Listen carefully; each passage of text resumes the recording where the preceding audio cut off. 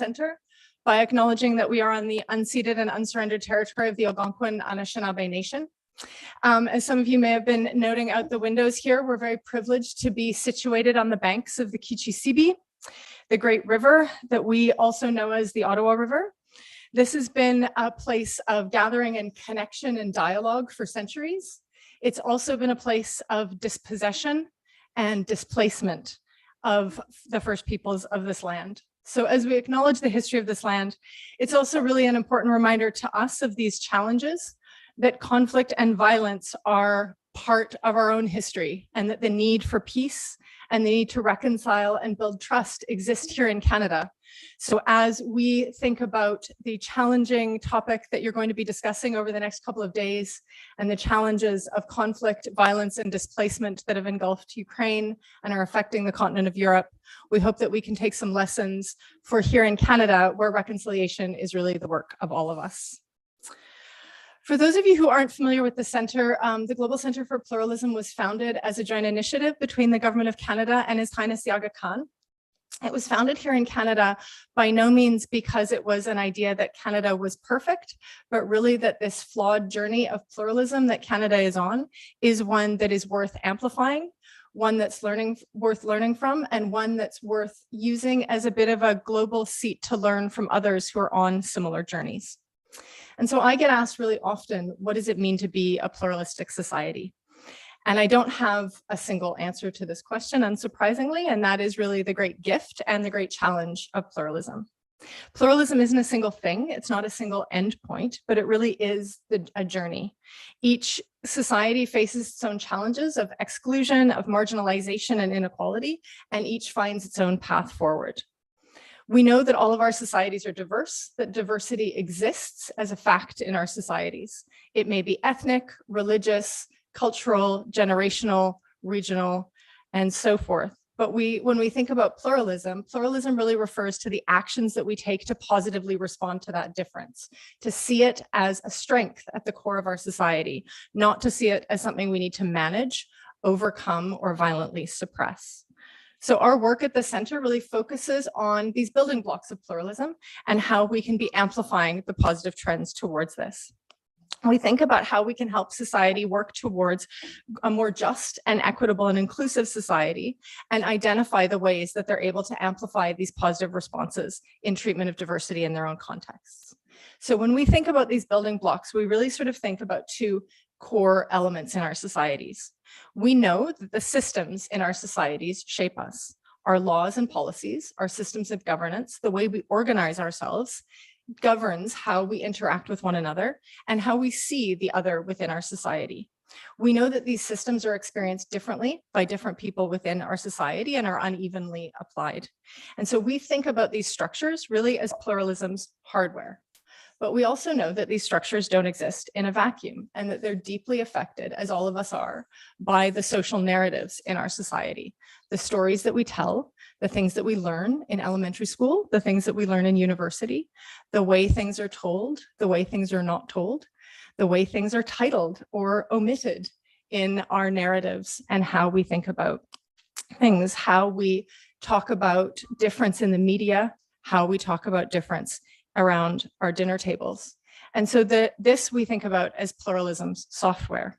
And we imagine this weaving of the fabric of pluralism software and how this interacts with pluralism's hardware really in what we hope to be virtuous cycles, where the systems can reinforce the social narratives. The social narratives are required for us to sustain systems that are genuinely equitable and inclusive.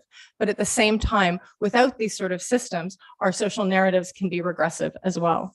So what we really focus on at the Centre is how we can help different societies identify these building blocks, identify places where they can be amplifying positive treatment of diversity and move towards more virtuous cycles and away from more vicious ones. So we do this around the world.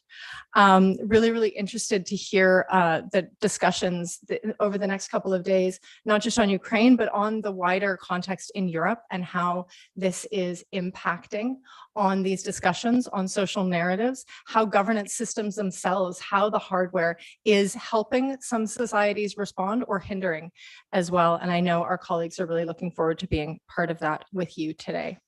So I'll just leave you with one last thought that came to me from another great supporter of ours, who's the former mayor of Calgary. Some of you may know Naheed Nenshi. He and I were talking about this earlier this year, and he said, you know, I said, I feel sometimes that we're being overly idealistic when we talk about the importance of living together peacefully and productively with our diversity, with the grave challenges that we're facing, and thinking particularly about the war in Ukraine and others. And he said, this is exactly the time when we need to be more muscular in our approach towards pluralism. We need to double down on the importance of this as really a central tenet of how we organize and understand our own societies. So you'll be hearing a little bit more from my colleagues about some of the tools that we've developed at the center in order to help different societies advance pluralism in their own contexts. And so I'm really looking forward to hearing more about how the conversation goes. And again, wishing you all the best in the conference. And I'll hand over to Jeff. Thanks very much.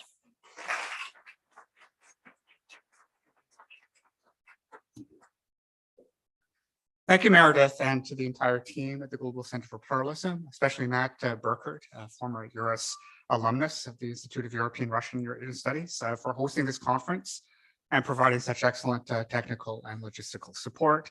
And of course, we hold the values of the center that Meredith has just pronounced. Je tiens à répéter, au nom de Carleton, la reconnaissance que nous nous rassemblons sur le territoire non cédé et non rendu de la nation algonquine Anishinaabe. Cette ville est un lieu de dépossession et de déplacement des Premières Nations de cette terre. So Ottawa itself is the site of displacement of the First Nations people of this land. These are difficult opening remarks to give. 12 months ago, I could never have imagined planning and hosting a conference on this topic. And it's a great tragedy that we have to do so.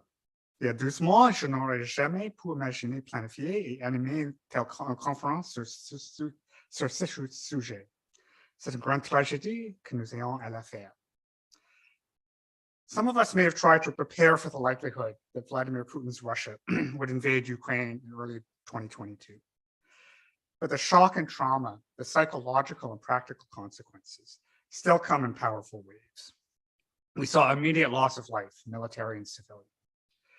We saw Russian troops destroy property and infrastructure, commit war crimes. We saw millions of Ukrainians and others engulfed in the conflict flee, either within their country, to Europe, or to North America. Human movement continues as this war stretches on.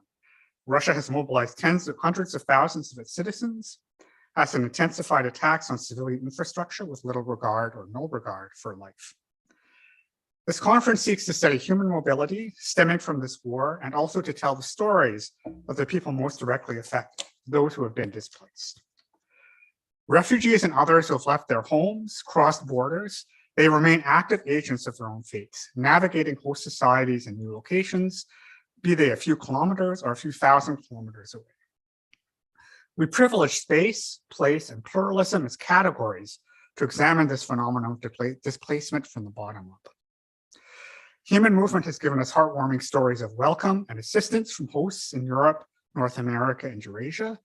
But as we well know from recent post-conflict waves, including Syria and Afghanistan, settling displaced peoples in the short, medium, and long term presents challenges.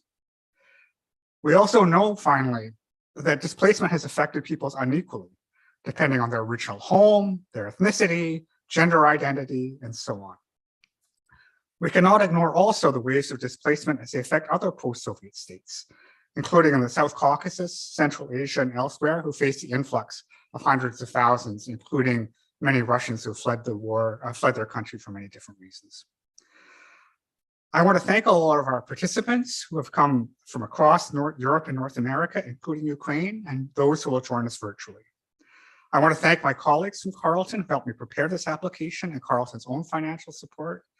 iAffairs and Canadian Foreign Policy Journal also provided support, as has Refugees Seeking Equal Access at the Table and Architects Without Borders. Finally, importantly, I want to thank our conference RAs, Chelsea, Grant, Vladimir, and Laura. We planned this conference as the beginning of a research hub to analyze a displacement that has affected millions and will mark the region for years and decades to come. So we welcome everyone's participation, your feedback, and your interest. I hope we'll all learn a lot about a subject that we hoped we would and thought we would never have to study. Thank you.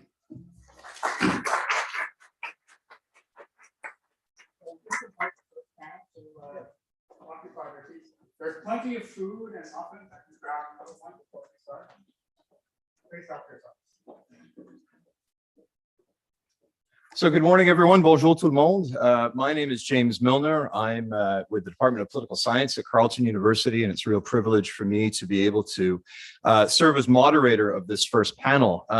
I'd invite our three in-person speakers and our in-person discussants. So Fatin and Johanna and Martha and Martin, if you'd like to come and join us up at the front.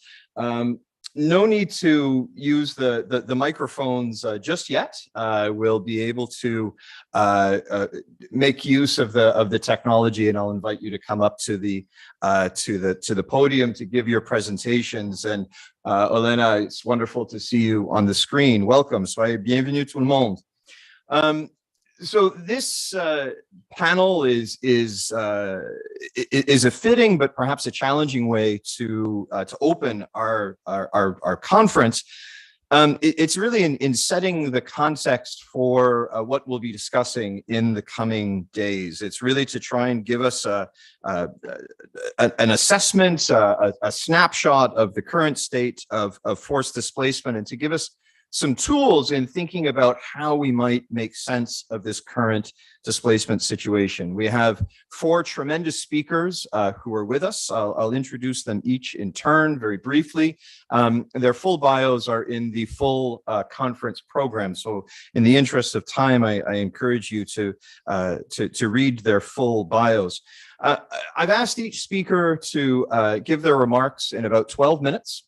So that we are then able to hear from our discussant, Martin Geiger, who will help identify some of the cross-cutting themes and then open it up to all of you for discussion. You'll be seeing me pop down to the front row. That's because I have a very high-tech piece of paper that's folded in two that says 2 minutes left and time's up. Please move to conclusion. We spare no expense with the technology for this conference. It's all invested with a remote participation as opposed to my time warning signs. So I'll introduce each speaker in turn. Our first speaker is here in person. It's a real pleasure to welcome and to meet for the first time Fatin Kikano, who's an associate researcher in l'Observatoire canadien sur les crises et l'action humanitaire, and a board member of Architecture Sans Frontières Internationales, where she leads migration and disaster working groups. She's presently developing projects on climate change adaptation, homelessness, and urban vulnerability in Montreal. But she's presenting today an overview to help us understand the change of paradigm when borders become hospitable. So Fatin, the floor is yours, and I'll take my seat.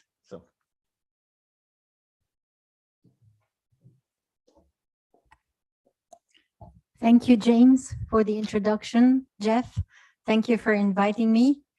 It's an honor to be here and to be able to present my research.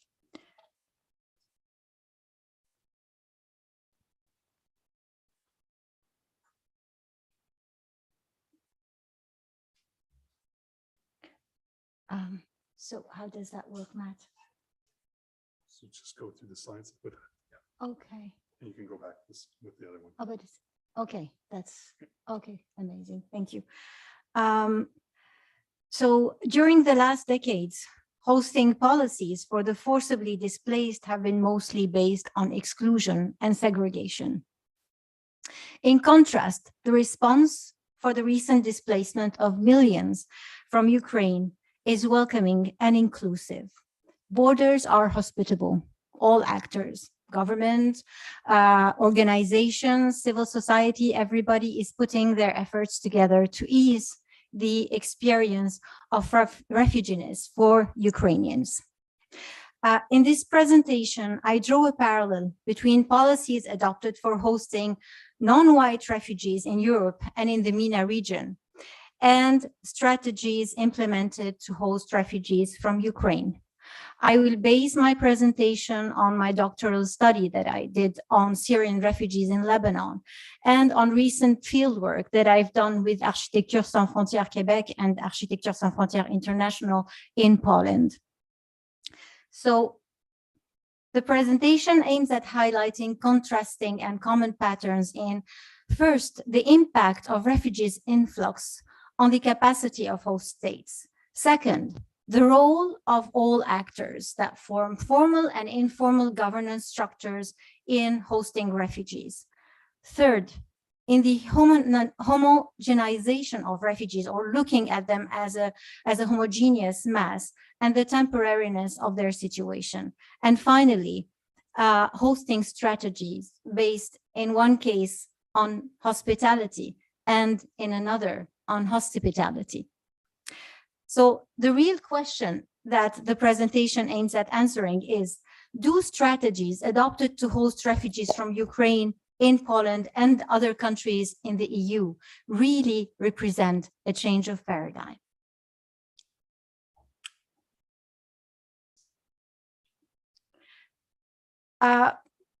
There are, according to the UNHCR, 89.3 million forcibly displaced people in the world. So whether in the global north or in the global south, no countries can be really prepared to host thousands or millions of refugees. However, 83% of the world's refugees are hosted in developing countries. And despite the non-preparedness of any state, we cannot compare the resources of countries in the global north to countries in the global south. The case of Lebanon, even before the Beirut explosion and before the collapse of the banking system in the country, Lebanon is a country that suffers from political instability, economic precarity, and corruption. Services and infrastructure have not been upgraded since the civil war that ended in 1990. So for a small country with all of these problems and with political divisions over the Syrian conflict, with the Hezbollah and its allies supporting the Syrian regime and other political parties that are against it. So with all of these problems, you can imagine the strain on the country's system for hosting a refugee population that represents 30% of its own population. There are almost 4.5 million Ukrainian refugees in Poland, and this is not a small number. And even for a country like Poland, with resources that are uncomparable with that of Lebanon, and with stability and with a good economy, even for Poland, there is a strain on systems as well. Recent researchers show that there was an overlying housing crisis in big cities in Poland. This is just an example, but I can give more during our discussion. So there was a housing crisis in the large cities like Warsaw, like Krakow, and hosting large number of refugees is putting this crisis on the brink of collapse. So there's a serious housing crisis, and researchers say that the Polish government is not doing enough to try to attract Ukraine refugees outside of the cities, create social housing, create job opportunities, and so on. So this is not a change. This is simply a pattern that is repeating itself in both situations, but at a different level. The role of governance structures in housing, employment, and access to services and legal recourse. It's complicated to change it in both screens. So in the case of the Polish government, there has been a real leadership in the management of the crisis. The government has been supported by civil society organizations and host communities, but the government took very clearly leadership on the management of the crisis, giving Ukraine refugees temporary protection, giving them access to social services, making transportations for free for them, and so on. So access to education, health, and so on. And of course, as I mentioned before, the host communities have been very hospitable towards them.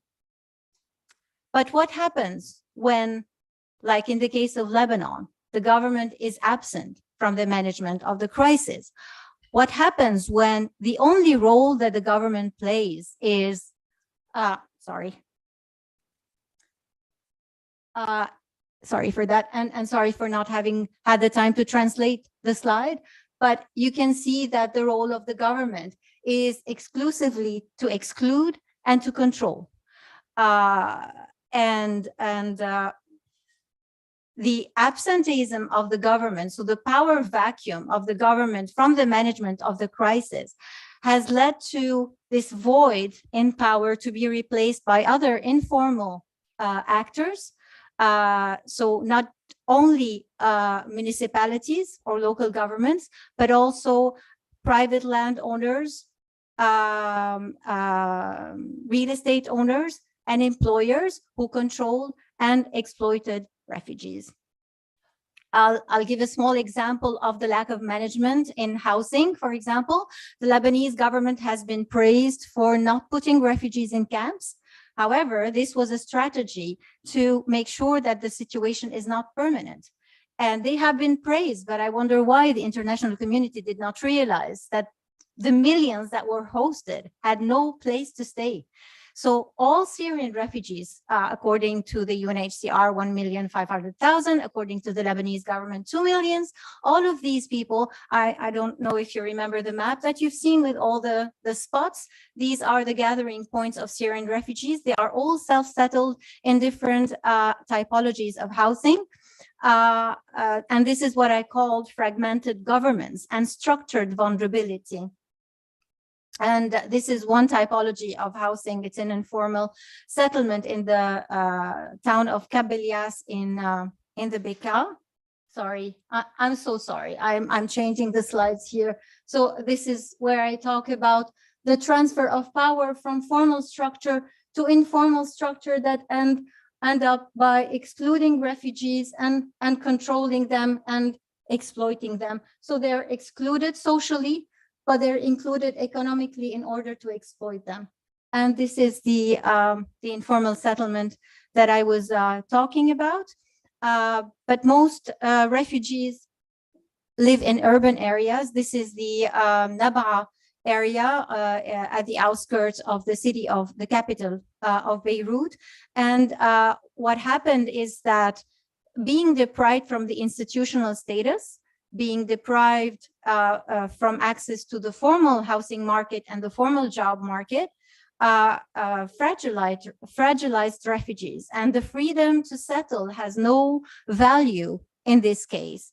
And I am not with putting refugees in organized camps whatsoever.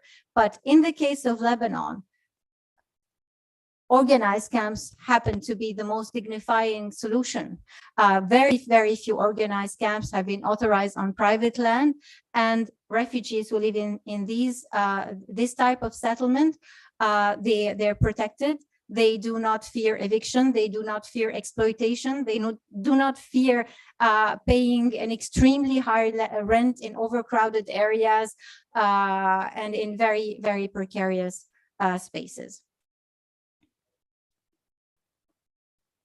Now, the third point is the homogenization of refugees, whether in a context of, oh my God, of exclusion or inclusion. So whether in Lebanon or in Poland, it's very dangerous to look at refugees like a homogeneous mass. And we should always remember that they have a different level of resilience. So this is from a picture from a shelter from the informal settlement that I showed you before. It's a picture of the shelter of the Shawish, or the camp management. And once more, this is what the void of power has created. Even inside refugee communities, there is exploitation. And this is a shelter in the same settlement for an elderly couple. So as I mentioned, despite inclusiveness, inequalities, and uneven resilience is even visible amongst Ukraine refugees. 20% of Ukraine refugees live in non-residential building. During my fieldwork, I had the chance to, I will pass them on very quickly because I don't have time anymore. I had the chance to visit an office place that was refurbished to host a number of families. We can see here. I'm so sorry. Okay, so this is the office space from outside, and these are the offices that are occupied by different families. It's a single space. It's been months. These families are living together in a single space, sharing spaces with other refugees that they didn't know before, sharing kitchens, toilets, and not having the dignity to choose what they eat or what they would dress or what toys their children will play with. And this is not a sustainable solution. And the image of wellness that is generalized for Ukraine refugees is not a true image. And in both situations, the temporary is permanent. And this is a picture from the same informal settlement. This is a picture showing the Mune, or the winter reserve, that a Syrian lady has prepared. And for me, this picture is very, representative of stability and of, a long-lasting stay. And so in both situations, refugees are not temporary, and they should be addressed as long-lasting situations. Well, in the 3 points, I have shown that the patterns are not really changing, but they are less important in one case and more important in another. But the real change of paradigm is the hosting policy based on hospitality for Syrian refugees in Lebanon and on hospitality for Ukraine refugees in Poland. And this is the main difference between both situations. What is hospitality? Hospitality is excluding refugees from the government system, from the municipal system, social exclusion for refugees, aiming at preventing refugees integration and pressuring them to leave. But is it true? Does the exclusion of refugees really pressure them to leave? Or does it rather increase their vulnerability, create informal governance structure that control and exploit them, and actually prevent them from leaving, and fragilize them in a way that they are exploited by the rich communities and they become a competition for the poor community? And this is what I call hostile hospitality or conditional inclusion. I leave you with this picture that I took in the central square in the old town of Warsaw. And will we ever learn how war is a senseless? Thank you. Will we ever learn how much war is a senseless thing? Thank you so much.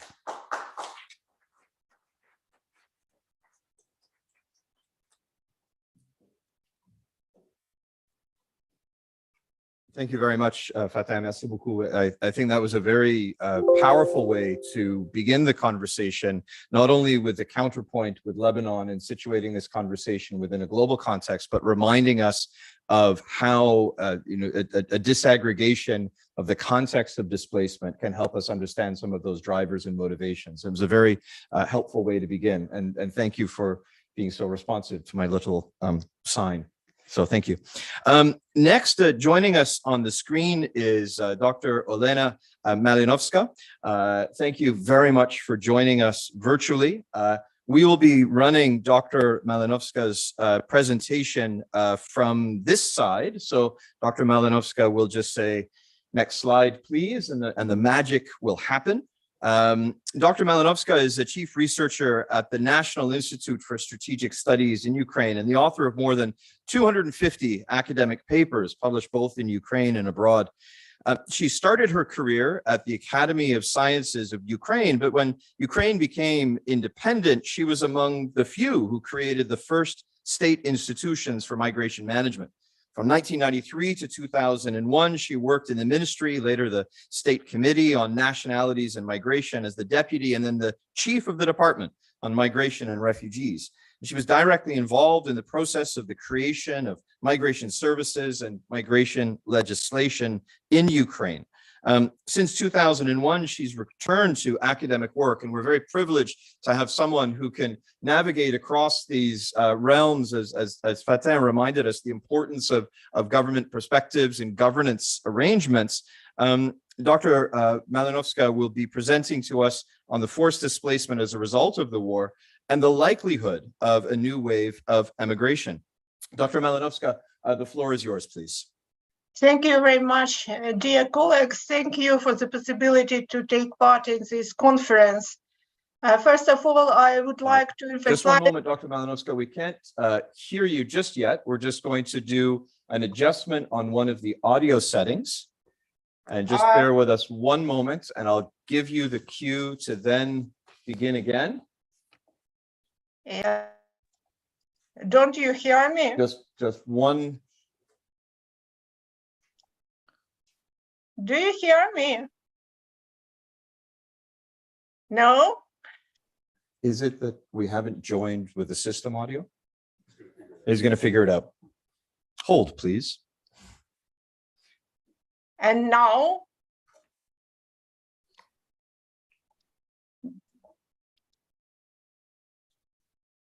Maybe as we're resolving this technology, I'll just give you a preview of who's coming later on in the panel to be able to save this this valuable time. After we hear from Dr. Malinovska, we'll then hear from Marta Pachuca, who's here with us in the room. Marta is the head of the Migration Policies Research Unit at the Center of Migration Research at the University of Warsaw and assistant professor in the Department of Political Studies. So her experience is quite considerable with projects both at the national level in Poland and at the EU level as well. She's on the board of organizations that are engaged in these research questions and a member of the research committee on migration and citizenship of the International Political Science Association. She supports the European Commission representation in Poland as an EU expert member in the Team Europe network, and brings with us experience not only from the context of Poland, but also working across various networks. Our fourth presenter in a few moments, in about half an hour, will be Joanna Fomina, who will be speaking about Poland's response to the inflow of Ukrainian refugees fleeing the war. Joanna is a professor at the Institute of Philosophy and Sociology at the Polish Academy of Sciences in Warsaw. Her academic interests include migration and migrant integration policies in the EU, including migrants' civil and political participation, EU integration, Euroscepticism and populism, and democratization processes in Central and Eastern Europe. You've been busy. It's a lot to be. And she also has extensive experience as a researcher and a trainer on migration and human rights, having worked with the OSCE Office for Democratic Institutions and Human Rights and other groups, and bringing this perspective. And thank you both for traveling to join us here in person. We look forward to your presentations and also to more social interactions over lunch breaks and dinner this evening. And finally, I'm really delighted that my friend and colleague, Dr. Martin Geiger, will be offering his comments as discussion. Dr. Geiger is an associate professor at Carleton University, where he's cross-appointed between the Department of Political Science and the Institute of European, Russian, and Eurasian Studies. In his own research, teaching, and publications, he focuses on European and global migration governance, the role of interstate and private actors in migration management, and interrelated aspects of political regulation, development, and population change across a range of contexts. So we're very fortunate that we'll then have Martin's perspective in identifying themes and conversations between the four presentations. And as we continue to work on the audio, I believe that we are almost there. What I might suggest, if Martha, if you don't mind, what I might suggest, do you have a PowerPoint presentation? You do. So we won't be able to make use of that technology. Let us see where we are with the technology.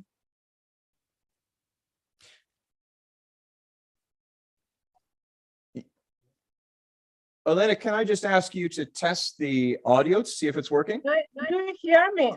Yes, wonderful. Oh, It lovely. works. Thank you so much for your patience. Thank you to the team for troubleshooting. That's enough filler for me. I'm going to get out of the way. Elena, you have the floor. Thank you so much for your patience. Very much. Here's the presentation. Thank you very much, dear colleagues. Good day. I am very appreciated and grateful for the possibility to take part in this conference. To analyze modern migration processes in Ukraine is extremely difficult. Firstly, because the situation is constantly changing, and secondly, because they are influenced by many factors that are almost impossible to predict. But it is quite understandable that military attack of Russian Federation radically changed all aspects of life in Ukraine, including migration behavior of citizens. The labor migration, which was common for the population of Ukraine for decades, has transformed into forced one. Please show the slide. Next slide, please. Thanks. According to the finding of the International Organization of Migration, we had conducted already 9 rounds of telephone surveys of the population of Ukraine. There were 6.2 million internally displaced persons at the end of September. More than 2 million people were ready to move, and at the same time, the number of IDPs who returned home amounted to 6 million. Please, next slide. The regions of origin of IDPs are determined by the intensity of the aggressor's attack. Most of them are residents of the eastern part of the country. At the same time, the western and central regions of the country, as well as capital, are the main shelter for displaced persons. However, the number of IDPs who remains in the eastern territory, that is not far from the theater of military operation, is also large. The humanitarian situation in the regions that suffered significant destruction is getting more complicated with the approach to winter. Consequently, 2.2 million people were considering the possibility to leave their place of residence in September. And that is almost twice as much as it was in August. Next slide, please. At the same time, next slide, please. At the same time, more than 6 million IDPs already returned home, mainly to the regions liberated from the enemy in the north of the country and to the capital. Unfortunately, the possibility of repeated displacement amongst those IDPs who have currently returned also cannot be ruled out. During the IOM survey, 11% returnees to the east and to the south reported the possibility of the re-departure.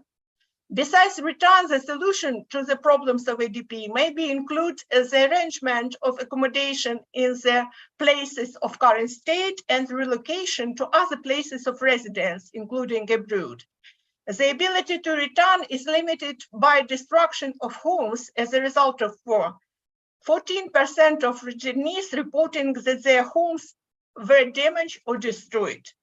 Arrangement in the places of the current shelter also has certain limitations. Most of the IDPs are now in the less industrialized but labor surplus central and western regions of the country, where the problems of employment, housing, medical and educational services have significantly worsened due to the arrival of a large number of people.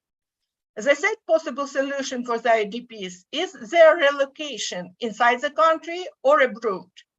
After 2014, when we had a first wave of forced migration from occupied Crimea and part of Donbass, which accounted 1.5 million people, no more than 1 or 2% of IDPs planned to go abroad. But now the situation is different. First, the destruction is much more critical. Secondly, the current IDPs mostly found shelter in the western part of the country, where the local population actively participated in employment abroad and have good experience and the migration networks that can be used by newcomers. Please, next slide. As a result of the war, a large part of Ukrainians is already abroad. In the middle of October, according to UNHCR data, there were 4,386,000 citizens of Ukraine registered as users of temporary protection in European countries. Most of them are in neighboring countries, primarily in Poland, Germany, and Czech Republic. The surveys conducted in different countries illustrate that the choice of the destination by refugees is primarily determined by the presence of friends or relatives there. In the Ukrainian case, it means that presence of large diaspora formed due to the labor migration abroad in certain decades. So it is not accidentally that millions of Ukrainians were fleeing the war to the countries which hosted a large number of labor migrants from the country. Next slide, please. According to the statements of Russian officials, 2.8 million Ukrainians ended up in the Russian Federation. Neither confirm nor verify this figure is possible. This number is most likely the number for border crossing into Russia. At the same time, it is unknown how many Ukrainians left the Russian Federation. For people who were in the occupied territory, the only way to evacuate usually was through the territory of Russia. The Ukrainian government has repeatedly insisted that people should save their lives and that the departure to Russia, even with the documents issued by aggressor, will not be ground for any sanctions. But we know also that a lot of people from occupied territories were forcibly taken to Russia and relocated to depressed and remote Russian regions. British journalists analyzed the local press and discovered dozens of camps for deported Ukrainians from the Caucasus to Murmansk and the Far East. Please, next slide, please. Unlike the migration crisis of 2015-2016, the European Union showed an impressive unity in its attitude to the Ukrainian refugees. It's related to the awareness of the danger that Russia's aggression poses for Europe, as well as to cultural closeness and numerous family or business ties. The composition of the refugees is also evoking sympathy, as these people are mostly women and children, which can be illustrated by data on the provision of an individual registration number in Poland. 44.9% Ukrainian refugees in Poland are children, 46.1% are women aged 18 to 65. It is also necessary to emphasize the high level of education among Ukrainians. According to the survey of Ukrainian war refugees in 7 countries neighboring Ukraine conducted by UNHCR, 47% of these persons had a complete tertiary education, 2% had postgraduate education. In Germany, the educational level of Ukrainians even higher, 71% with a tertiary education and 7% with scientific degrees. High level of education significantly increases the chances of refugees on the labor market despite young children who need care and deficits of female jobs. A large number of refugees are already working. According to the data from Poland, by the end of August, 430,000 temporary protection users had found employment and were working. In Czech Republic, in July, 107,000 Ukrainians found work. And in Great Britain, in August, 42% of refugees from Ukraine already were working. Thus, after only half a year in destinations, refugees from Ukraine demonstrate every prospect of successfully integrating. But today, the vast majority of them declare their desire to return home. As of the September 2022, according to IOM estimation, up to 1,200,000 168,000 refugees already returned from abroad. Next slide, please. But the hostilities continues. The Russian invaders are destroying the country's infrastructure and the homes of civilians, and the government is appealing to citizens who are abroad not to return.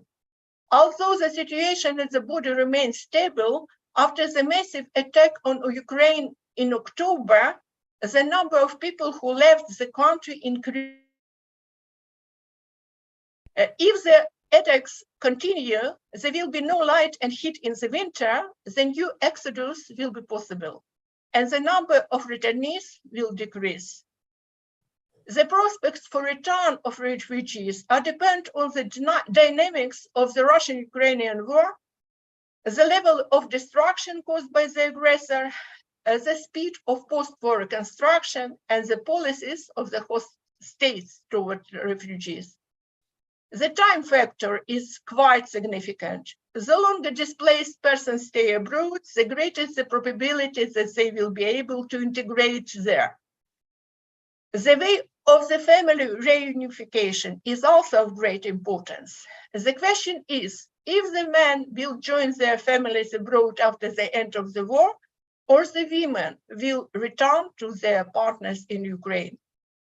Even if a family that has lost its home and property still decides to rebuild its life in Ukraine, the need to accumulate financial resources for this can be a strong motivation for staying and working abroad. Thus, it can be predicted both the transformation of a part of refugees into economic migrants and a new wave of labor migration abroad in order to ensure the livelihood of households affected by the war. Last slide, please. At the same time, it is worth to emphasize that the war, which led to mass forced displacement and created significant factors pushing people into labor migration, contributed to the consolidation of the Ukrainian nation and the readiness of people to rebuild their country. According to the results of a recent survey conducted by the Kyiv International Institute of Sociology, only 7% of respondents were ready to leave for the EU or the USA. And before the war, in October of 2020, 28% of respondents expressed such intention. Thank you for your attention.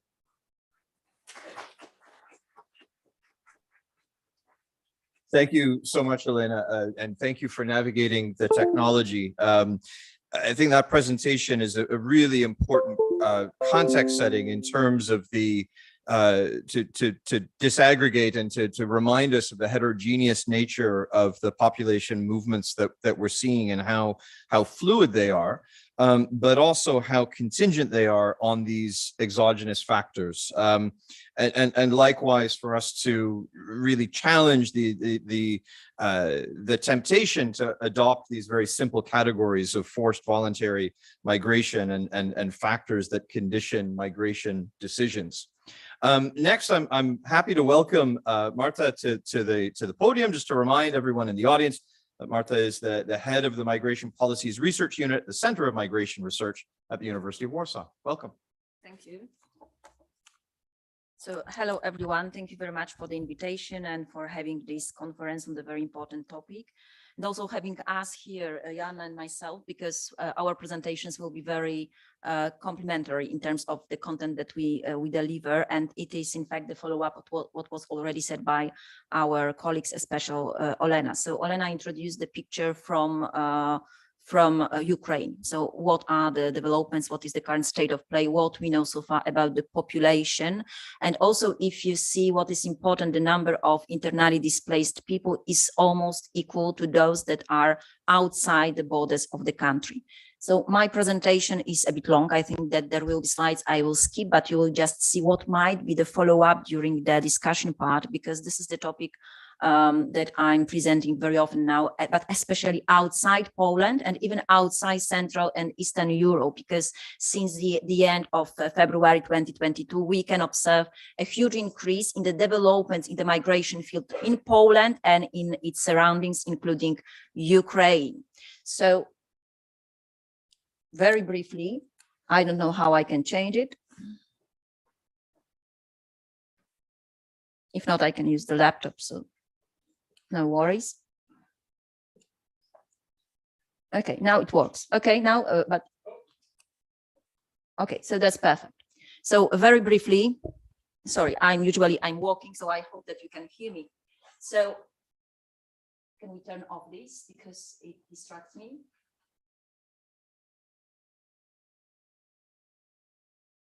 Give me a while. Yeah. Yeah, I think that might be useful because anyway, I have to see what is on the slide. Perfect. So thank you very much. So very briefly, sorry, because maybe this is obvious for you, but I don't think so. So a few words about geopolitics regarding Poland and also Ukraine. So you know that Poland is one of the post-Soviet, post-Eastern Bloc countries. We are considered to be so Central and Eastern European country, also EU member, new EU member since 2004, but also the member of something we call Visegrad Group countries. So the countries, the Czechia, Slovak Republic, Hungary, and Poland. In terms of our borders and the geopolitics, as you can see, we have borders with 4 EU member states here.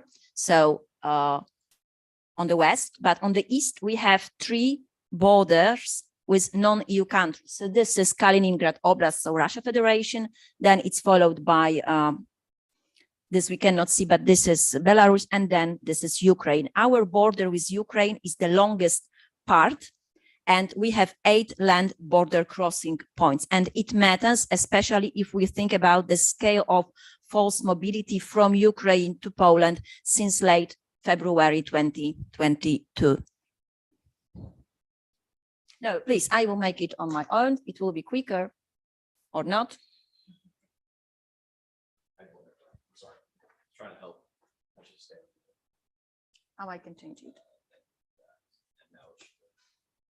Okay, so another important issue is our migration situation. So Poland was well known in the EU as an immigration state, but now since 2016, we are in a transition process from immigration country into a new immigration destination. So when I say that this is a transition period, it means that the number of incoming people is slightly increasing and exceeds the number of immigrants. And obviously now this transformation is much quicker because of the huge inflow of forced migrants from Ukraine. Also in terms of language, I will not call the migrants coming from Ukraine refugees or war refugees, even if these terms are in place. But as an expert in forced migration, having the knowledge about their legal status, in my opinion, is much better to call them simply forced migrants from Ukraine having different legal statuses. So in case of Ukrainians being in Poland, they are not granted a typical refugee status. So they are not the beneficiaries of international protection in a way we understand it according to the EU acquis or according to our national law. So these people are granted temporary protection status. So this is something else, in fact, that a refugee status. From one side, it's more, from another side, it's less in terms of the scope of rights they have and the privileges they can benefit from.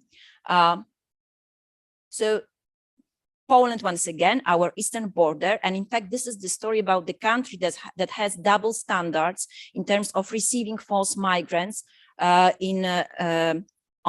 its eastern border. So here you have a very brief picture of our border with Belarus and here with Ukraine. More detail, and you can see all the land border crossing points we have. So a very brief summary of the current developments since mid-August 2021 here, because very often we are asked about, okay, you are so nice and open to Ukrainian forced migrants, but what's going on here with this part? So very briefly, I am I'm explaining that this is a kind of closed door policy regarding forced migrants, but also irregular migrants, very often called illegal migrants by the government, from mostly Middle East and North Africa region. So this is the specificity of the migration flow if we take into account their nationality. And then obviously there is a long list of changes that were quickly introduced last year in 2021 and early 2022 to our migration law, just to, as it's called by the border guard and the government, just to protect the border. Then obviously there are some practices that are considered illegal in terms of international law, EU law, and any humanitarian standards that we may have. So pushbacks, also refusal to accept applications for international protection.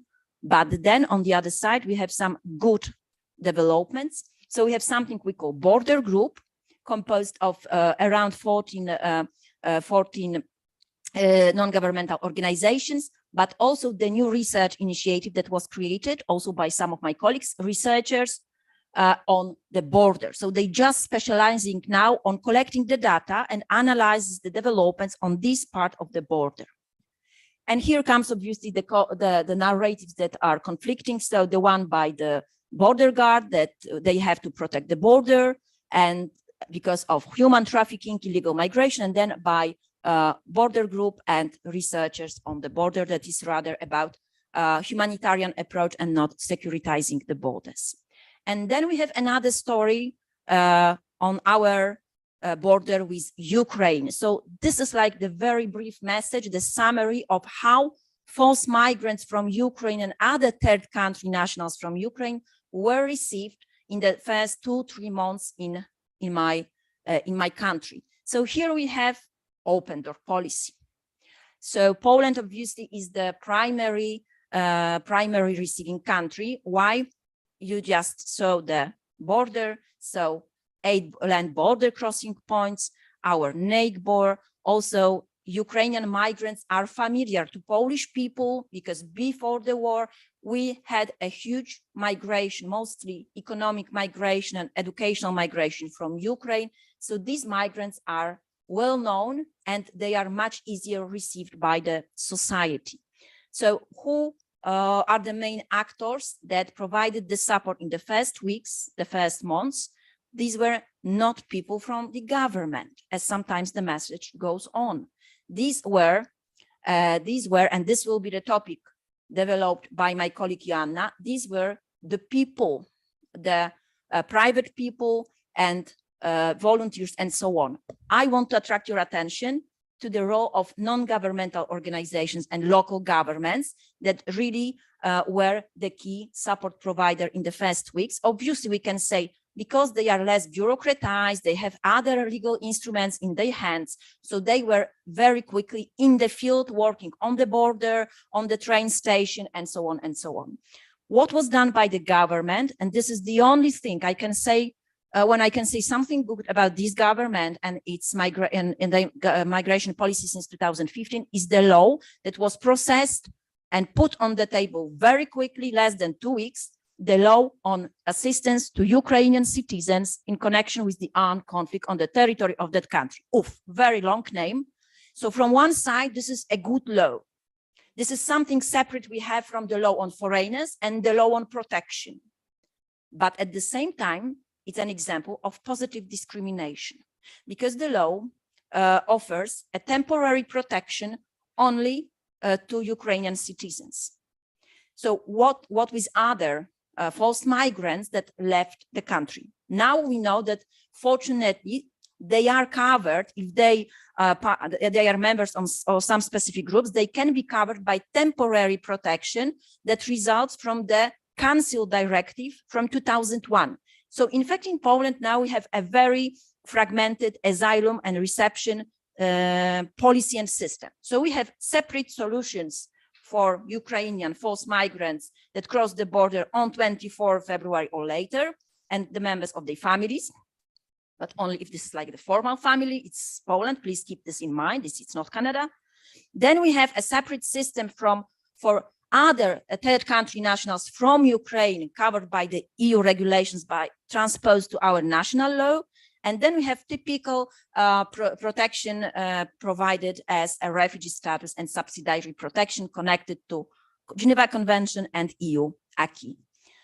And in terms of actors, I also want to stress, it was mentioned by the speakers today, the role of international stakeholders. All this would not be possible and doable without the support, the experience, the knowledge, but also the money that were brought by intergovernmental organizations like UNHCR or IOM. Obviously, within a refugee response plan that is now implemented, but also many non-governmental organizations that are active, that are operating worldwide, and also brought their money and their expertise. And obviously EU, and this is well known, so mostly this directive from 2001 and the money provided to host communities and host countries. I will skip some data. Just I will show you what are the key, let's say, milestones in terms of receiving forced migrants. So you see, these are the data published by 23rd of May. It's important to see that the highest number of forced migrants from Ukraine was received in Poland by the third or fourth week of the war. So March, in fact, this is the highest number in terms of volume of migrants that crossed the border.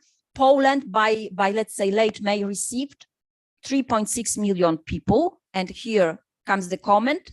Firstly, this is not the number of the people. This is the number of border crossings.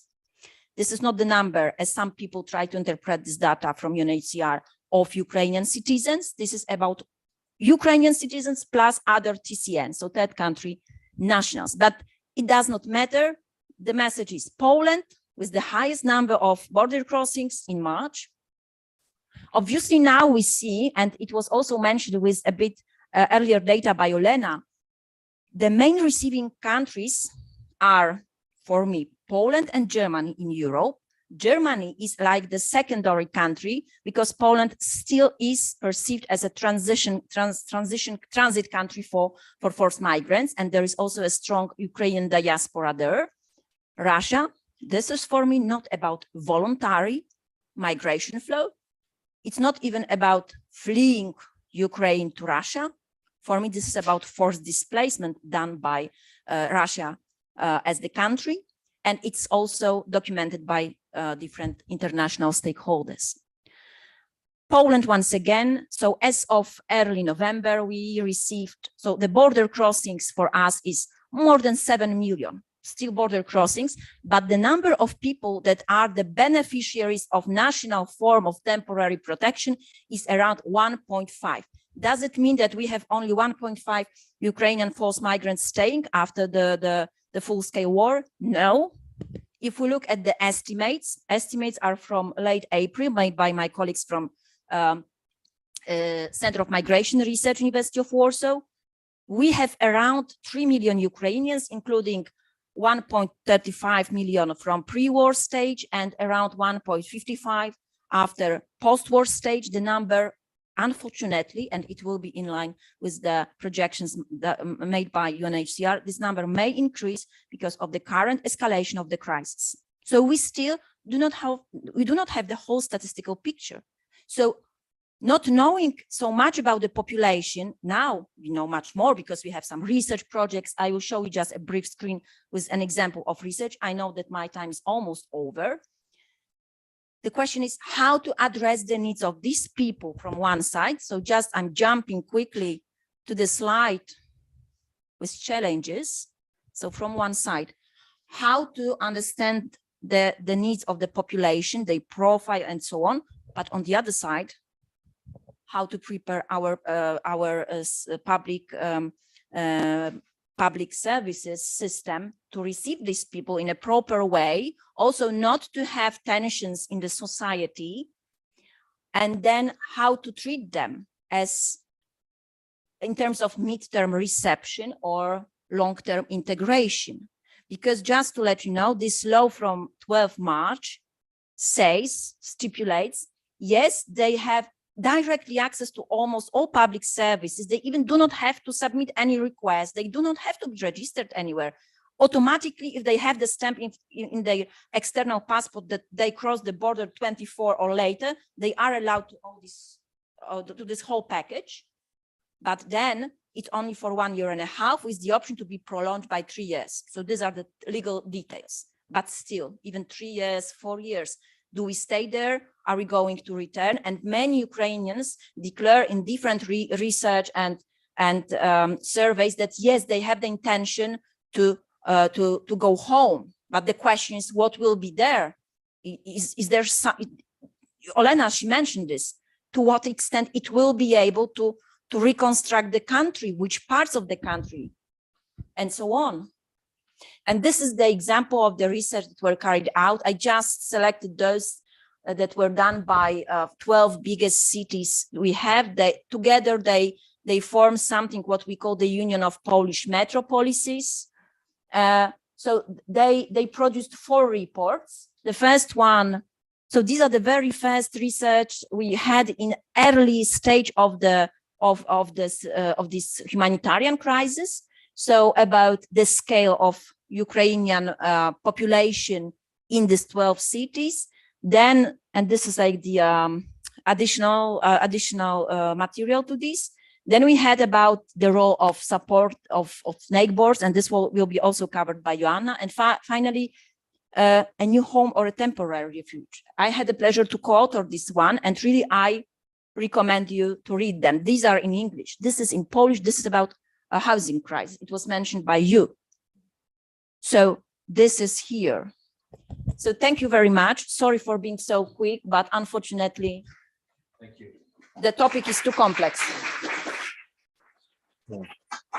Marta, thank you very much for presenting so much and in such a short period of time. I'm grateful for that. There's some interesting ideas, and I look forward to the reading the paper about the temporary versus new home. And it's interesting how some of the themes that you've raised from Poland, I think, will be echoed in Jennifer Heinemann's presentation tomorrow on how we understand the differentiation between the response to particular nationalities. But I think, Faten, to your point about whether this is imagined as something very short-term and temporary, but at what point do the temporary responses become on that road to permanence?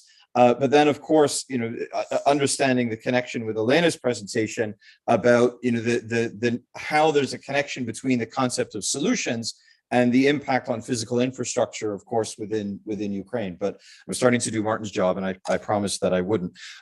So our fourth speaker, Joanna Fomida, is the professor of the Institute of Philosophy and Sociology in the Polish Academy of Sciences in Warsaw. Thank you for being with us. The floor is yours. Thank you very much. So as already Marta mentioned, my presentation will be very complementary to what Marta has said already. Okay. And so basically same topic, different actors. I would like to focus on the Polish society's response. And when I say Polish society, I do not limit myself only to civil society organizations. I also talk about a number of volunteers who have started volunteering just because of this crisis, and just regular citizens who have been involved in various forms of support to Ukrainian displaced persons. And I think it won't be, And also, when talking about this, I also want to embed this this response into broader context of attitudes towards Ukrainians, generally, public perceptions on migration, etc., just to try to reflect on how sustainable and durable this empathy, this hospitality and resilience among the Polish society could be. And I think it won't be a great exaggeration if I say that the Polish society basically averted something that could have been a massive humanitarian crisis. Because as Marta mentioned already, in the first weeks of the arrival of Ukrainian displaced persons. I want to say refugees because that's what we use in Poland. So sorry if I say refugees, we mean temporary displaced persons, etc. But you know, it's sort of this broader term of people escaping the war. So somehow, you know, the Polish government did not really try to prepare itself for something that was so predictable, given that the talks about the war started at least in January and continued in February. So, you know, it was very clear that something is going to happen, and that if so, a larger number of people will be arriving through the Polish border. But somehow, you know, the government was not really preparing itself for it. And then when the whole thing started, for the first 3 weeks, it was actually the Polish society. It was actually regular people who suddenly realized if they do not do this, there won't be anybody to help those people. So just on the first days of the war, people en masse were just, you know, flocking, driving to the border, driving to railway stations, etc. And other places of congregation of Ukrainian refugees, just to help in so very different ways, to bring sandwiches, to bring clothes, to help with translation, to orient people, just to explain how things work, what they're supposed to do, and what is more important, to provide accommodation. Because in the beginning, there were basically no mass accommodation centers. People were just arriving at the border and, you know, what do you do next? So, now we go, okay. So, and what is also important, you know, this sense that we have to help was really very, very widespread. So basically, you see that 95% of the Polish society supported the reception of displaced Ukrainians in Poland in the first months of the war, and this is the data from April. Also, thank you. Also, 70% claimed that actually they provided some support to Ukrainians in the first month. You can imagine 70% of the whole society actually took some steps to help the people. In some cases, this help was this contribution was very considerable. In some cases, these were, you know, one-off things, but still people felt they have to engage. And also, according to some research, Poles, regular Poles, and we are not talking about, you know, government, but regular Poles spent about 2.7 billion of Canadian dollars. So it's 9 to 10 billion of Polish zlotys, which, you know, is quite a considerable part of the Polish GDP. And Marta already said, mentioned, and also Faten also mentioned, you know, this difference in the treatment of Ukrainian, European, and non-European refugees. This is very important that you know, this has attracted a lot of discussion in Poland, you know, this hypocrisy, these double standards. But I just also wanted to mention a couple of other factors that actually invited this very hospitable treatment of Ukrainian refugees. And so we have to remember all this about the linguistic, religious, and cultural proximity. Basically, you know, the languages are very similar. If you really try hard, you can speak Polish and the other person can speak Ukrainian. You can have a perfect conversation. Familiarity. So, you know, it's two nations that have got a difficult but still a shared history. Also, as has been mentioned, there is a considerable presence of Ukrainians in Poland before the war. So 1.3 million already lived, functioned in the country, where just, you know, it was a familiar presence. Visa regime with Poland, actually, this hasn't been mentioned, but it is important because when we talk about non-European incomers, non-European arrivals, they cannot cross the border easily. And when they try to apply for asylum, they're just basically denied the application. With Ukrainians, it was simple. They apart from, you know, what the government has done, but, you know, just generally it was easy to cross the border because of the visa-free regime. Also, you know, this general understanding of the role of Ukraine as a buffer state, as sort of cordon sanitaire, separating Poland from Russia. And, you know, the perception of Russia as a threat has been in Poland very popular for a number of years. So we are supporting a buffer state thanks to that, the war doesn't come into our place. And also this sense of proximity of the military conflict, because, you know, where people run from a conflict to the neighboring country. So this, you know, these are all factors that actually made the perception of Ukrainian refugees very different from those arriving at the Polish-Belarusian border, or Chechens arriving from Belarus as well, who in the same way were denied the possibility to apply for asylum in Poland.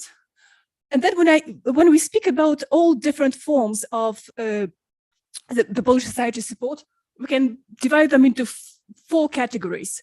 So we can talk about material, tangible support. We can talk about providing information, orientation, facilitation of the access to available services. Education and inclusion, I'll talk about that, and then symbolic support. So I have mentioned that, you know, this provision of accommodation was really crucial in the beginning.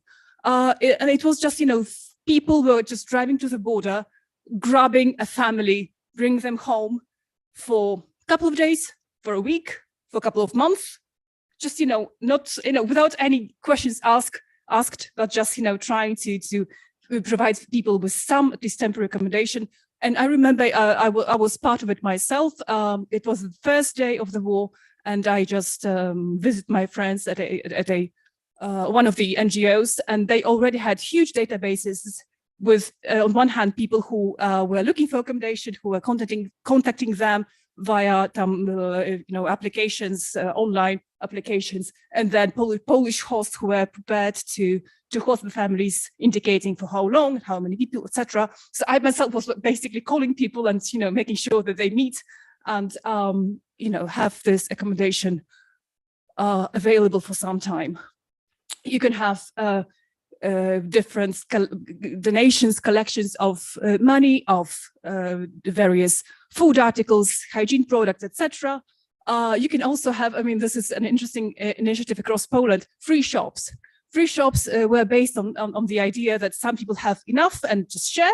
So Poles could just bring various products to these free shops, and Ukrainians could just come in and take whatever they need. And I think this idea of a shop just sort of heightens, you know, boosts the sense of agency. So we come and just, we are not poor people. We just, you know, we come to a shop, we receive, we take what we need. And this is actually a very emblematic picture, you know, with those child strollers that has become quite popular all over the internet. It's Polish moms in Przemyśl, in the border town, who have left child strollers for Ukrainian moms who often cross the border without, you know, 2 minutes. Really? Impossible. Right, so information orientation, Marta's mentioned all this access to various different services and rights that Ukrainian refugees were granted, but the problem was that nobody knew about that. Nobody knew how to register, nobody knew how to go to a doctor, etc. So this was crucial. You know, a number of volunteers helped by providing information, facilitating access to services. Education and inclusion, again, we mentioned that almost half of the refugees from Ukraine were children and parents with children. So although the kids could all go to Polish schools or be in the Ukrainian online system of education, this childcare was super important as well. So a number of institutions has organized various childcare centers, various entertainment centers, everything for free. Some had some grants for it, some just did it on a completely voluntary basis. And symbolic support, again, it's quite obvious, but there have been a number of rallies, marches, events, concerts in support of the Ukrainian population.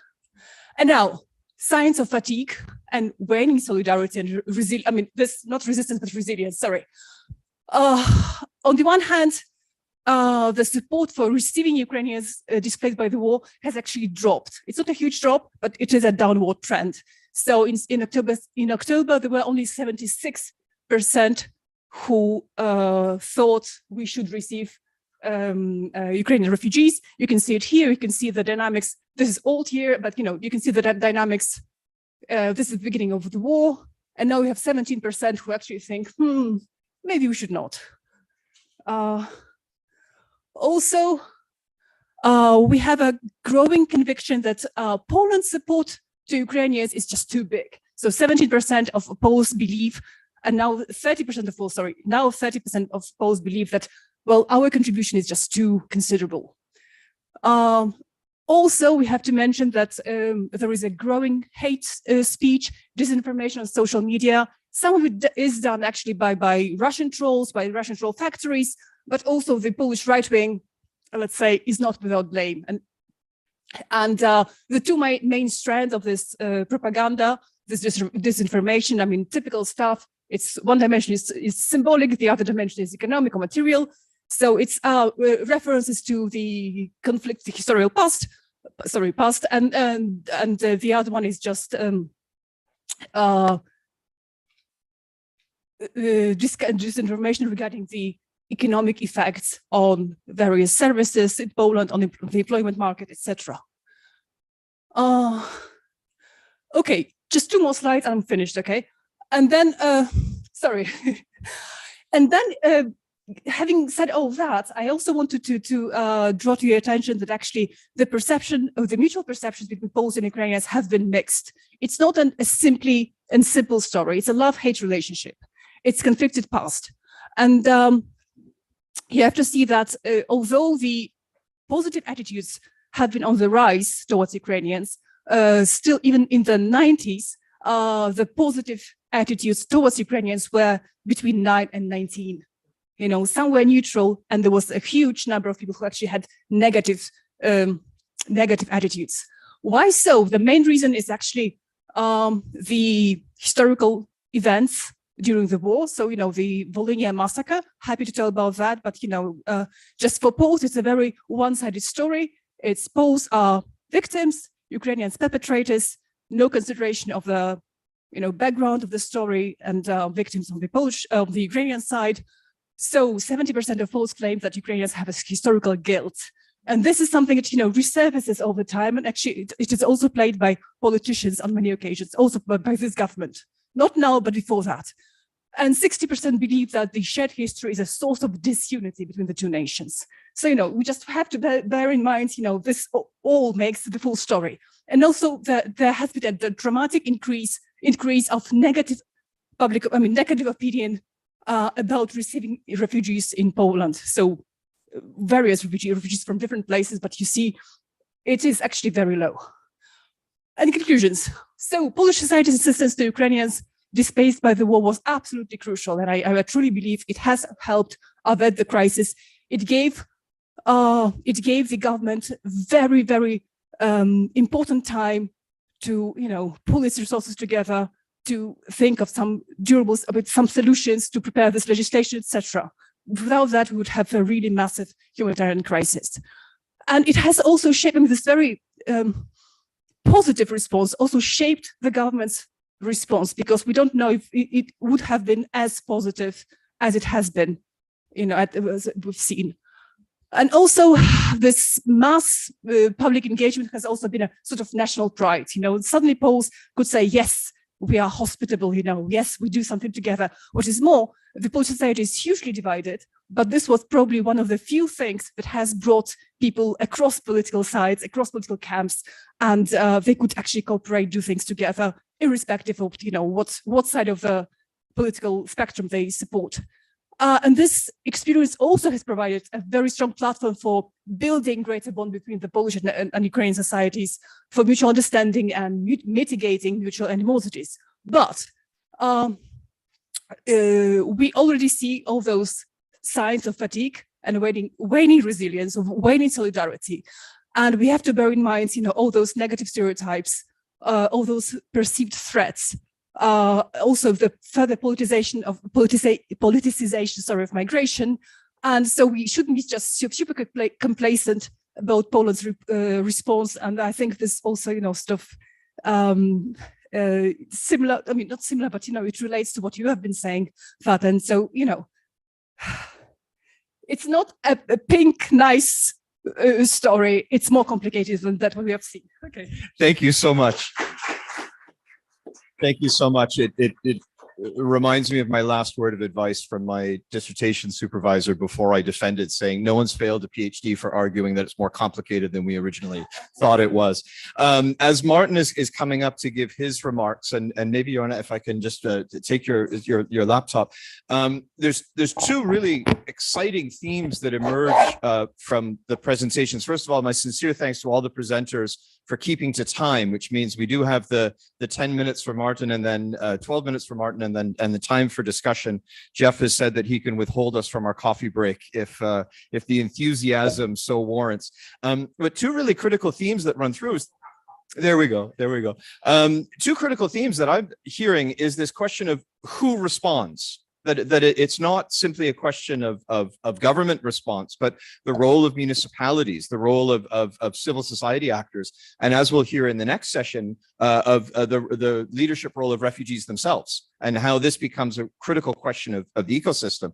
But Johanna, when you had the last slide on the screen about rising rhetoric and the politicization of migration policy, that's equally applies in the context of Lebanon, as we heard in Faten's work, in my own work in East Africa, this notion of how shifting political discourses and the productive power of actors within political spaces does so much to condition the kinds of responses we can see. So something very important to keep in mind, but also that connects this conversation to the broader area of research on the politics of asylum. But with that, let me turn over to who really is the discussant on this panel, not me, but my dear friend and colleague, Professor Martin Geiger. Martin, please.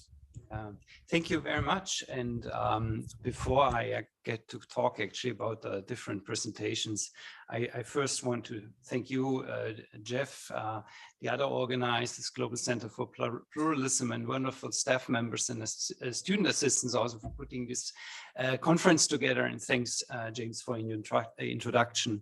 And I think this event is really important, I think. And at least to my knowledge, one of the first in-person events on Ukraine in Canada, or at least in Ottawa, which is bringing together members of the Ukrainian community with academics, including from Europe and from Ukraine, and with Ukrainian or non-Ukrainian background, academics based over here in North America, communist activists supporting Ukrainians, but also other displaced and self-exiled populations, members of the government, public service, diplomatic community, journalists, many students and future experts, and many others who are interested simply in the situation in Ukraine and of Ukrainians and the consequences of this invasion and the war locally, regionally, and globally. And this war affects so many of us quite deeply, I know, really directly through families, friends, students, colleagues, co-workers, and other connections we have to Ukraine. And Canada is home of one of the largest Ukrainian diasporas and was already before the war. The wider region, the globe. The war affects people elsewhere on this planet, around the world, and we should be aware of that. Many of them not being Ukrainians, not being connected at all to Ukraine, but increasingly impacted by this war, rising food prices, rising gas prices, and so on. So this event, I think, is really important, and it is important we're having this event today because while unfortunately the war is every day in the news, there's a slowly growing disinterest in this war, the situation in Ukraine, the wider region. It gets forgotten. The Ukrainians there and who have gone abroad. And I notice more and more, and I think also because of this, the event is so important. Faten, Olena, Marta, and Joanna, thank you very much for your presentations, and they were really good and have for us a lot of updated information and food for thought. And in the interest of time and allowing the audience also to engage with the speakers, I'd like to keep my comments really short. What I can't do, manage now on stage, I hope we can discuss during the day and tomorrow. And I can also later share some notes with you I've taken when reading your presentations or PowerPoints. Faten, I think your contribution is important because you started off from the point of your longer interest in countries and their acceptance and hosting of refugees. And by reminding us of the global context, refugee numbers have been growing again around the world since the mid-90s. There's a continuous rise of the number of people forcibly displaced. Ukraine and Ukrainians at attract today and during these 2 days of the conference our main attention, but the high number of Ukrainians displaced, and mentioned yesterday by Filippo Grandi, again, the head of the UNHCR, is unfortunately just one proportion of many millions around the world displaced, and many of them in a long-term protracted refugee situation that has not been resolved. And I think we need to keep that in mind. Your presentation asked if there's a really contrast, a difference between hosting policies and living conditions of Ukrainian refugees and other refugees. You focused on the non-preparedness of host states and how different responses can be simply depending and how different they can be, how resourceful and economically strong different hosting states are, and think also importantly what resources they are ready and willing to deploy, perhaps also over long term. I think in this context, it is important that we consider host populations and their critical role, host societies. I think what I just said a few moments ago is really important. When wars, refugee situations in a way become accepted normality, quotation mark, we are needed to remind governments and to keep the discussions alive and not let the topics forgotten. And unfortunately, it's often the case that support is quickly waning away. And we unfortunately see that, Joanna, you had the slides. Also, these tendencies exist in Canada, in many places in Europe and elsewhere when it comes to Ukrainians, but it actually is nothing really, unfortunately, new. For us studying migration and displacement, it has been happening around the world since decades, and also in cases of refugee movements that at least did not catch world attention and global response in that matter than Ukraine and Ukrainians currently attract.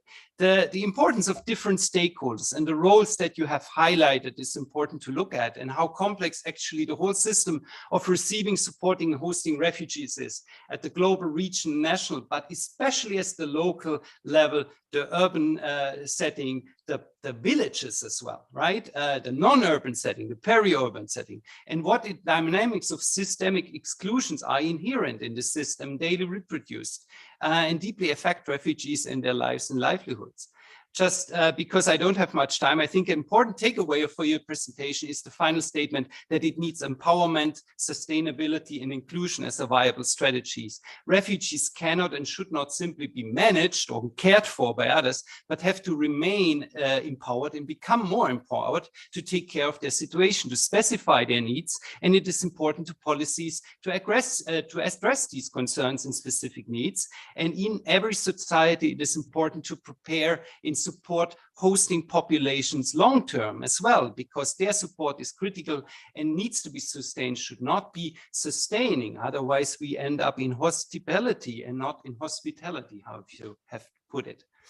Olena, I think your presentation raises a very important topic, which unfortunately is highly relevant in light of the ongoing attacks we are seeing on Ukraine's infrastructure, heating, electricity, and water supply, the likelihood of a new wave and perhaps continued waves of immigration forced displacement.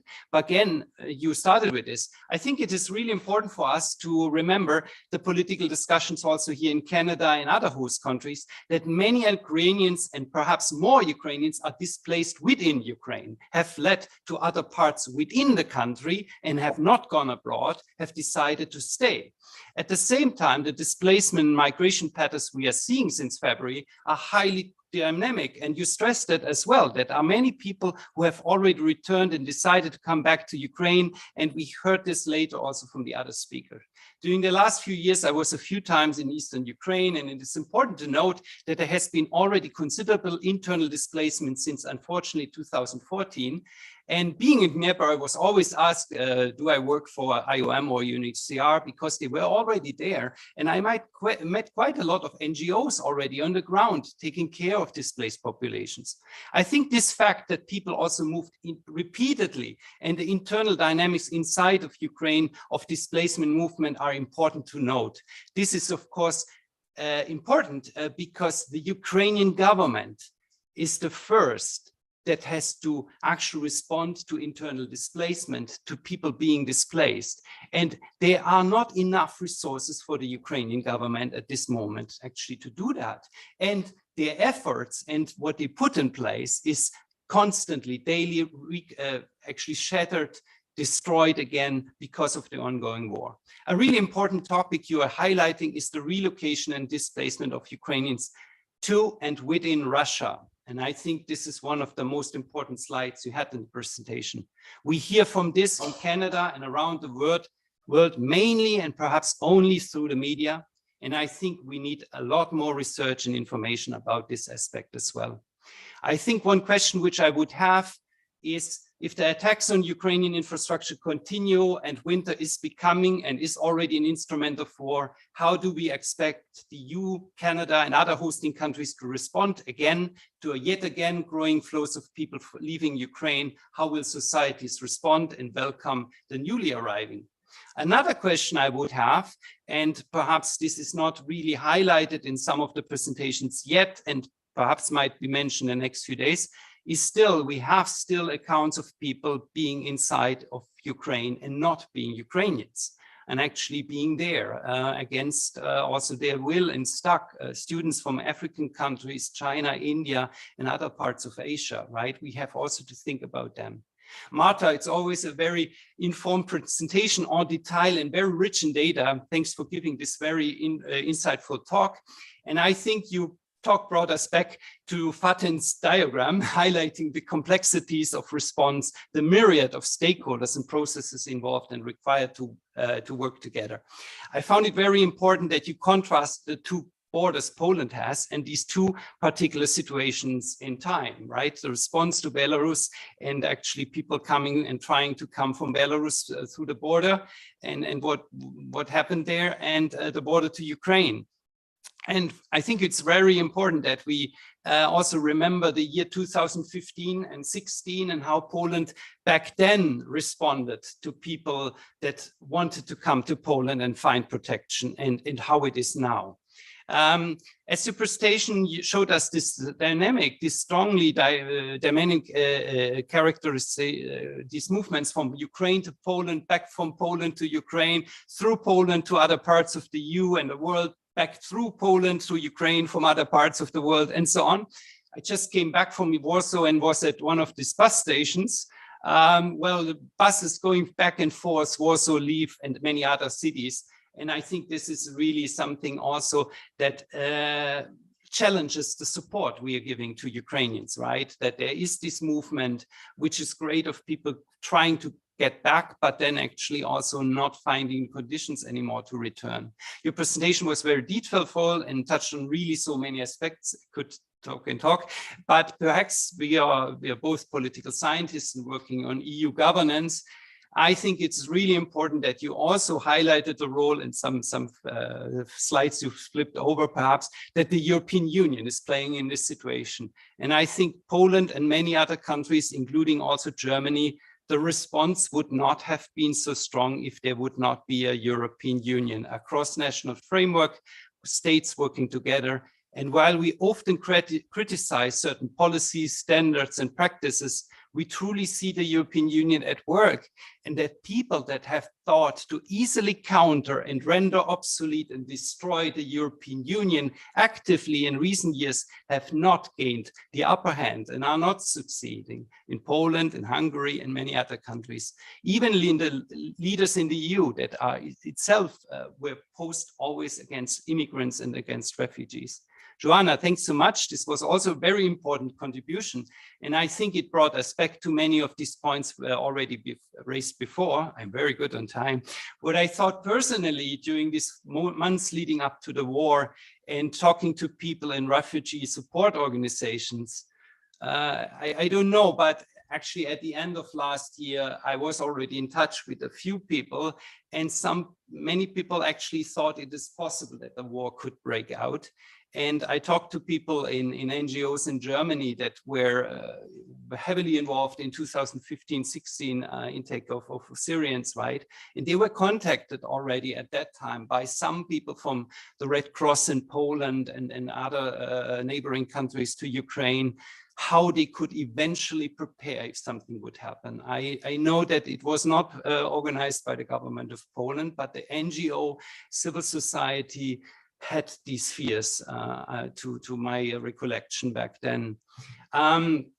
Yeah, so while I think a lot was spontaneous, disorganized, needed some time also to come together, I think some parts of Poland were planning and watching carefully the situation. And I think the situation we saw at the Polish-Belarus border earlier played a crucial role in a way as well, preparing perhaps this quick response afterwards that we then saw, because there was actually civil support, civil society, there was resistance what Poland was doing along this border, there was support to people that trying to get through. And yeah, I'm very impressed by the response of Polish civil society. And actually, there's a few things I really think are kind of in common what in Germany happened during 2015-16.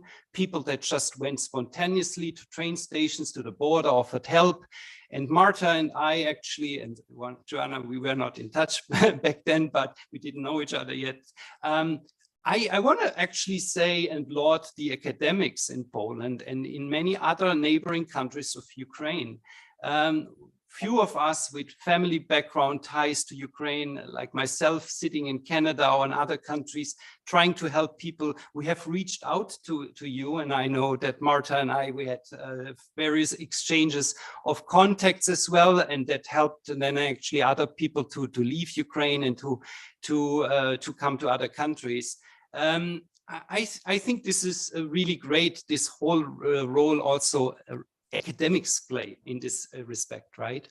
Another thing that should be highlighted, and I think was not mentioned, but all your presentation, I think all of them had some reference to what role social media plays in this whole thing. And it is not just the government of Ukraine, the president using social media, right? It's not, and we talk about the trolls, we talk about disinformation, but we need also to mention how important social media is to bring people together, civil society people that actually don't know each other, but suddenly host people because they are the people they heard about in a Telegram channel, right? And I think your presentation highlighted that and also others. And yeah, I think the key question of all these presentations for this morning to conclude is really how to make it happen that this support is not waning, right? And I find it personally really troubling looking at some of your statistics just here in the room, right? All of us probably know about it, but I think it cannot be overstated. Poland is the stout supporter of Ukraine, the Baltic republics that were not really mentioned here, but a small circle of other countries. And I would say Germany is kind of in between, definitely, but Poland, Baltic republics, Czech Republic, these are the stout supporters. And that is why Ukrainians find protection, why Ukraine finds support. And I'm quite alarmed seeing these trends, right? So what to do to counter misinformation, how to counter right-wing activists that actually also use now and attack, unfortunately in Germany, also attack people from Ukraine, right, and seeking protection. How to counter that as academics in our work, I think that's one of our tasks. Thank you so much for your talks, and everyone, yeah.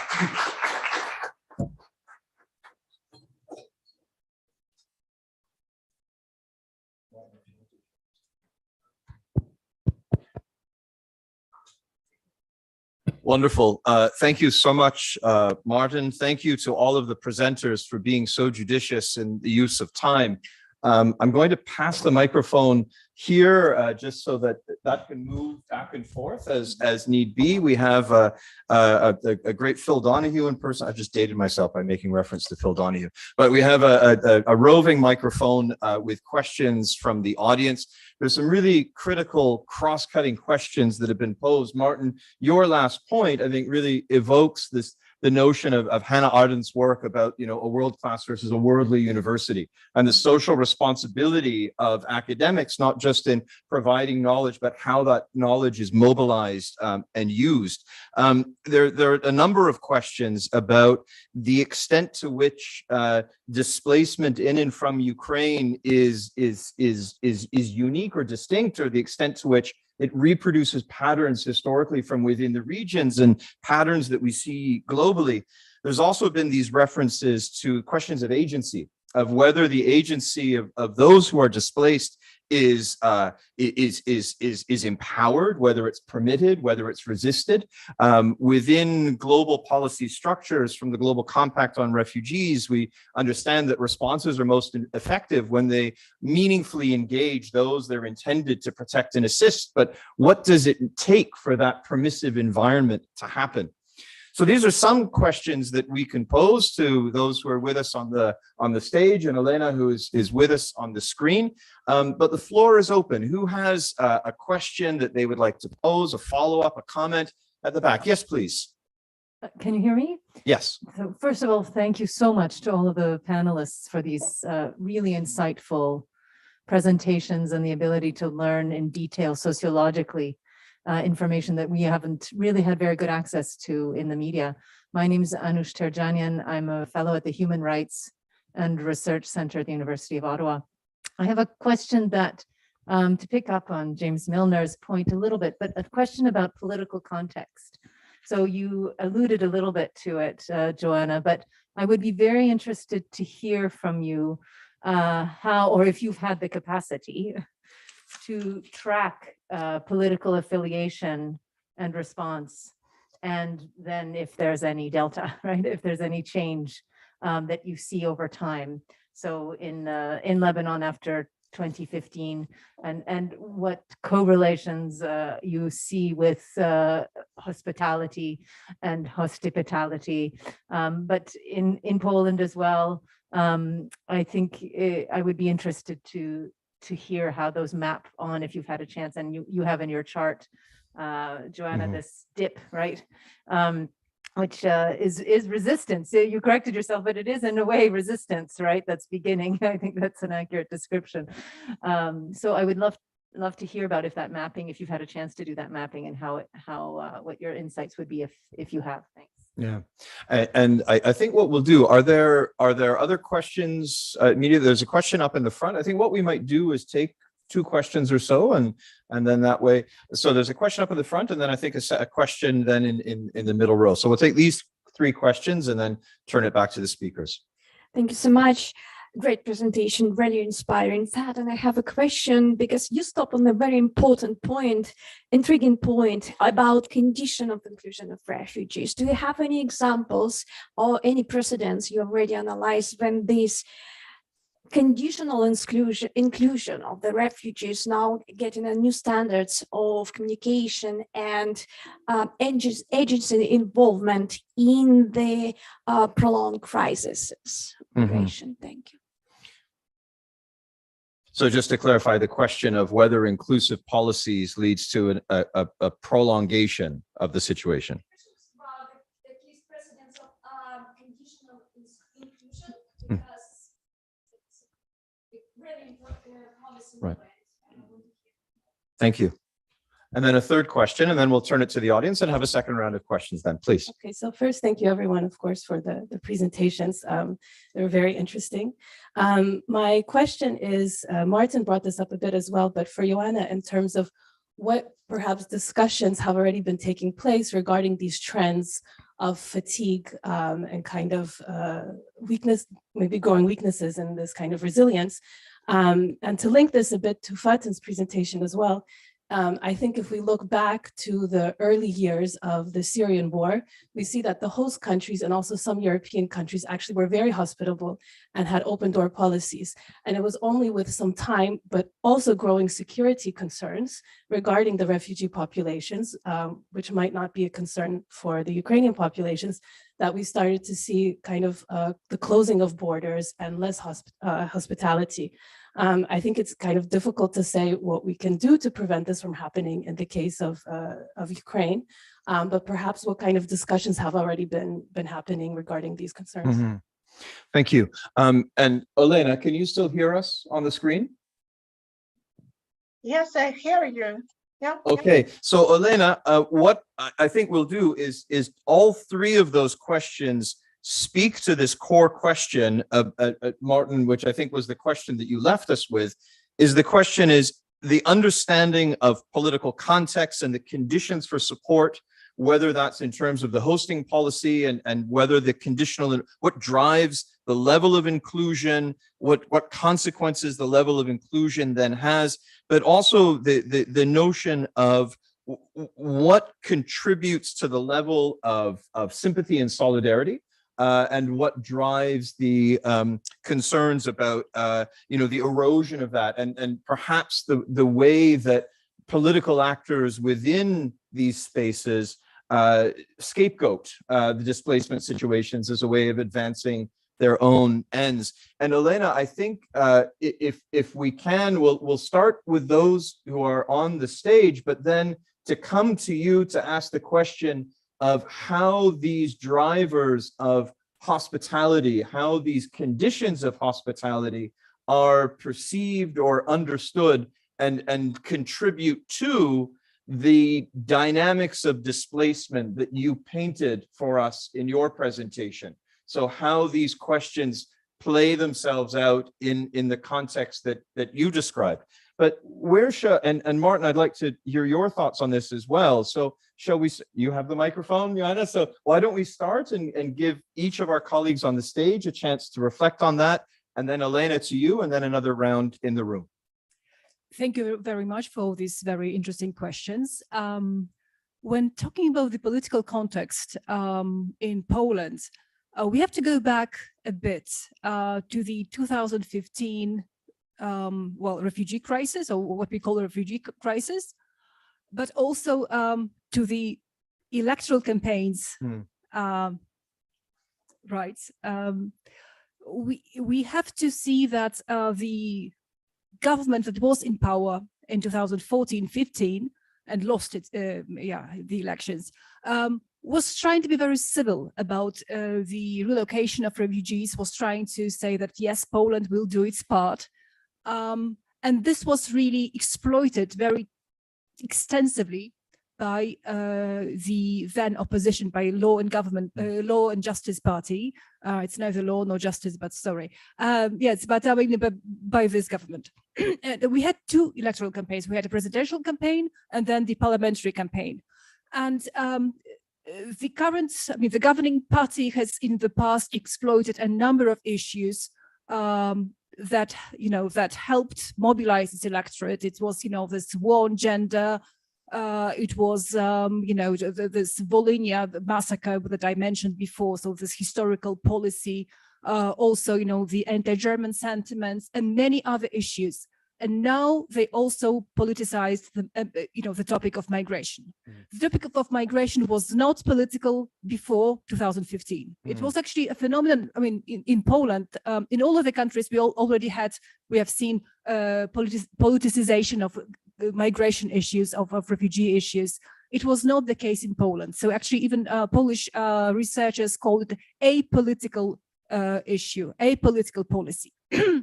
It all changed severely during the electoral campaign when the Law and Justice Party just prepared a number of very graphic visual materials showing, basically dehumanizing the refugees, claiming, really referring to some anti-Semitic rhetoric. I mean, the forms are not, and it has changed dramatically the public perceptions of refugees and public attitudes towards receiving refugees. So that was the start. And then again, the former ruling party, the Civic Platform, was also much more careful. Somehow, they were always afraid of being too vocal on various controversial issues. So basically, the situation completely changed. The public opinion completely changed on this topic of refugees generally. And then also the Law and Justice Party, as I mentioned, heavily exploited this topic of historical guilt of Ukrainians. And, so from time to time, this issue resurfaced. I mean, the parliaments voted on this, not petition, sorry, how would you call it, motion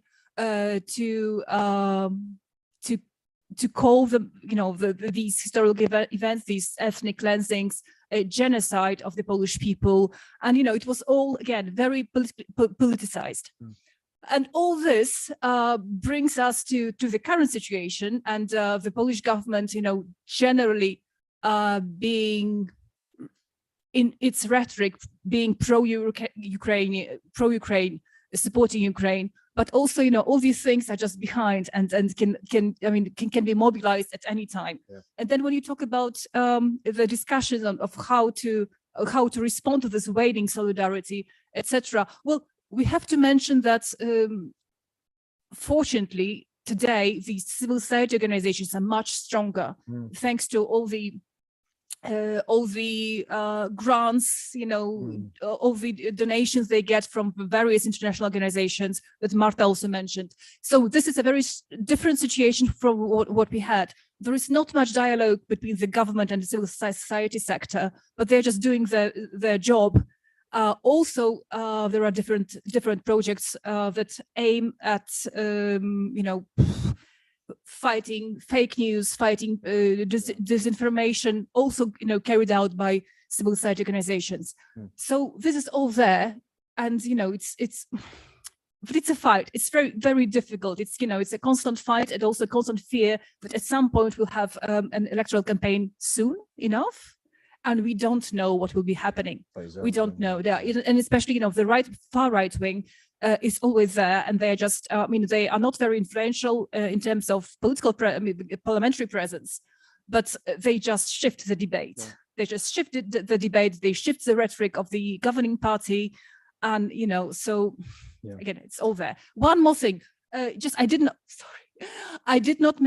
have a chance to mention the role of diaspora organizations, but this is also, it has to be mentioned now, because we know that more than million Ukrainians lived before the war, but also they created a wide network of different diaspora organizations supporting migrants, promoting culture, etc. So they also played a huge role.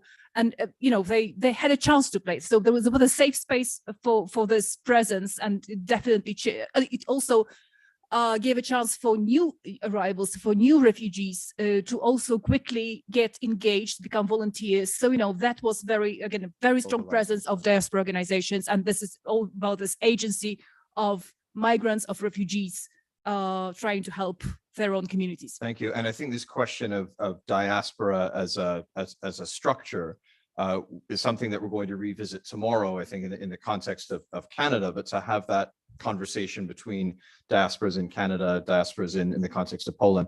Fatem, please. Yes, thank you, James. I will try to answer the questions one after the other. Regarding the first question and political change, I think this is what I understood from your question. Well, Lebanon has faced many crises after the Syrian refugee influx. And what happens now is that refugees are scapegoats of the failure of politicians. So whenever there is a protest, or there is some sort of resistance, or some sort of manifestation of public anger against any politician, refugees are used, and populist discourses are used against refugees, hate speeches, to divert the attention elsewhere and to put the blame for what happened in Lebanon on them. So this is the situation today. The second question, thank you so much for your question on conditional inclusion. Yes, well, actually, when you exclude refugees, you're not really excluding them. You're just increasing and structuring their vulnerability. So deprive people from a legal status, depriving them from protection, depriving them from access to a formal job market and formal housing market, it means that you are not allowing them to have the resources to ever leave. So that's not really excluding them, or that's not really pressuring them to leave. That's just keeping them in the country to be exploited. And actually what we see in Ukraine, this movement that the other researchers talk about, this in and out movement, it's because they are not fragilized. They are not, their vulnerability is not increased to a certain point where they do not even have the resources to go back to their country. And the question about the fatigue and what to do about the fatigue is a very important question. And humanitarian fatigue and the disappropriation that is felt by a host community is a normal feeling that should be expected. The responses, there isn't one response, it's very contextual, but in general, sustainable strategies, so non-temporary strategies based on the inclusion and the empowerment of refugees. The fatigue is not only felt in Poland, but it's also felt in the Czech Republic.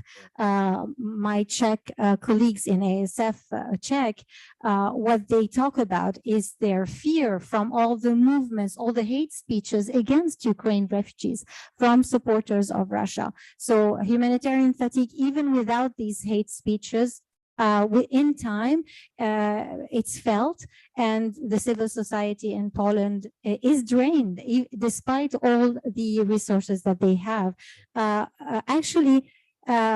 What all my reflection during my research was the only way to sustain inclusive policies towards refugees is to highlight the benefit of refugees. Olena talked about the fact that Ukrainian refugees had education. I think there's a place for everyone in the world, whether with education or without education. It just takes political will, and it takes hospitality and inclusion, but it also takes this political will to highlight the benefit of refugees wherever they are. Everybody can fit everywhere.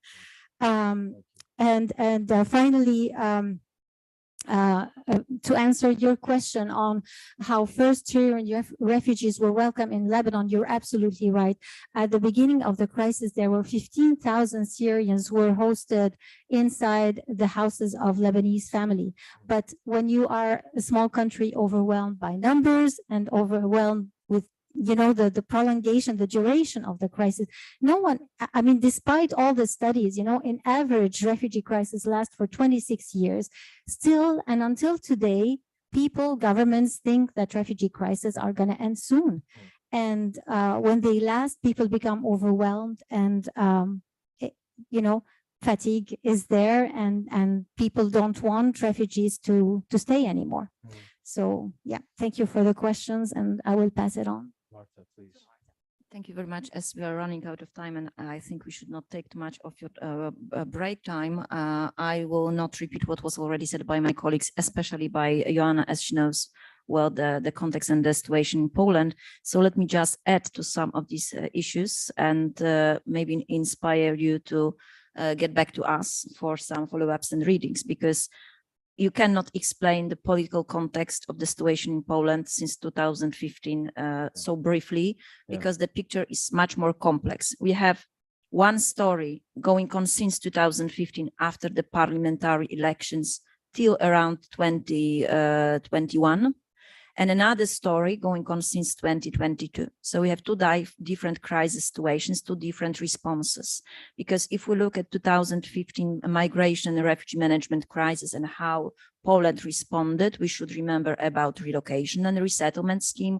We should remember about the EU European framework based on two council decisions from September 2015 that were not implemented by Poland and two other Visegrad countries, that there was the issue in front of the EU Court of Justice, and so on and so on. So simply Poland was, let's say, hostile to receiving forced migrants between 2015 2017 under relocation, and at the same time it simply breached EU law because it was legally it should be legally implemented.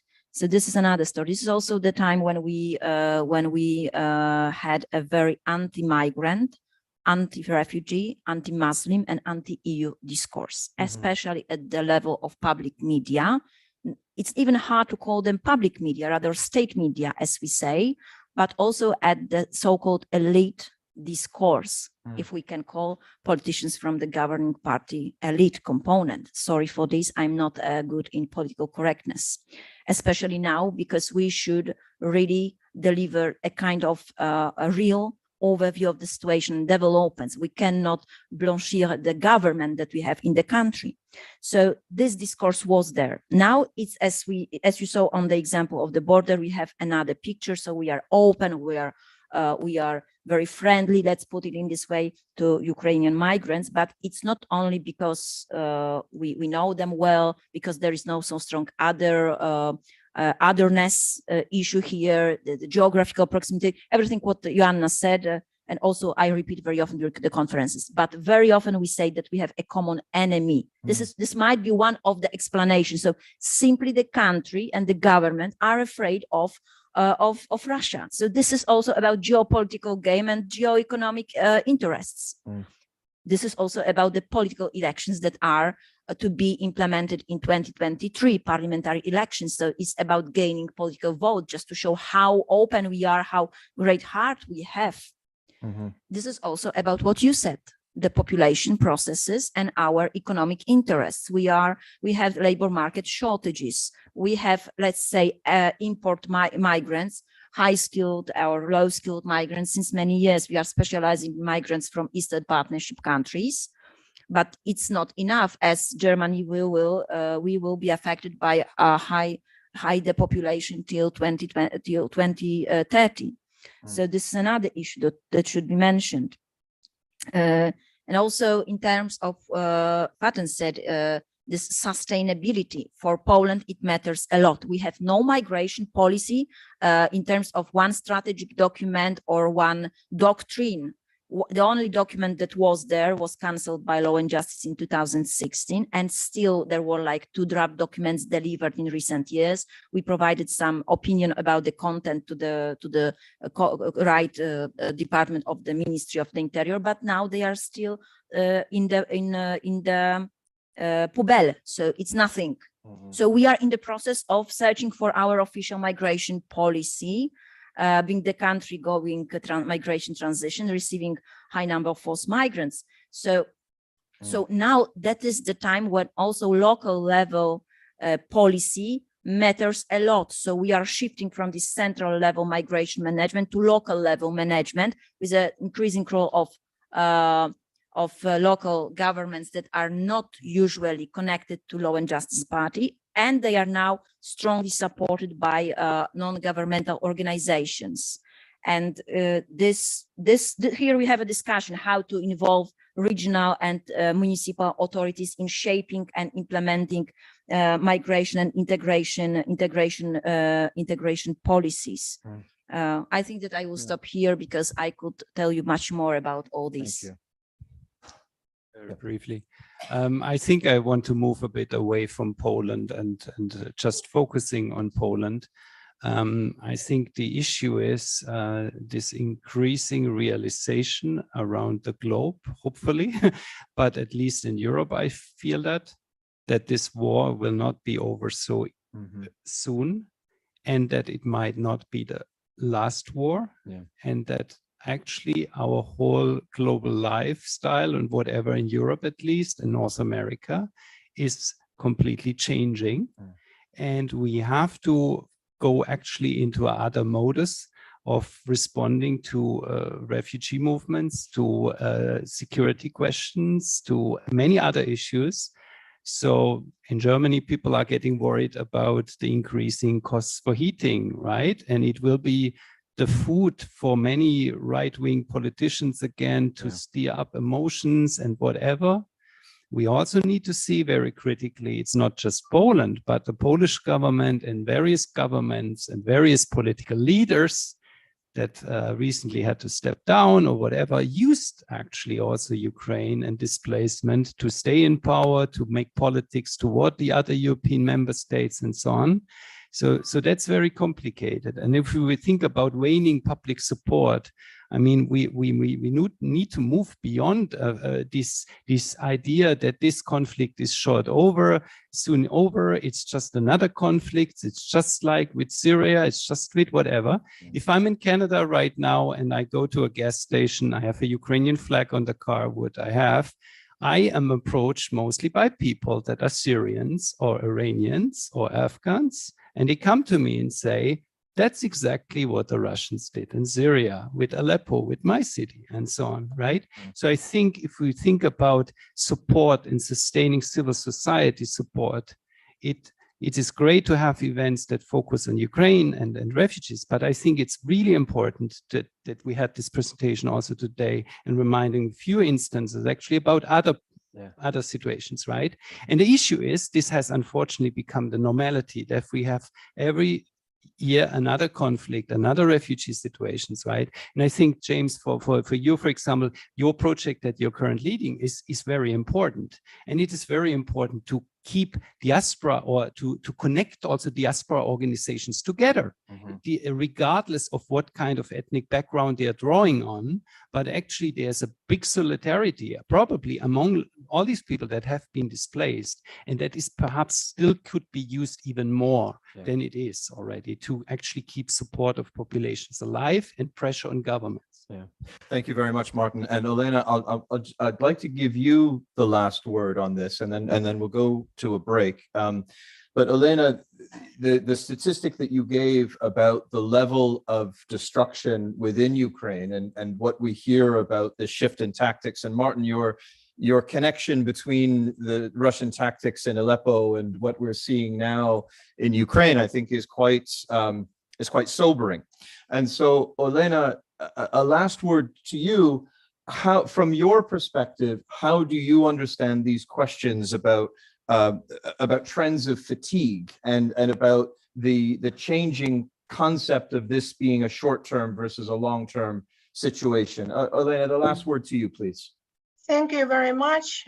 Very briefly, thank you for your comments, for your questions. And I would like to emphasize that this displacement, forced displacement of our people, have enabled to preserve 100,000 of lives. And Ukraine managed to mitigate a severe humanitarian crisis only thanks to large-scale international support. But this hospitality of European countries, and not only European countries, and inclusion of Ukrainian refugees in the foreign society has also a severe threat, the threat of loss of the part of human capital of Ukraine, and this loss can have very serious consequences for post-war recovery. And that's why I think that very important for Ukraine to elaborate the policy of return. It must be not only national, but international policy, as I'm seeing. At the same, and I would like to say that already this summer, the first attempt to elaborate some political product on this issue was made. But it is absolutely understandable that any implementation of policy of return will be possible only in the condition of post-revitalization of economy, provision of jobs to returnees, and reconstruction of housing and infrastructure. Yeah. And this development and these reconstructions are possible, will be possible only after the end of the war. Yeah. So the main task now is a victory, as Marta said, on our enemy, which is not enemy for only for our country, but for all the civilized world.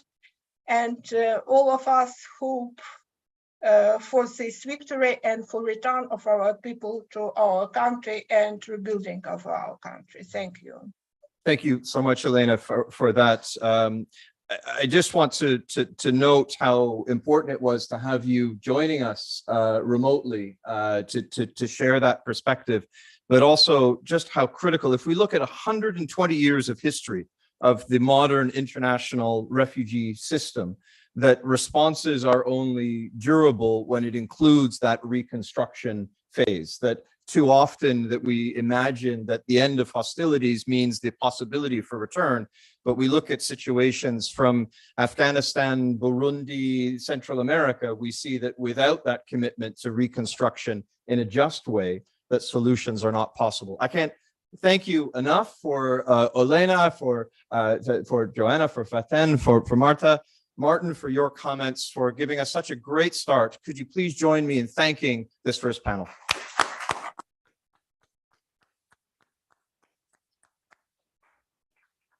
We'll take a 15-minute break and then come back for the next panel. 15 minutes, please, and thank you.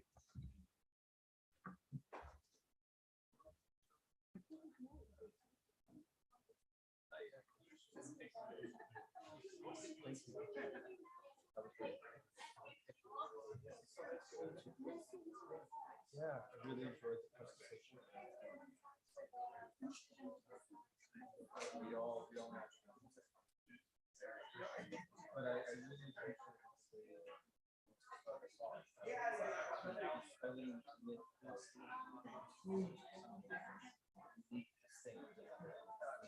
every situation is unique, but there are so many patterns.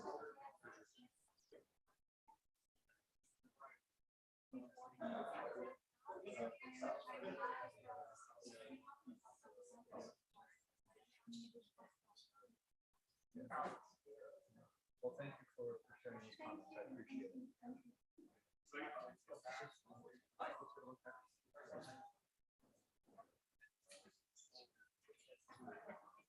I told you to switch things around.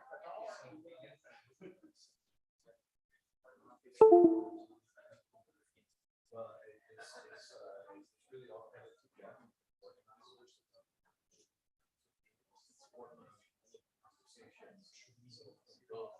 Those who know the situation best are those who are closest to the problem.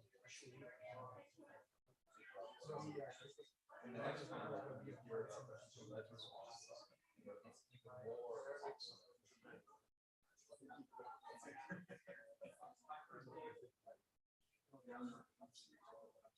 so thank you for being here. It's a pleasure to meet you. I look forward to continuing the conversation.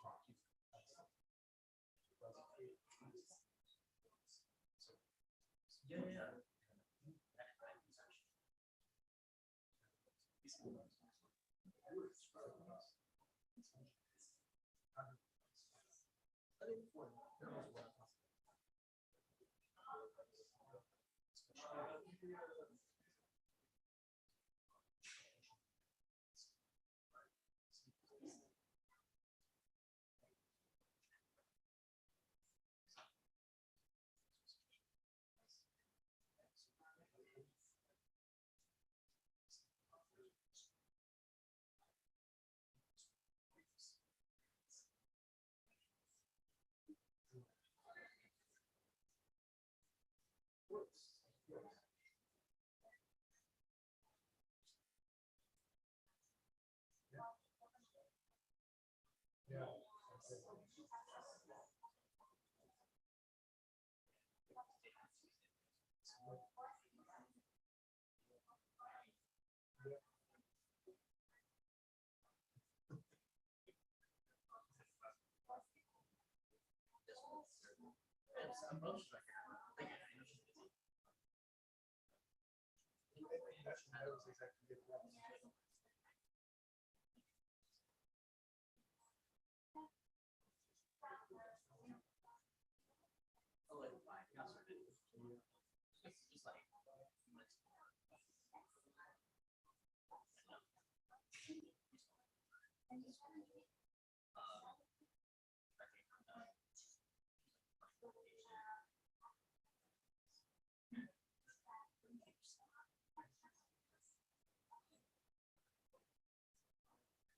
such an interesting place. It's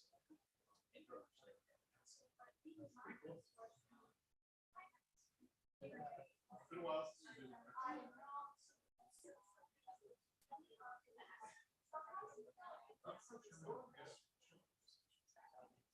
Yeah, really fascinating. There's a little bit like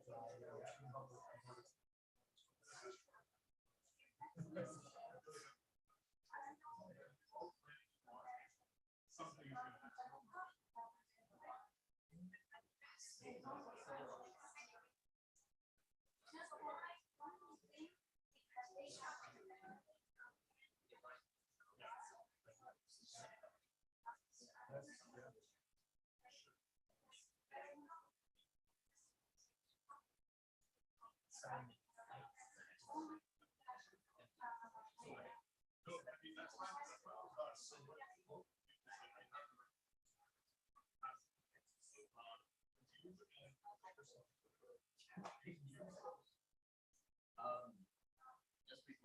so I see that it's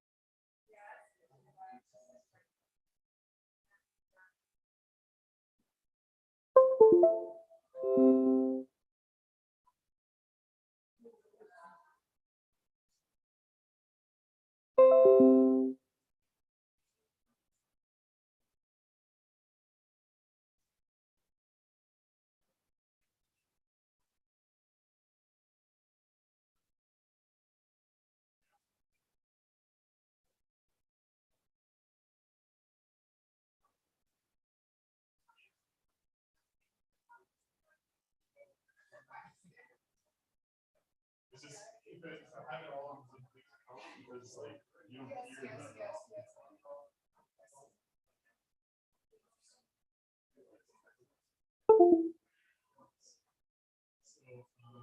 yeah, it all looks even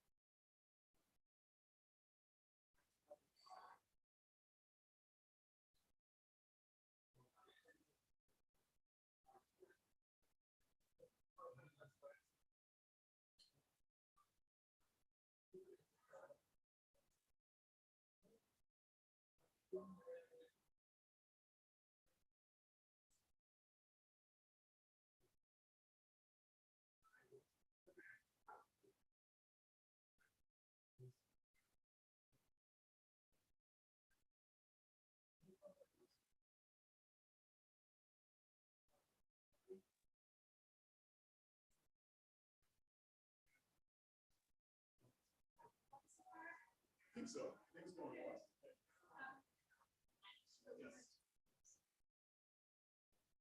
Yeah, of course.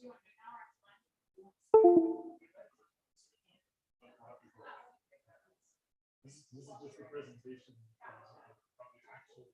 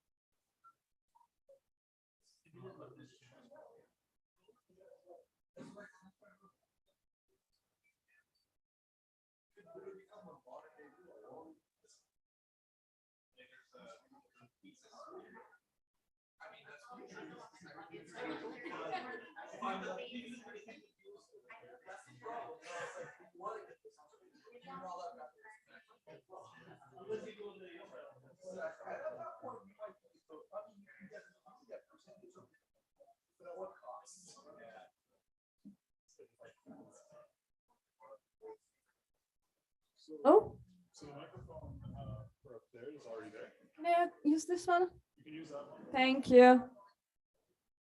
Okay, do you want me to sit? I was thinking I can walk around. But you can do that. Yeah. And I'll That's fine. Okay. Hello, everyone. Just gonna maybe go out and ask the rest of the crowd to join us.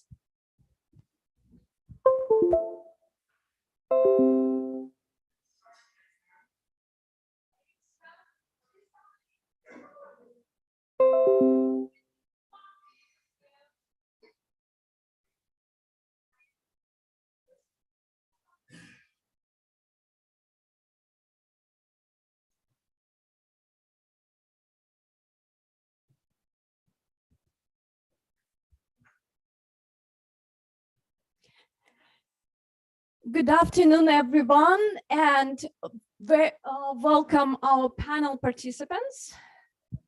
Matt, can we? Oh, we have a presentation. Perfect.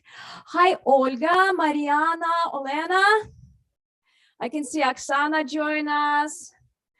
Hello from Ottawa. How are you guys doing? I'm Milana Nikolko. I'm going to be a moderator for this panel.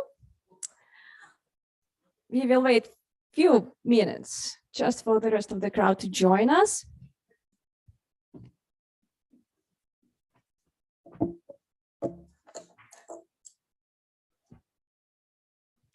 All right, colleagues, and welcome to our first round table, which I believe it will be genuine continuation of previous academic discussion. I invite everyone, after we heard from our participants, online participants of this round table, to share your opinion on the situation in Europe related to the migration crisis, related to the Russian aggression towards Ukraine. We have about 1 hour, 20 minutes in total for presentations, some notes from the ground, and the open discussion. Colleagues, I would ask you first to briefly introduce yourself, and then you have about probably 10 to 12 minutes to share your ideas about ongoing situation. But first, few words. With unfolding crisis in Ukraine and Europe, many countries affected and will continue to be affected by the displacement, by the economical problems. And as we heard on the previous discussion, the refugee crisis have tendencies to stay longer and longer, become part of our everyday life, no matter where you're located. So we can see the stretching of the crisis, we see the engagement of different communities, and definitely important for us to monitor the response of communities in Europe to the unfolding crisis. So the roundtable I am going to moderate today, called Refugee Roles and Actions in Europe and Ukraine. And my privilege to introduce you to our three participants. Olga Markova. Olga, I can see you. HIAS Advocacy Manager. Olga, are you in Ukraine right now? No, I'm actually in New York. Oh, you're really close to us, actually. So it's really nice to meet you. Mariana from Equal Rights NGO. Your location position as Germany. Mariana, are you in Germany right now? Now in Germany, I refugee. I see. Okay, and Elena, Towards Dialogue Foundation, Poland, Ukraine. Are you in Poland, Elena? Yes, I am. Thank you. So at some point, we will be helping to translate questions. So please give us a little bit of time. I will and Vladimir will help to translate the questions if there's necessity for this, okay? So let's start with Olga. Can you please briefly introduce yourself, your organization, and then maybe the most important points of what you observed on the ground? Thank you so much. Thank you. Hello, everyone. Thanks so much for having me. I apologize for my voice. I'm actually sick, so it's not my regular voice. But so thanks so much for inviting me. It's a great pleasure. I want to introduce myself. I'm Advocacy Manager for Ukraine Europe at HIAS headquarters. HIAS is a Jewish international humanitarian organization that is now working on the ground. We also have offices in Poland, Romania, and Moldova. HIAS has a long history in Ukraine. We helped to resettle Jews back during the World War II, and then in the end of Soviet Union. We had HIAS Ukraine office starting in 2001, where we helped refugees from all over the world, mainly Middle East, Asia, and Africa, who were coming to Ukraine to find safety. And I actually used to work in that office in Kiev back in like 10 years ago. And then later on, HIAS helped to establish a local organization in Ukraine called Right to Protection. And Right to Protection is now a really powerful actor on the ground, a local Ukrainian organization. So I want to, of course, I'm representative of international humanitarian organization, and the roundtable is on the role of refugees. So I would like to give a little bit of an overview of how international organizations can empower and give agency to local organizations and to Ukrainian displaced persons on the ground. I myself was displaced internally. I'm originally from Crimea. I was displaced in 2014. And I was actively involved in initial forced displaced crisis in Ukraine back in 2014 and 15. So just to give a little bit of background, as you might have heard, localization is like a big buzzword for this humanitarian response, and it's for a good reason, because it's very much overdue in a global humanitarian world. However, in particularly Ukrainian context, first of all, I want to highlight that humanitarian problems are being very context specific, and similar challenges affect different communities differently. So, for example, different vulnerable groups, marginalized groups experience humanitarian challenges differently depending on their vulnerability. For example, HIAS in its response focuses on most vulnerable, including women and girls, LGBTQI communities, persons with disabilities. Also, depending on context and let's say persons from government-controlled territories in Ukraine will have very different needs that persons fleeing non-government-controlled territories, and indigenous population, Crimean Tatars, will have their own needs. So one of the importance of localization and importance of engaging and giving decision-making power and agency to local organizations in Ukraine is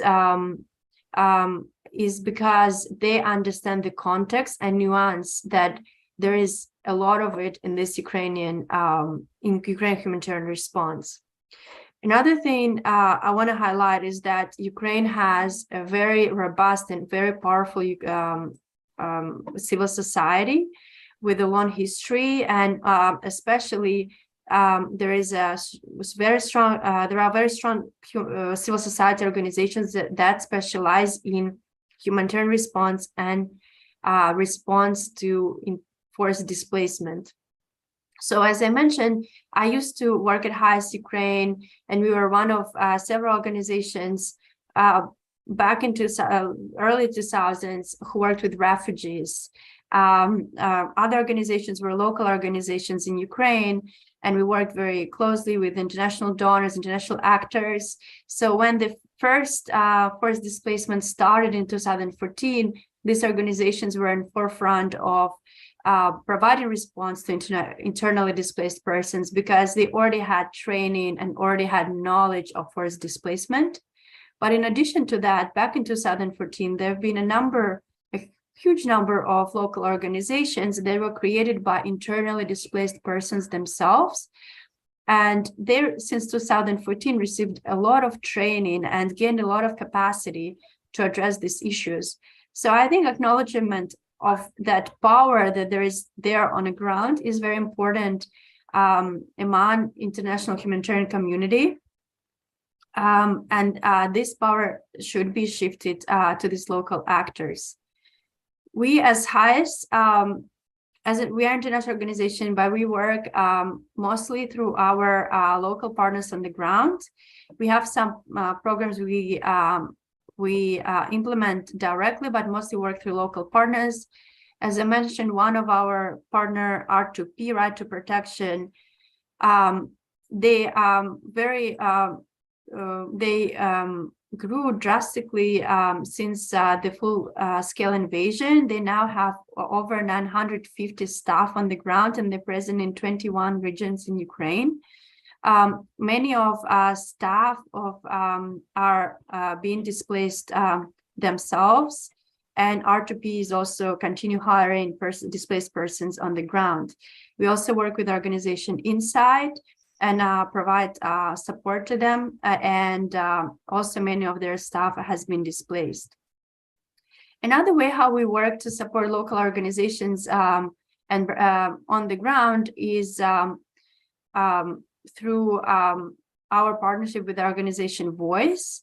And this is Voice has its own model on identifying local organizations, especially organizations that are affected by the war, but honestly, in the Ukrainian context, because of indiscriminate attacks on civilians and infrastructure, all our local organizations are affected by the war. So local Voice is helping us to identify local partners, such as women-led organizations, organizations led by LGBTQI and communities, and also disability-led organizations, so that we can support them through funding and empower them in their agency to provide the response. Outside Ukraine, we also work with refugee-led organizations. One example is our partner in Romania called Association for Supporting Ukrainians. It's an organization led by Ukrainian refugee, and also they employ Ukrainian refugees on the ground. They provide programs for children, continue Ukrainian school curriculum for Ukrainian children, support teenagers who often a group that fall through the cracks and not being emphasizing this response. They also run Romanian and English courses and provide help with medical appointments to Ukrainian refugees. We support such organization by giving them core funding and help them to make sure they can keep going in their response. Something I want to highlight also, the last few points, is that it's very important while a lot of international actors are involved in humanitarian response in Ukraine, I think it's very important to hire persons who are Ukrainians, Ukrainians with displacement experience, and also people who have experience working in Ukraine prior to the full-scale invasion, because it's really helps people to understand either personally or professionally context, more nuance, and I think it really amplifies efficiency of the response. Also, I can see, and not only through Ukrainian context, but we can see it from Afghanistan context as well, it's very important to empower refugees and displaced persons through every wave of displacement, because those persons who were displaced during the prior influxes of internal or forcible displacement, they have time to really go through trauma, also establish more themselves professionally, and have more ability to help the next first displacement population. And we see it in both Ukrainian response, Afghanistan response. And I think it just shows us how important it is to provide professional opportunities for refugees and other displaced persons, because they, once they are empowered themselves, they can give back and help the refugees moving forward. And of course, HIAS is one of these examples, because HIAS was founded by refugees themselves, and now we help other refugees all over the world.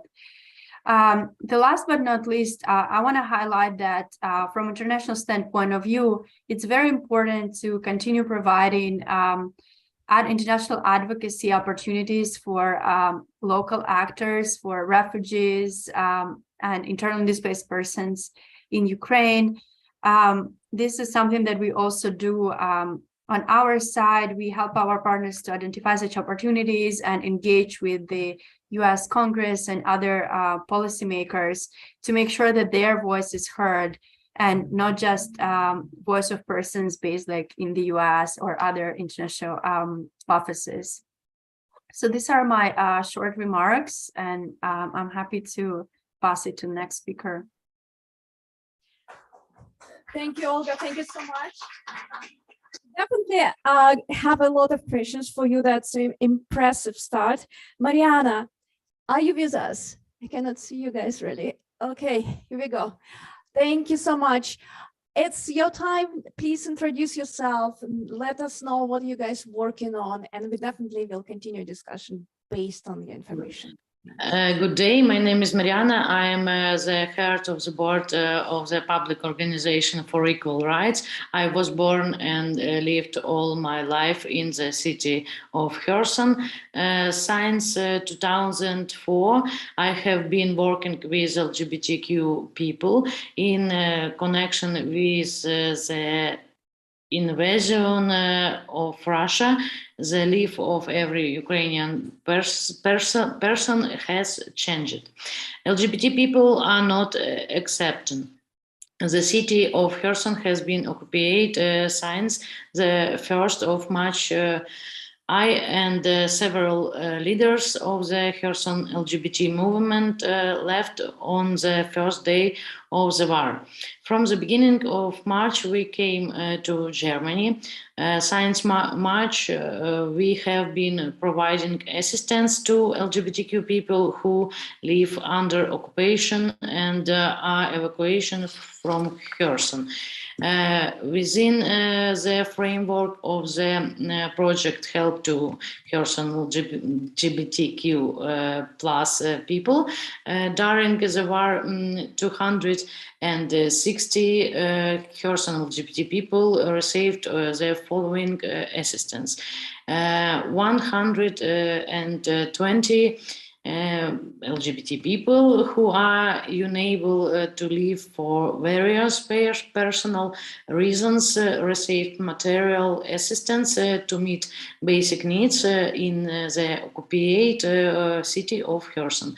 However, this assistance cannot meet all basic needs for a long period of time. Such support is needed on an ongoing basis. Volunteers help to find and bring the necessary medicines. 73 Kherson LGBTQI people left for other cities under the control of Ukraine. 67 Kherson LGBT people left for other countries: Ireland, Norway, Romania, Belgium, Germany, Australia, Poland, Czech Republic, Italy, Georgia, Holland, Serbia, England, Prague, and even Russia. In cooperation with many Ukrainian organizations, assistance was also provided to 50 transgender people and traveling abroad. Accommodation them in shelters in Ukraine, escorting and assisting in military registration and enlistment officers. Campaigning for deferment from military service and providing other informational support. What help is needed for the evacuation of Ukrainian LGBT people to other countries? First, the Dublin Agreement must be stopped for LGBTQ refugees. Using the example of Ukraine, near bordering countries that are the first points of entry into the European Union, such as Poland or Hungary, are not safe for LGBTQ people if they are returned there to apply for asylum. Second, temporary housing provided to LGBT asylum seekers must be separated from other refugees. Numerous reports confirm that LGBTQ people are subjected to homophobia, transphobia, and bullying in hostels. LGBTQ asylum seekers should not be placed in immigration camps for the same reasons. The number of places quotas for LGBTQ refugees must be at least 4% of the total number of issued protective visas. Now refugees receive a temporary visa on a general basis. A visa for LGBTQ people should be permanent since even before the war in Ukraine, there was no security for representatives of the LGBT community. It is also very important to record the number of LGBTQ Ukrainian refugees who have arrived. Fourth, then talking about refugees from Ukraine, it is necessary to talk about LGBTQ representatives. The visibility of the groups of this group will help meet the needs of this cohort and ensure that this group is not erased and left without help. Vulnerabilities and risk for LGBTQ people are much higher than for the general population of displaced people. Fifth, LGBTQ asylum seekers need languages courses, legal assistance, psychological counseling, social worker counseling, and financial support. There should be special grant programs for LGBTQ displaced people for help start a business.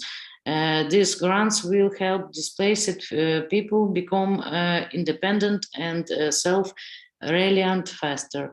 The reason for having separate support is to provide better interoperability with these programs as well as security. Such assistance will help the LGBTQ community to quickly recover from the war and become confident and independent individuals. We regularly seek resource and financial assistance for the LGBT community in the Kherson region. I can provide a report on the activities and the situation in the city separately.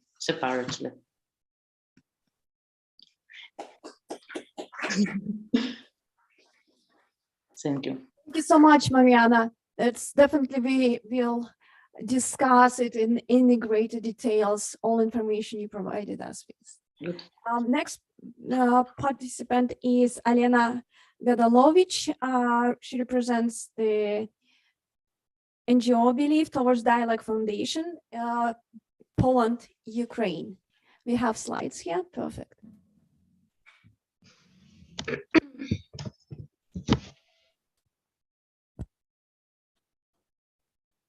Is it possible to open a presentation? Yes, it's on. Can you see it? Okay. Not yet. I can see the screen, but I cannot see yet the presentation.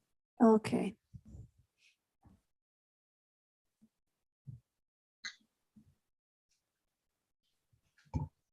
All right, maybe I can start. Well, look like we're all good. Great, great, super. Thank you so much. Hello, everybody. I'm Elena, as you could hear. I'm a human rights lawyer, and I'm a Romani woman myself. I'm from the minority community from Ukraine, and I'm also a displaced person. Currently, I'm residing in Poland, and I'm representing Towards Dialogue Foundation, and I act as a senior advisor on legal affairs and advocacy. And I would like to give you a brief information about our foundation. So our foundation was established in 2012, and we were primarily focusing on education. But since the onset of war, after the observation of the minority-majority relationship, and with the with the lack of support and I would say substandard support for those in predicament, we decided to shift our focus and to help the most vulnerable community, one of the most vulnerable communities from Ukraine, and to give support for Romani community.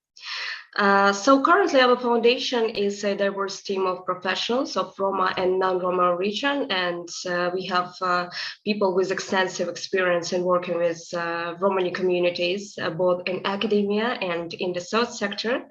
And currently our main focus is providing, as I said, a complex support for Romani refugees from Ukraine, both at the immediate response in long-term, psychological, legal, educational, activization support on the labor market. We have also created the RPU Center. It's a day center that provides a safe space for the Roma and their families. It supports their road to recovery from trauma and assists them in the process of the complex integration in the Polish society.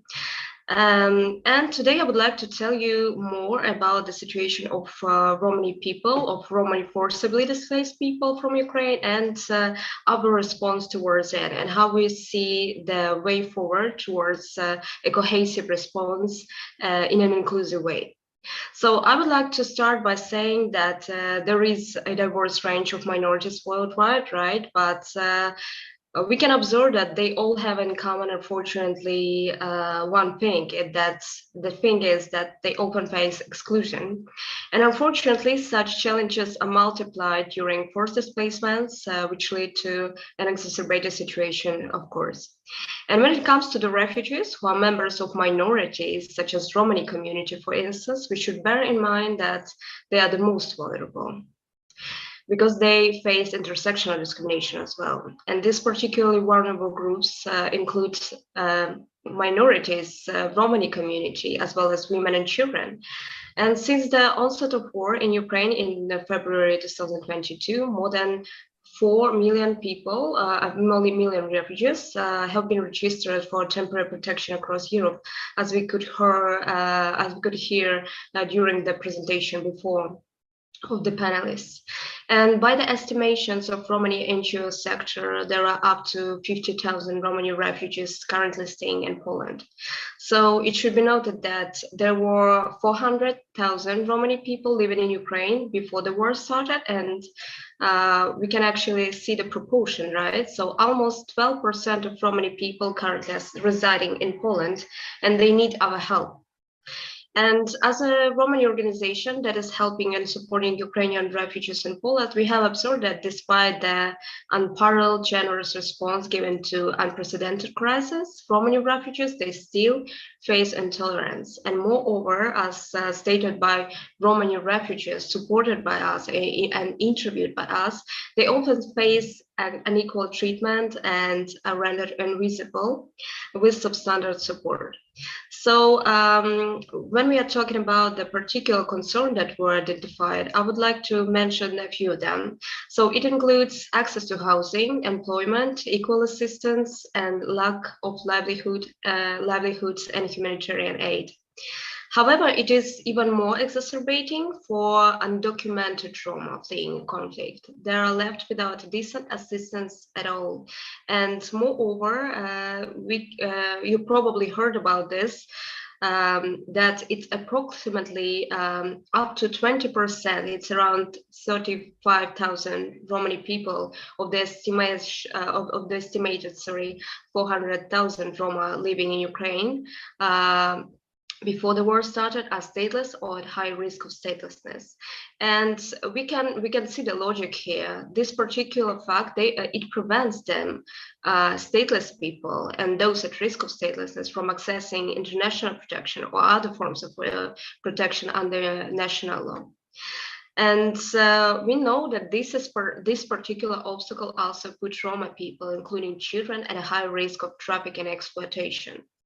In continuation, I would like to say that there is actually a nexus between this conflict, trafficking, and sexual violence, because the demographic profile of the Ukrainian refugee outflow should put us on a high alert. Women and children, the most vulnerable groups to trafficking, in particular to trafficking for the purpose of sexual exploitation, comprise 90% of all those fleeing from Ukraine across borders. And for instance, in July, I visited reception centers at border crossing points in Poland, in Przemysl, and we heard a number of stories from humanitarian staff about the presence of alleged volunteers offering transport and accommodation to women and children. For example, I met several Romani women who were approached by volunteers that were helping them with transportation to Germany. Those women agreed, and it turned out that they threw them, I mean, these drivers, out in the forest and tried to sexually abuse them. And unfortunately, this is not an isolated case. But since Romani women are conservative in terms of disclosing such information, in most cases, they're trying not to talk about it because of the lack of trust, especially to people who don't know about the situation properly. We have also observed the segregation process during this war crisis in reception centers, because coordinators and volunteers, they see the threat in the Romani people and other non-white refugees, if I can put it in this way, and they want to avoid any tensions. And we can still, unfortunately, hear that Romani people, as someone would say, are not the same as other refugees. Therefore, they can be bypassed. And I think, and I believe that this problem lies in the problematic image of the ideal refugee, probably and preferably white, as someone would say, which makes refugeehood exclusive and not inclusive for many who do not fit into this idealized picture. And this impedes the exercise of the right to equal protection under the Refugee Convention, and we can say it. When it comes to the Polish response to the refugee crisis, I would like to note that government of Poland took some immediate steps to enable displaced people to have access to rights, including the right to work, the national social protection system, public services, free transportation. It also connected to the law for assistance to Ukrainian displaced people. Also, the government were paying 40 zloty per day for people hosting Ukrainian refugees. However, at this point, there is no concrete governmental plan for the integration of refugees in an inclusive way for everybody. And there are many challenges and uncertainties lying ahead in the medium and long-term perspectives, in particular with regard to the housing, access to education, and employment. We also know about the UNHCR Interagency Regional Refugee Response Plan that has been issued. And according to this Polish chapter of the plan, the protection services, cash enrollment, humanitarian and legal assistance will be provided to the refugees of Ukraine. But again, we can see that this particular chapter has no references to, I mean, only slight references to vulnerable communities, but again, no specific reference to Roma communities as the most vulnerable and marginalized among others. When it comes to Ukraine, in Ukraine itself too, there have been cases where humanitarian aid was dependent on being able to provide a passport, meaning that undocumented Roma were again left with no means of survival. Before the current crisis, Roma activists estimated that As I said, almost 35,000 of Ukrainian Roma were undocumented. And this particular factor was restricting their ability to access education, employment, housing, healthcare, and other public services. And I mean, this situation now exacerbating at the profound level, and it has reached a different and next level of dimension, right? And we know that in Ukraine, the government providing financial support to IDPs, but those people who do not have papers, I mean documents, their status as internally displaced persons is not officially recognized. And as a result, they have been denied to emergency financial assistance available to support those people. Coming back to the Polish government, I would like to say that and I emphasize actually that Polish government has supported refugees, but the support was not accessible for everybody in an inclusive way when we look at this at the profound level. And we need to raise awareness about existing inequalities and the social excluded minorities, including Romani people from Ukraine in Poland. And Polish government and I think other neighboring countries that are hosting refugees from Ukraine, they should respond in a proper way, in an inclusive way for everybody, and not to leave aside other minorities or non-white refugees. And I think it's also very important to undertake closer human rights monitoring on the ground and provide humanitarian assistance, including emergency and permanent shelter and adequate transportation without any intolerance to everybody, and to ensure effective access to housing, of course, with a strong cooperation with Romani NGOs. Yes, so as I mentioned, we have opened a daycare center for Romani refugees from Ukraine, and moreover, among other assistance, we are providing legal aid. And in the upcoming months, we are planning to expand the legal team, and we have a strong response to this concern. But we still need to remove all the barriers on the governmental level to protection under national laws and instruments for all Ukrainian refugees, including Roma, who are stateless or at the risk of statelessness, and to ensure their right to return to Ukraine. We should also prevent possible cases of statelessness arising because of the conflict, and guarantee that every child has a birth registration. And I think it is also crucial that all civilians in need of protection, including the most vulnerable ones, are guaranteed assistance without any possible discrimination.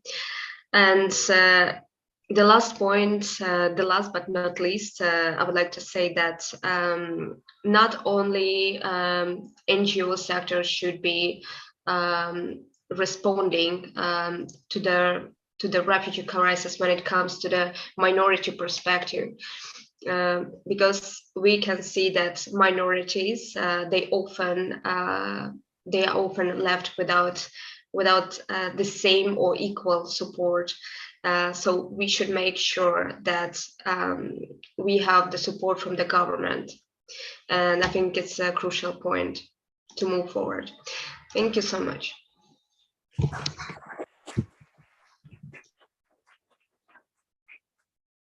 Thank you very much, Elena. Thank you for all these troubling stories, which are definitely emphasized by ongoing crisis. We see the rise of xenophobia and homophobia.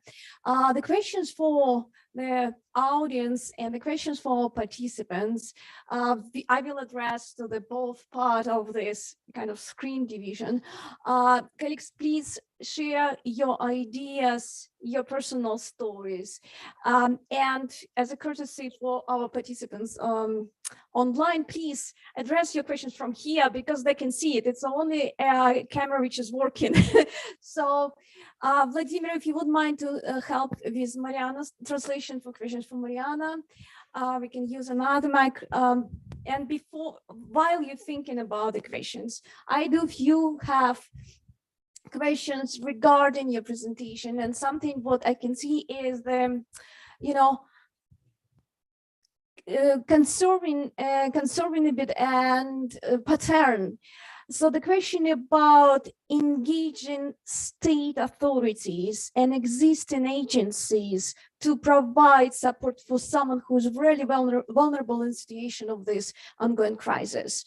Mariana, Olena, you mentioned that there is some lack of support from government. When we're talking about Ukrainian government, and this is like what I recently learned from BBC report, Mariana, I will translate it in Russian later on if it's okay with you.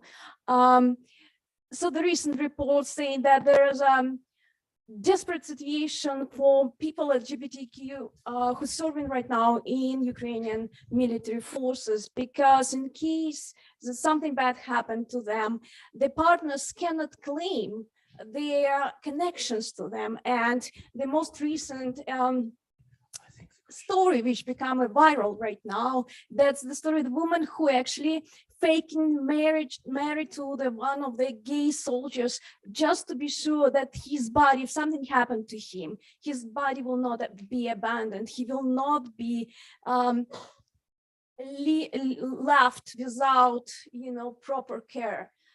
So this is the troubling stories, and we will definitely, I would like to learn if there is some government agencies engaged in your work in the field. Мариана, я переведу свой вопрос. Недавно прочитала BBC историю одной крымчанки, которая заявила о том, что она выходит замуж за своего друга гея. Только он сейчас служит в вооруженных силах Украины, только для того, чтобы, если что-то плохое с ним случится, она могла забрать его тело и распорядиться им так, как он хочет, и позволить его партнеру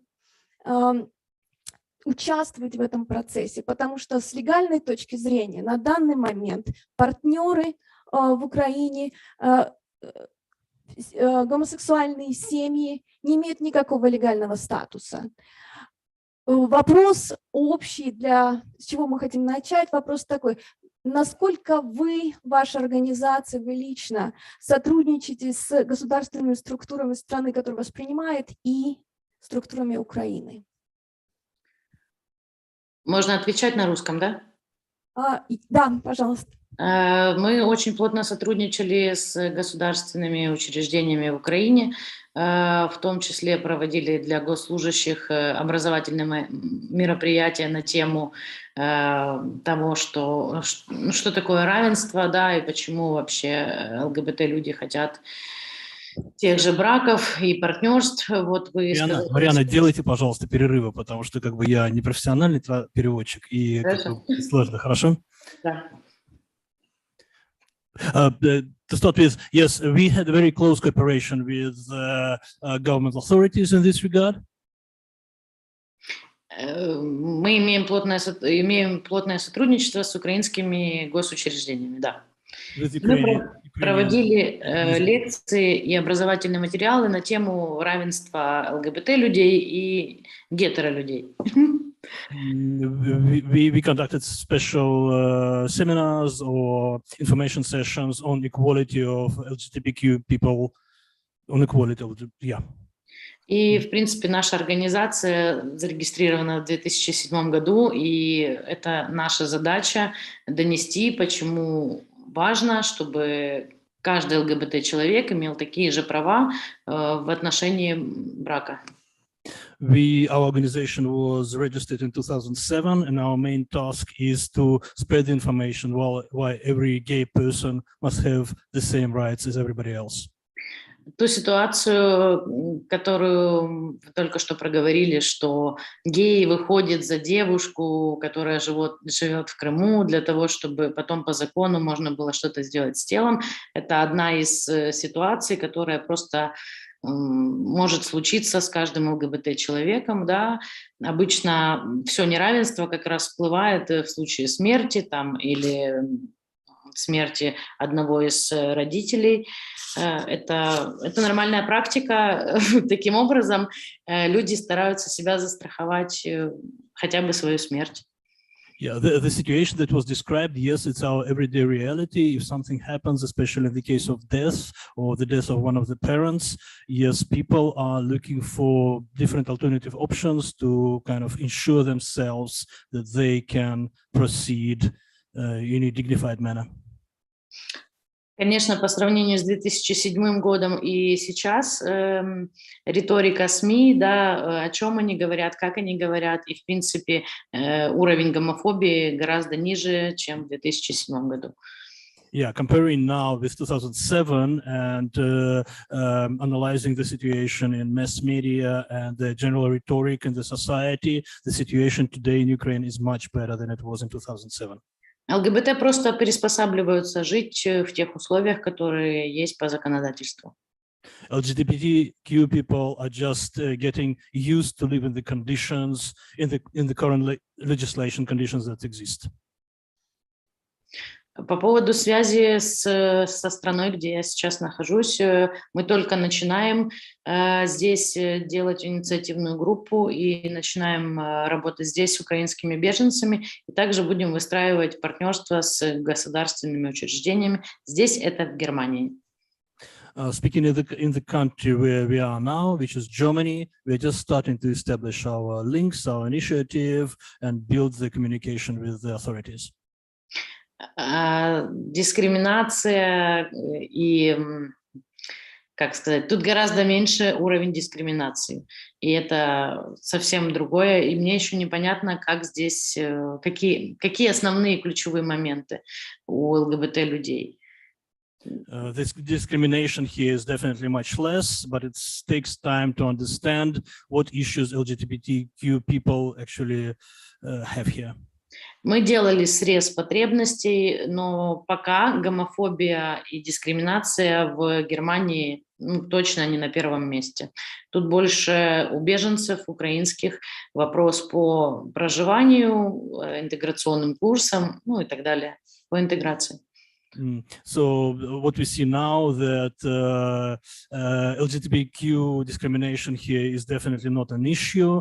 All refugees have different issues here, like accommodation, integration programs, etc. Thank you so much, Mariana. So I'm happy to open the floor. We have James Milner, then Susie and Patton. Yes, please. Yeah. You want us to come up there? Oh, they can see us. Okay. Yeah. From the stage. From Yeah. take the microphone. I've been on stage enough. Hi, Mariana. Hi, Olga. Thank you very much for the presentations. I don't see they can help close. Oh gosh. Yes, you have to be on the stage. Hello.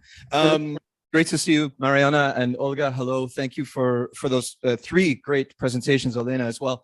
Something that I want to underscore is the importance of the presentations in helping shift the narrative from refugees as being exclusively vulnerable to refugees being part of the solution and part of the response, and the expertise that those who are displaced bring with them in providing response to other displaced people. And this is aligned with a group that Olga's involved with, the U.S. Refugee Advisory Board, and a movement globally to enhance meaningful refugee participation.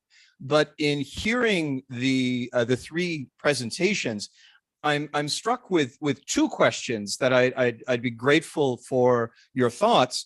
One is how we make the argument for the importance of refugee participation within responses as not just being ethically desirable, that it's good for those who've been displaced to be involved, but what are the substantive arguments as to why refugee participation makes a substantive difference in the kinds of responses that are possible? And I heard that in all three of your presentations. But then second, and I think this links to the question about government agencies and relations with government agencies, what are the barriers that you are experiencing, whether it's in in countries of first asylum or whether it's in resettlement countries?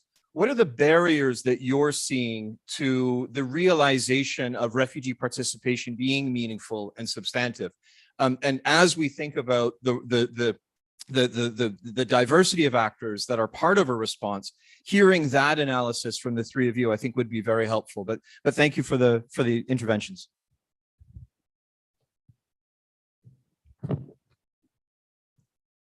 I think we should we collect few questions? Yeah. Okay, colleagues, are you ready to answer? Okay. Yes, I'm happy to start. Hi, James. Thanks so much for the question. Yes, as James mentioned, I'm here in capacity of highest advocacy manager, but I'm also one of the advisors of the U.S. Refugee Advisory Board, which is the advisory body that was recently created, and we are 8 experts all, in the US, all with personal experience of forced displacement, and we are advocating for meaningful refugee participation. I think, James, I think meaningful refugee participation is very much linked with concept of localization that is so much prioritized in Ukraine response. Especially considering that really, I mean, all people in Ukraine right now are affected by the war. There is not a one person that is inside Ukraine that is not affected. And also, while many local organizations right now don't like market themselves as refugee-led or IDP-led organizations in Ukraine, many of them are. And many of these organizations, they prior to February were not IDP-led or refugee-led, and now they are. And I think it would be actually interesting to analyze and see how many of local organizations that currently are involved and have agency and have decision-making power in this response are actually refugee-led or an IDP-led, because many of them are. And this is what in my presentation I highlighted, because many of our partners that we work with are led by internally displaced persons or refugees. In terms of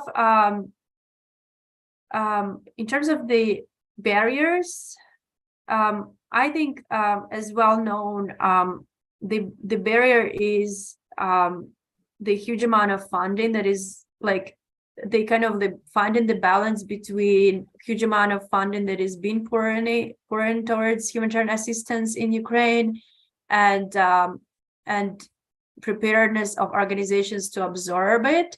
And I know there is a lot of conversations about that can be controversial in this regard.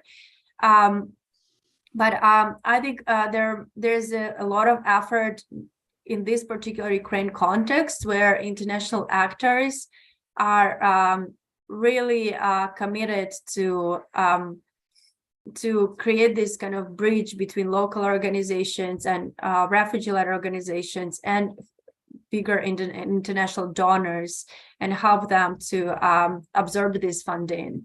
Of course, applications in English language and very detailed applications for funding. These are and a lot of bureaucratic procedures that can be more complicated for actors that are on the ground and really busy providing humanitarian response. So this is a challenge, and it's been widely acknowledged that a more flexible model is needed for this current emergency to make sure that refugee-led organizations, IDP-led organizations, and other local organizations affected by the war are being able to have more power and decision-making.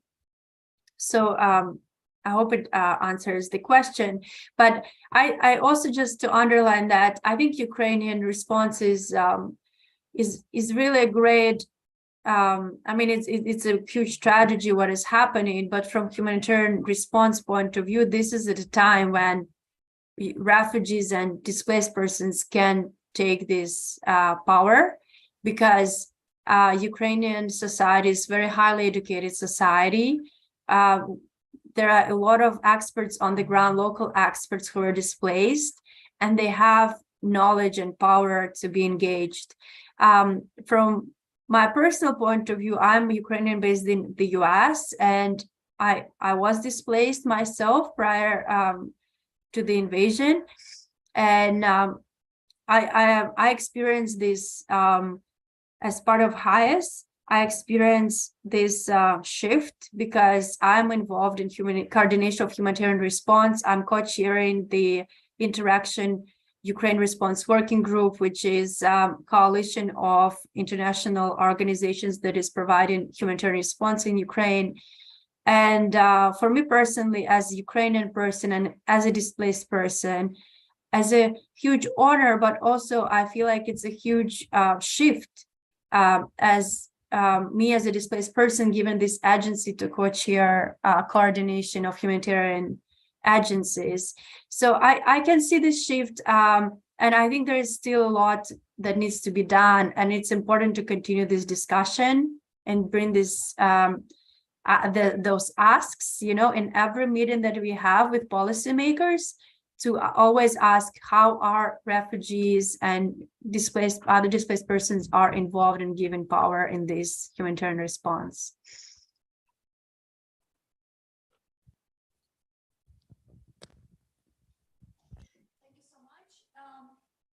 I can start answering the questions, if I may. Please do. Thank you.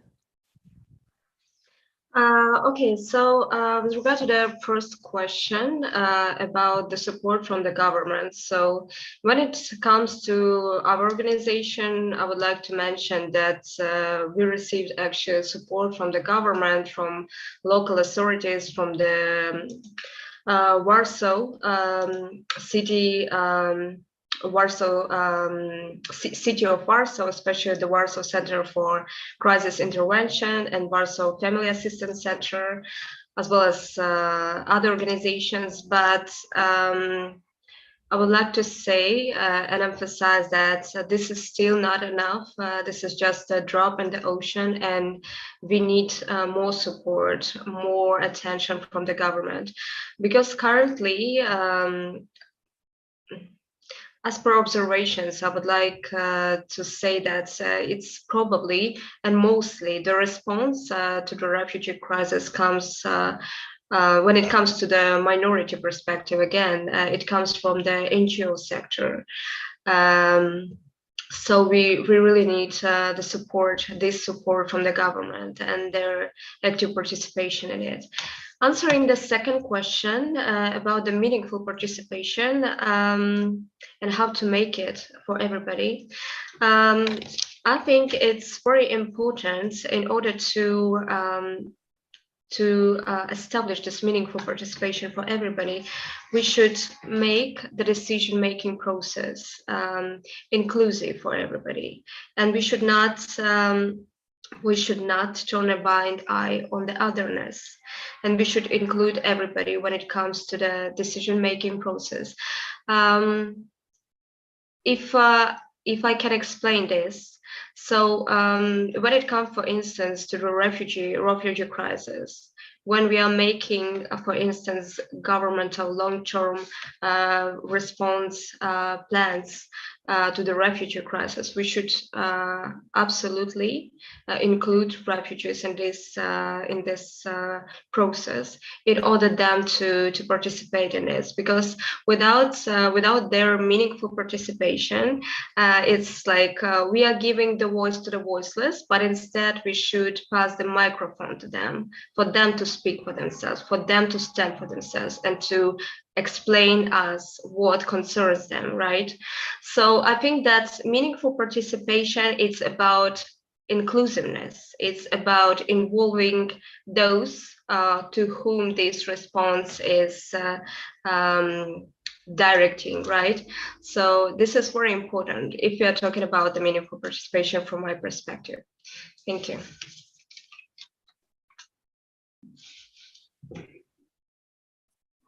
So much. Mariana, would you like to add something? Do you want me to translate the question?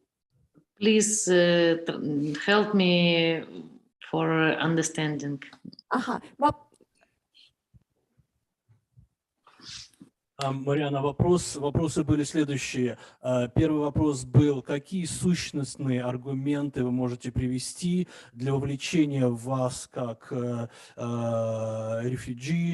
беженцев, иммигрантов в освещение и решение этих вопросов, проблем. Вот. И второй вопрос был, какие у вас сейчас есть конкретные вопросы, проблемы взаимодействия с властями в стране, где вы находитесь? По первому вопросу, правильно ли я его понимаю?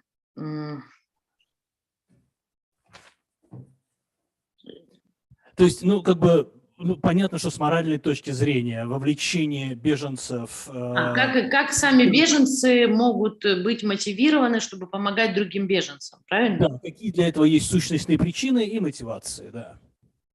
Ну, мне кажется, это если ты расположен вообще помогать людям, ты будешь помогать. Если ты расположен, что ты только можешь принимать помощь и больше ничего не можешь дать никому, то это человеческий фактор. The answer to the first question is, if you are predisposed to help to other people, you will be doing that. If you are predisposed only to receive help, you'll be on the passive side of the process. Спасибо. И второй вопрос взаимодействия. Какие конкретные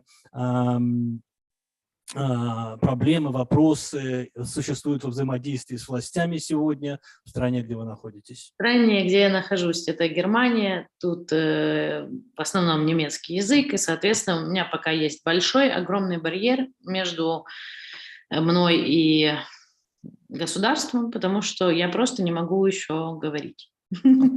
Но государство расположено с нами сотрудничать, и оно открыто, и придет представитель госучреждения, будет проводить, например, образовательную лекцию по поводу жизни в Германии для украинских беженцев. The main problem which we have in the country where we are now, which is Germany, is the language barrier.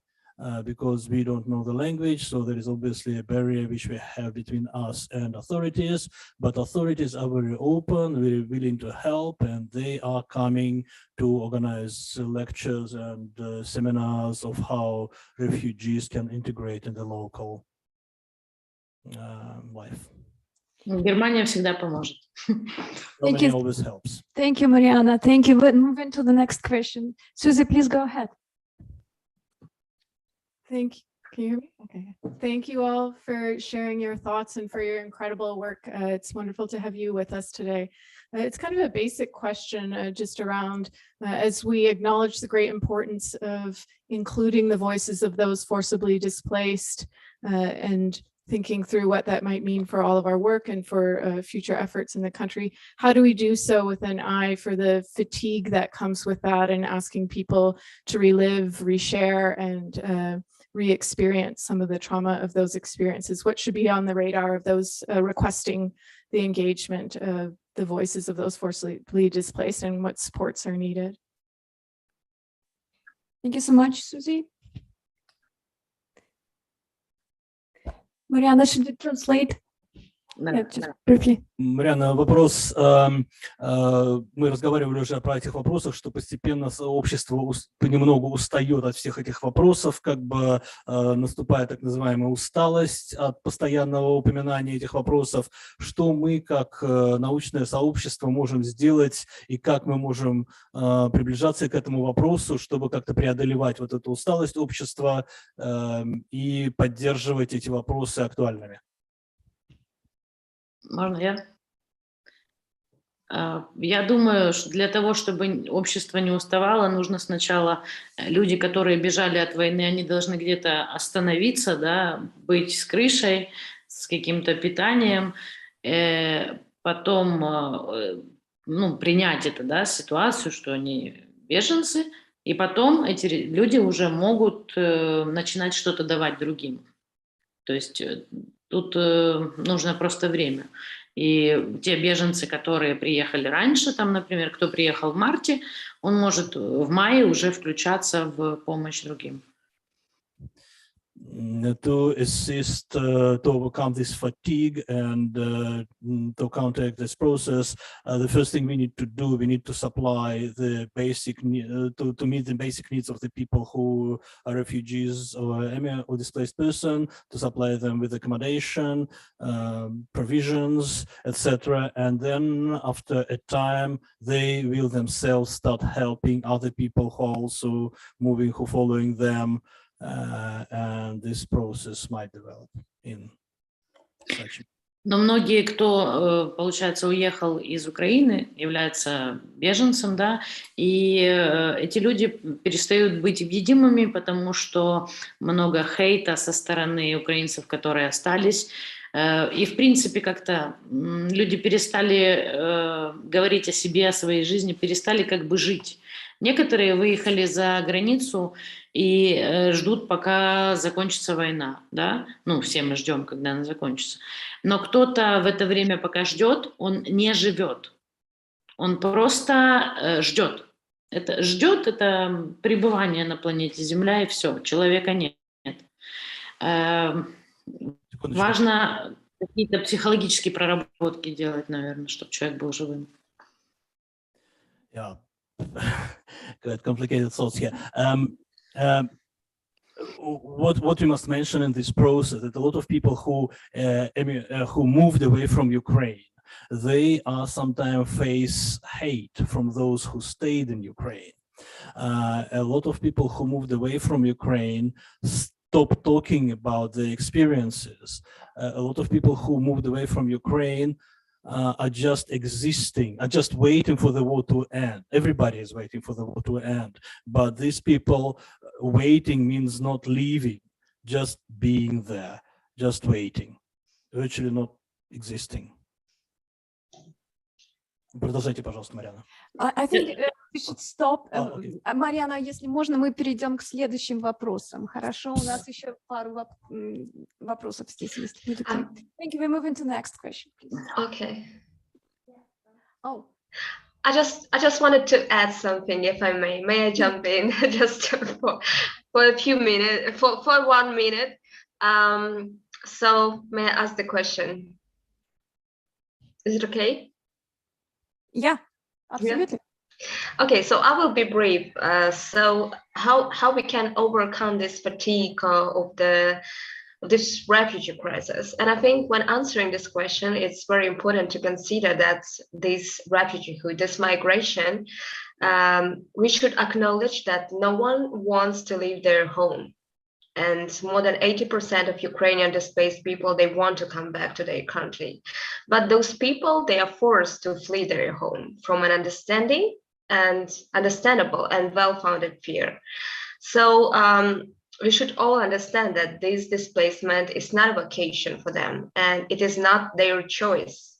And this is why it's an extremely important time for us to show the solidarity, even though we are tired sometimes, but we should demonstrate that those people, they are not left aside, and we are staying in a solidarity, and we are ensuring that they feel safe until they return to their country back. So it is a hard process, but we should be empathetic and understand that this is not their choice. This is the situation that we encounter, and this will pass. Thank you. Thank you so much. So let's move to the next question. Faten, please. I don't know if this is, oh yes, it is. So thank you all for your presentations. I'm working on homelessness in Montreal, and shelters for homeless people do not welcome LGBTQ+ people because they will face aggressions and violence from other homeless people. And this reality struck me in a non-emergency situation. So I was wondering, Mariana was mentioning that in Germany, it was not an issue. When I was in Warsaw, there was a huge protest, an anti-LGBTQ+ protest. And I understood that the religion is still very linked to the state, and I was wondering, according to the three panelists, how is the situation for LGBTQ plus communities who are displaced from Ukraine in Poland?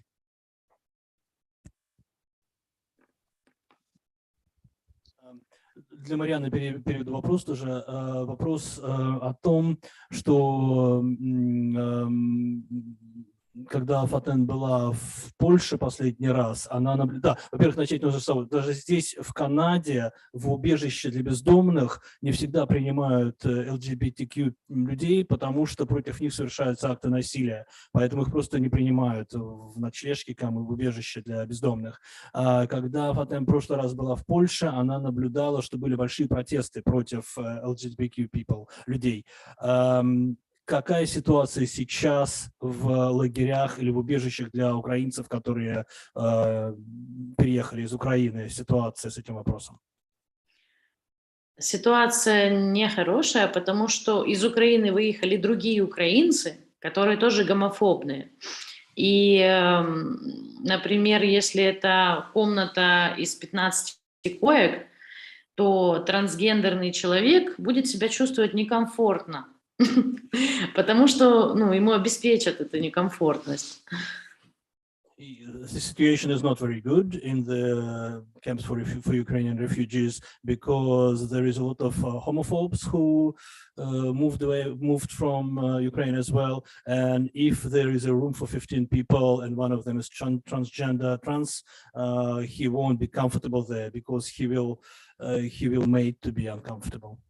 Многие едут к своим друзьям или знакомым, с которыми они вот только сегодня познакомились, и завтра они едут в Германию, да, и остаются, получается, непонятно у кого, да, без оформления прописки и так далее и тому подобное. Потом есть очень много сложностей с документами, но человек это выбирает, чтобы не быть в общем лагере для беженцев.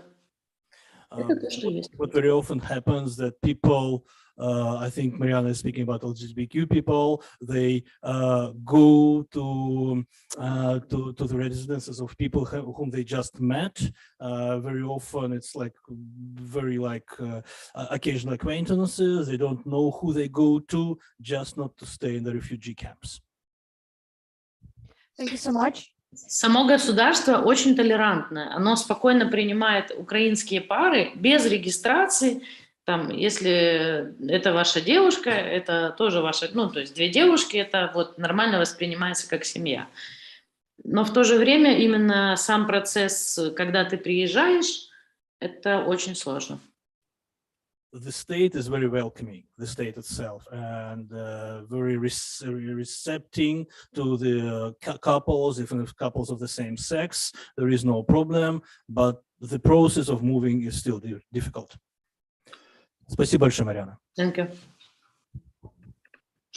We move into the next question. We have Oksana, and maybe Eric, you're going to be the short one, okay? Please come on in. Thanks a lot for sharing your amazing experience that you had. I have a practical question with regards to engagement. I think Olena was speaking about meaningful engagement. And I'm wondering, from your experience or from the experience of your networks, can you elaborate some practical, technological, maybe in the process, procedural ways, how this meaningful engagement can take place? And also maybe if you don't know those ways from your position, how do you imagine what would help for you to be engaged meaningfully? And maybe to Olena also to reiterate, what do you mean by meaningful engagement? So at which stage? Because we heard, I don't remember who mentioned that someone from the government came and informed. I see you consider this as engagement, but maybe do you have some forms of a dialogue? How would it work? To Мар'яна, щодо форм залучення, яким чином залучають вас? Ви згадували, що в Німеччині ви маєте досвід, що приходили і інформували, так? Чи є у вас можливість яким чином вступити в діалог Тобто я розумію, що мовний бар'єр, але можливо з ваших мереж ви знаєте про практичні або технологічні можливості залучення, і так само український уряд, яким чином вони залучають вас.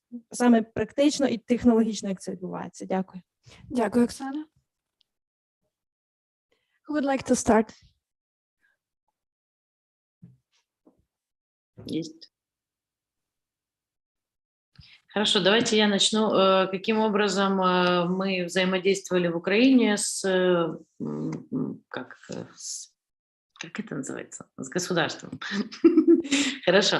Взаимодействовали, получается, были государственные программы, например, на развитие гендерного равенства. Заложено было 1000 гривен на Херсонскую область.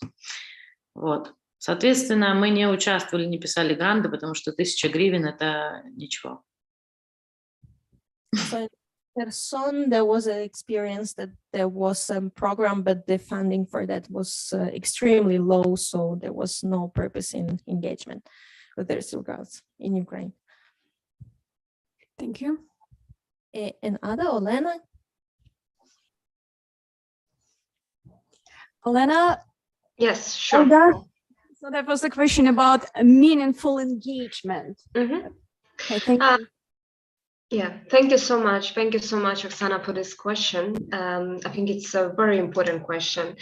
By meaningful engagement, I see that when we are thinking about meaningful engagement, it's about the community. So we should think about a community and in our case, it's Romani community, Romani refugees from Ukraine. We should think about them as partners and partners in the work on the governmental level, right? Yes, if we are talking about the governmental level. And we should understand that this is our partner and we are not moving forward and we are not working without our partner.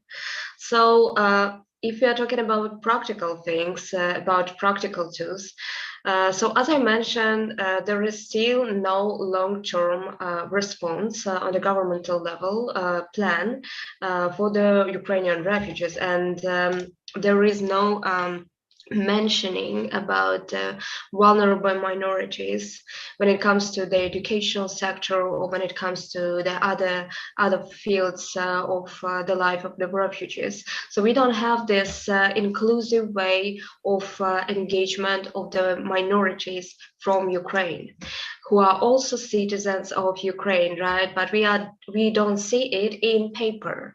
We are not even talking about this. We are saying that all refugees are equal. And on papers, they are equal, but in reality, we can see the different situation. So the first step, if we want to talk about the meaningful participation, but meaningful engagement, is to raise this awareness that yes, they are equal on paper, but let's see on the grassroots how it looks like. What kind of support those refugees, Ukrainian refugees of Romania region, accept and takes from the different institution in comparison to other Ukrainian refugees. So, and when we have this statistics, when we have this observation, real observation, then we can move forward and we can understand that actually, okay, so we have this kind of situation. And then when we are creating this governmental documents to respond to this refugee crisis in a long-term perspective, we can sit down in front of the table and discuss these questions and create this long-term solutions. But without this,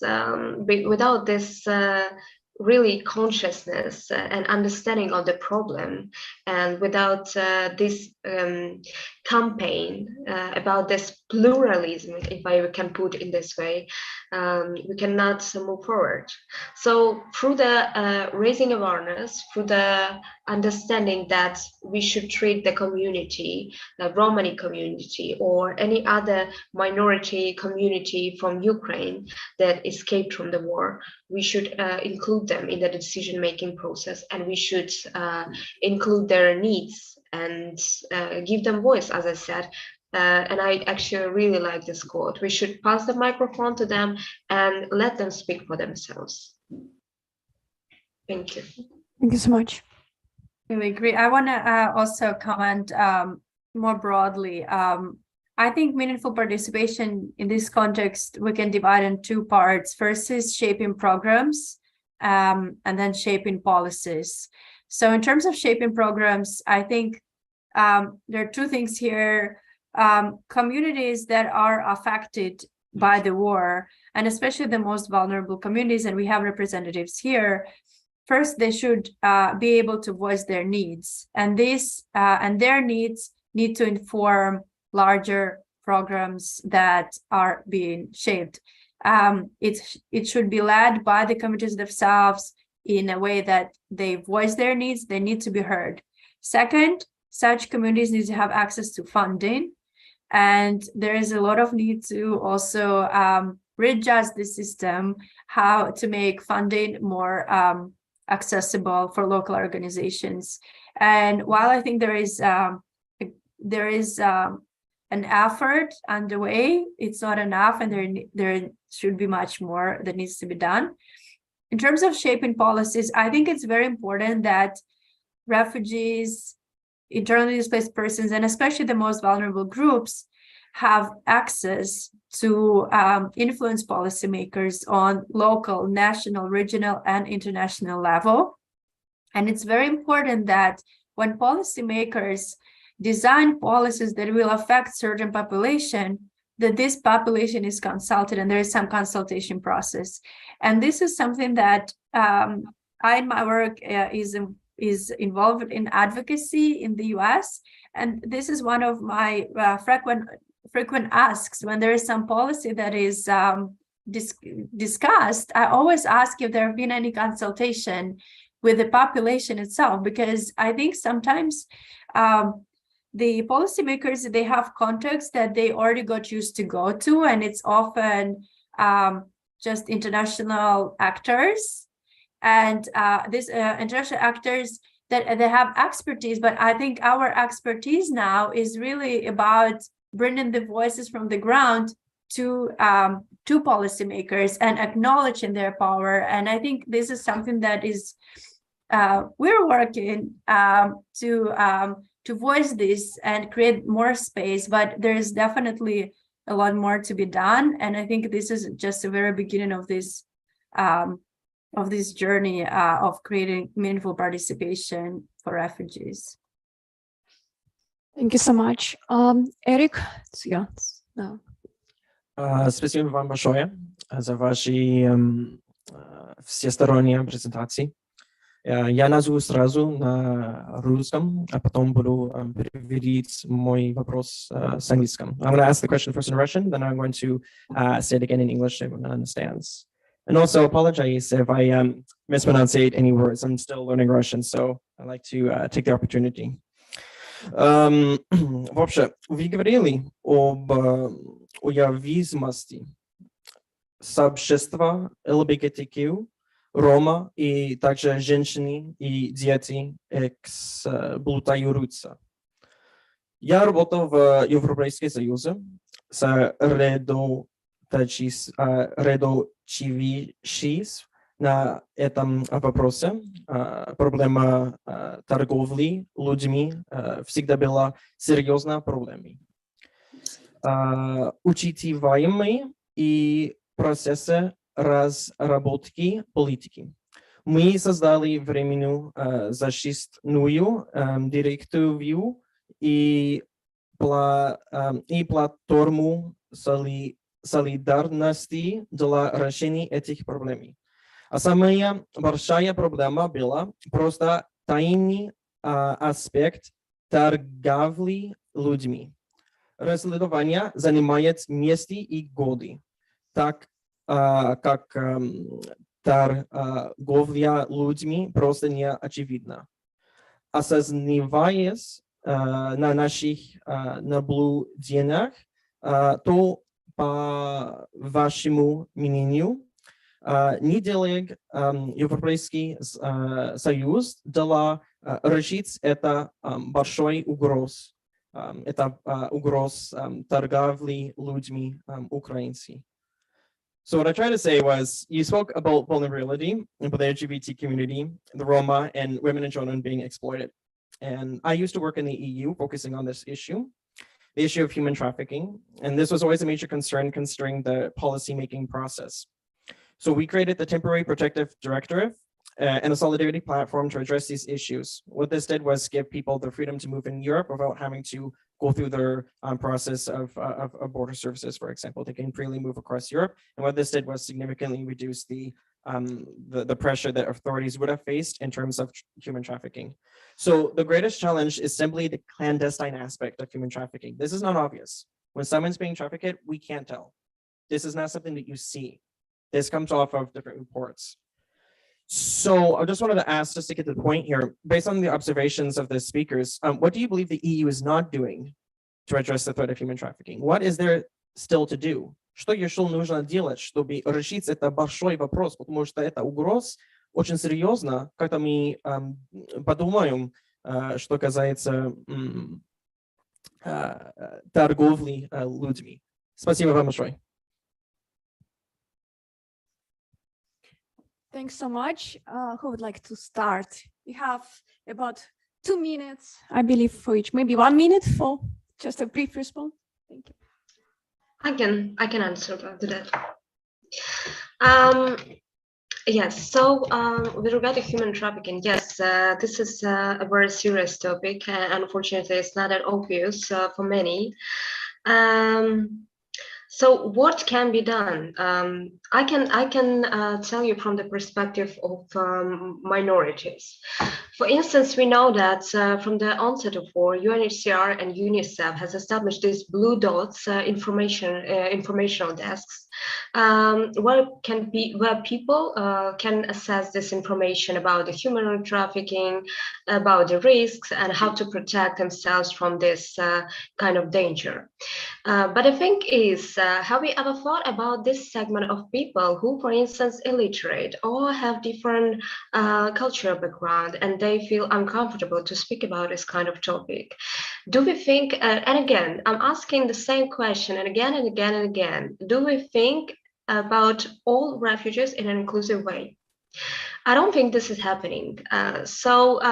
In order to provide this inclusivity for everybody, we have to understand that we have people, for instance, also from Romani community who are illiterate or who has different cultural background, and what to do with these kind of people. So, and to respond to this gap, I would say that we need more Romani mediators, more people who are working, I mean, from Romani community, if we are talking about the Romani perspective, Romani refugees, we need more Romani mediators, people who will be involved in this work to help Romani people who are at high risk of trafficking to protect themselves of this danger. We need to build the trust with this community, and in order to do that, we have to understand that Romani community, they have been excluded for generations.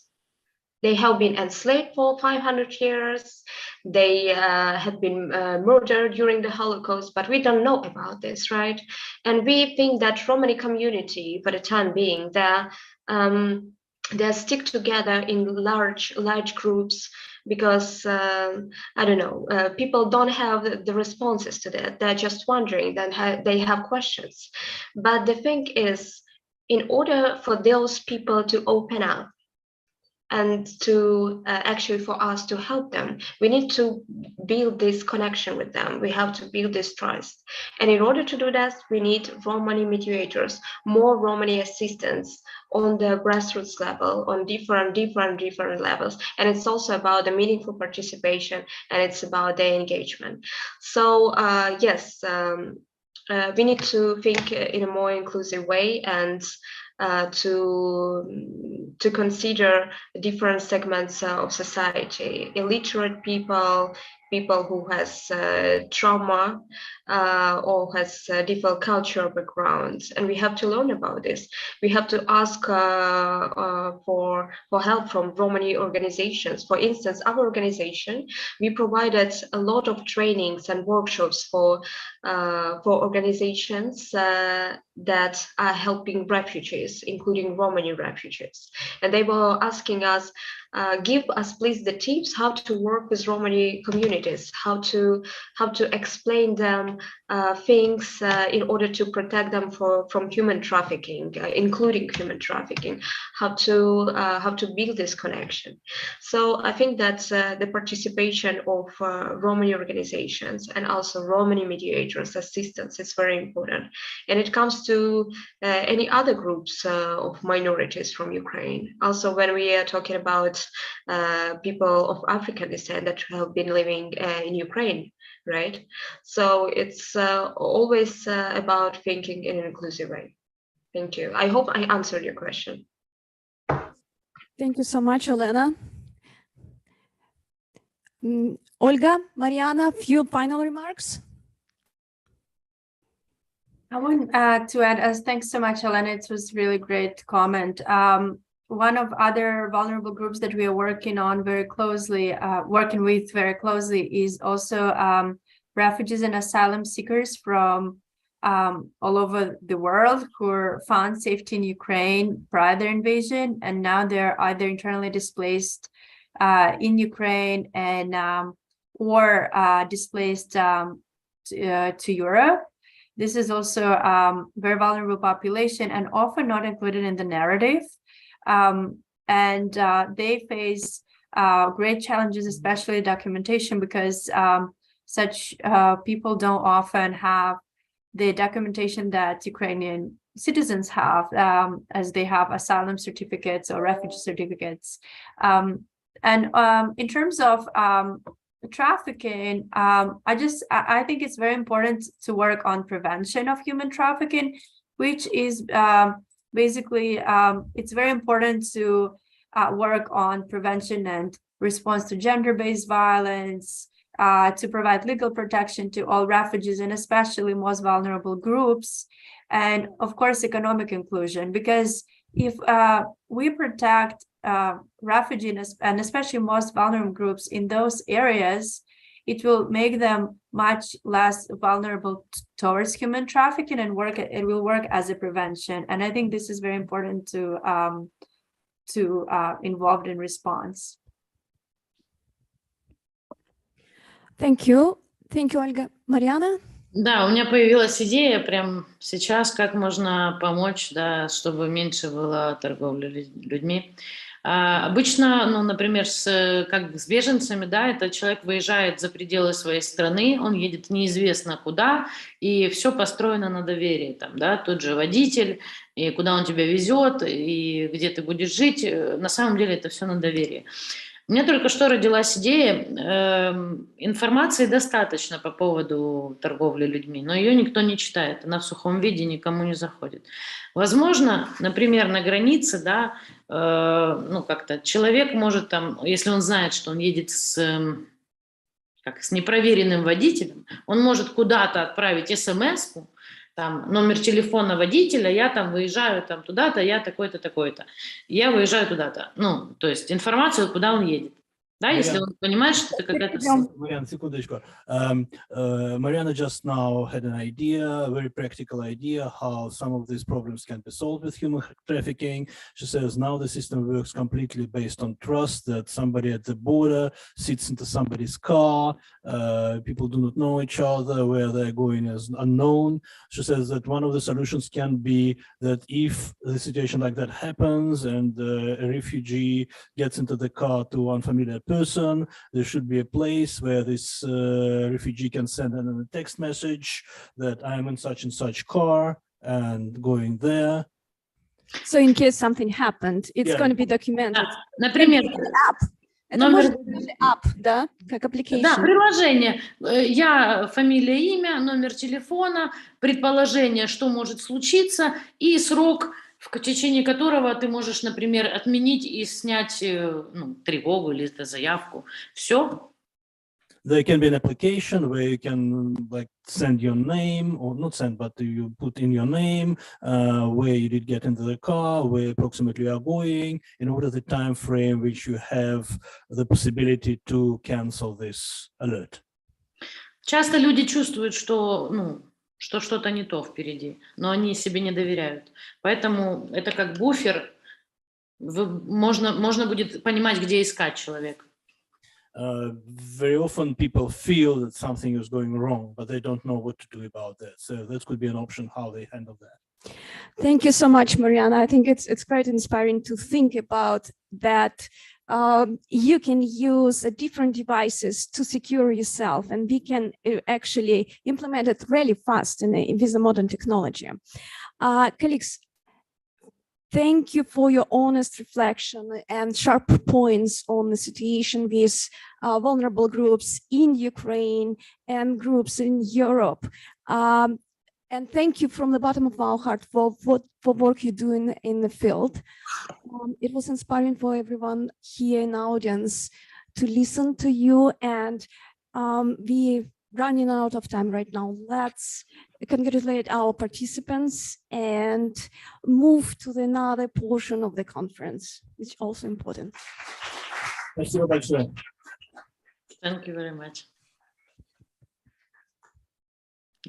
I believe lunch is served in the lobby, and we'll come back at 10 after 2. Thank you again. Спасибо. Дякую.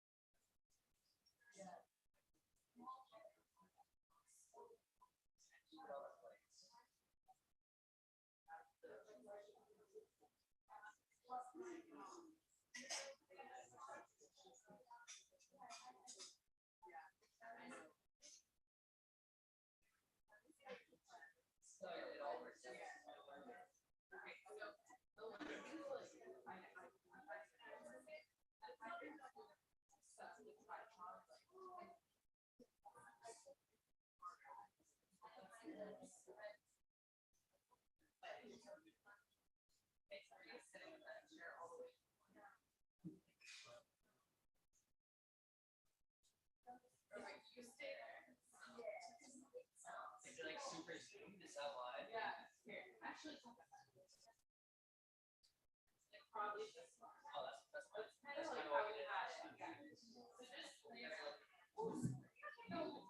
think it can just be.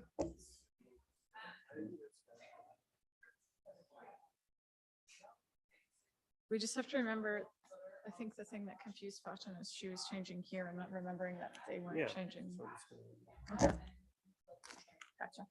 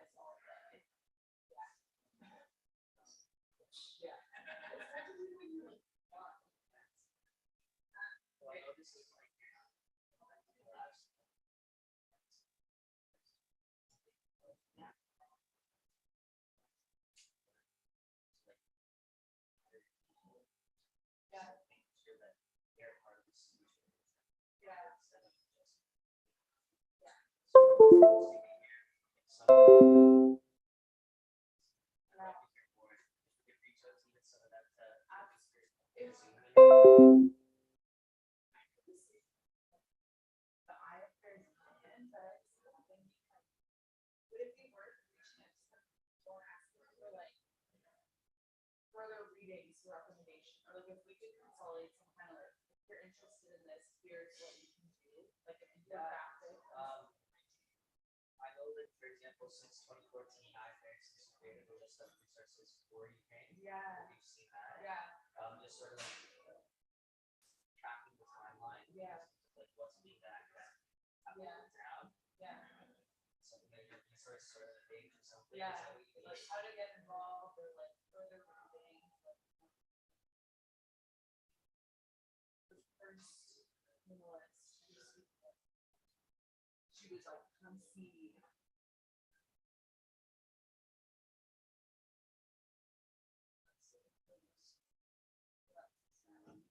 I think it was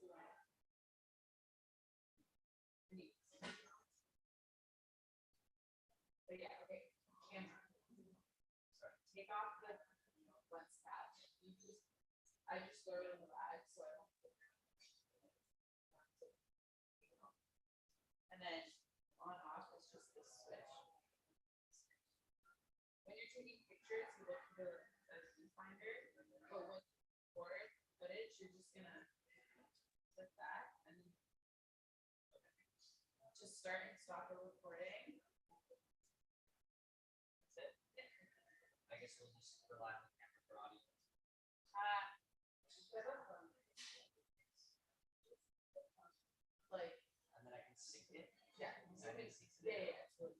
send me like I'll pick this up from you, and then you just send me audio files.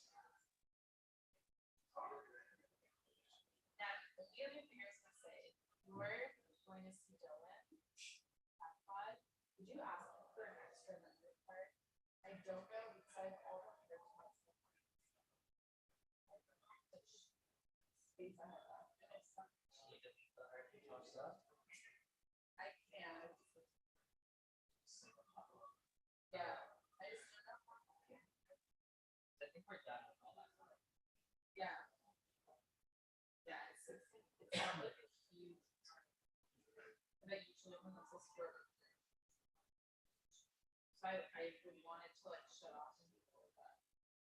So I know Dylan mentioned who has an extra SD card offering to them. I'll send him a text. I have his number now, so I'll do that lunch. I'll talk to him, see like the he lives. Like I just live on the street now. Yeah. Okay. Okay. That makes sense. Yeah. Do you want to try it? Like just turn it on.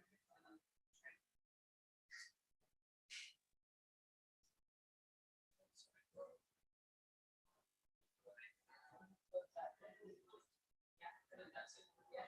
And then there on this is Zoom. I can see something like that. Yeah, and then just record it.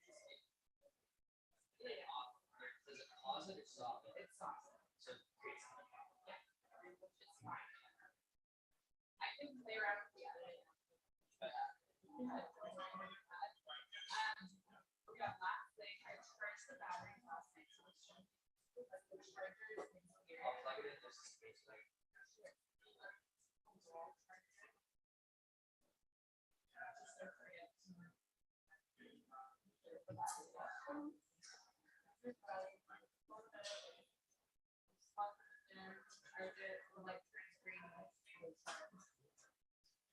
Thank you very much. Be around downtown tomorrow evening.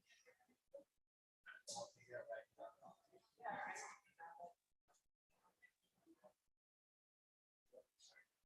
Yeah, I go. Yeah. Okay. Yeah, literally just call me or you can send me pictures tomorrow. Yeah, I would say tripod.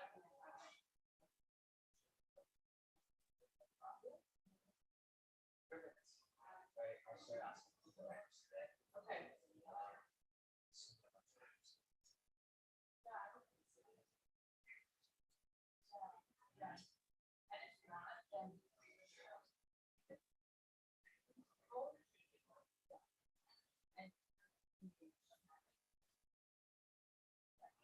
Try to get somebody.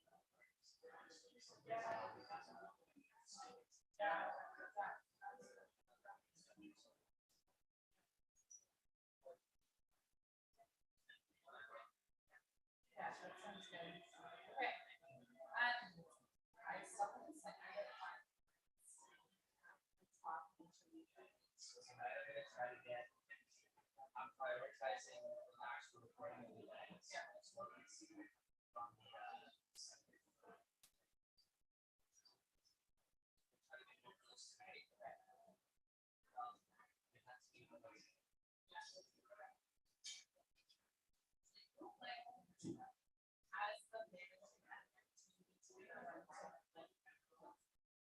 Well, I was gonna offer it. do you know how to use WordPress well? I've used WordPress in my undergrad for like. Yeah. I've learned, I've come into so many institutes. Addy wasn't the one that designed it. Yeah. It was a past manager. Sometimes people get in touch with us, and it takes days. Yeah.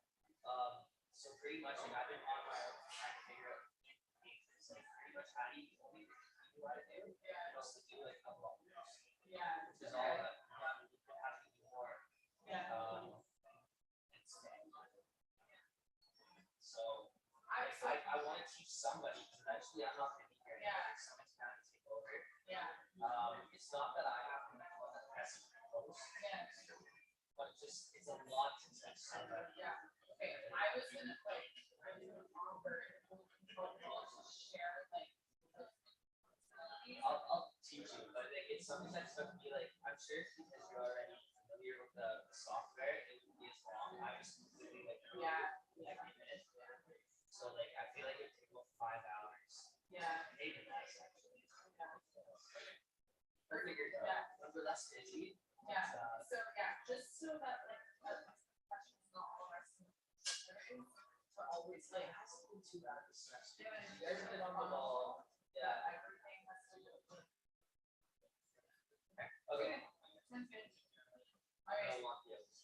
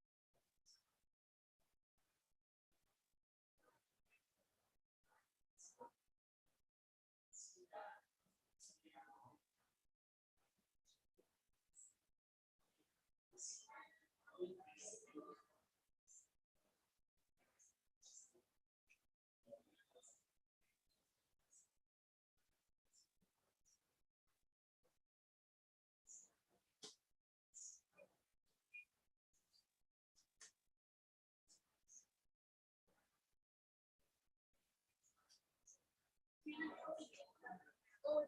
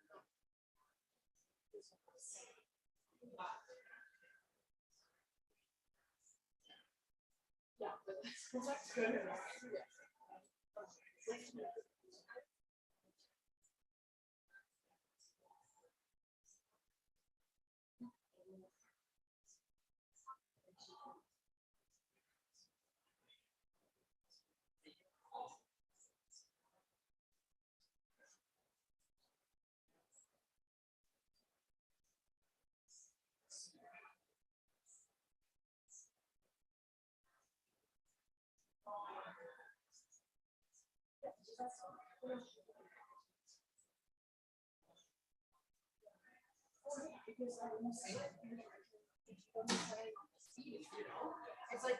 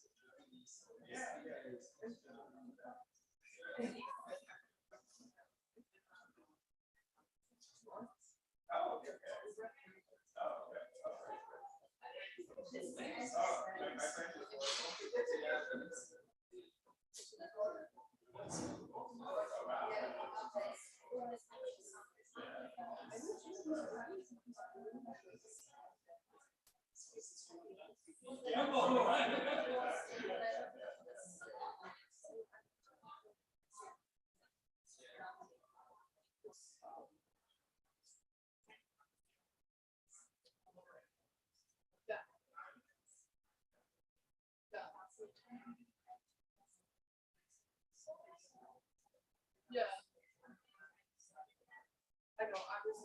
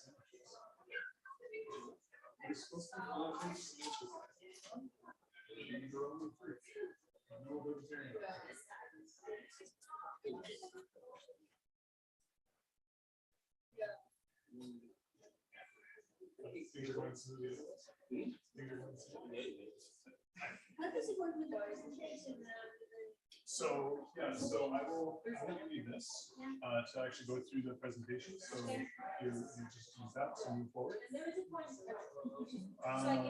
Oh, actually.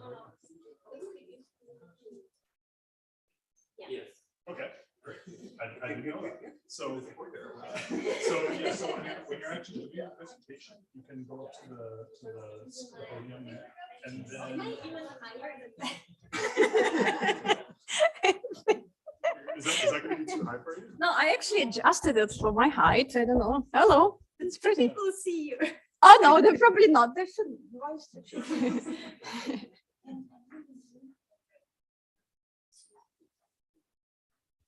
Oh, yes.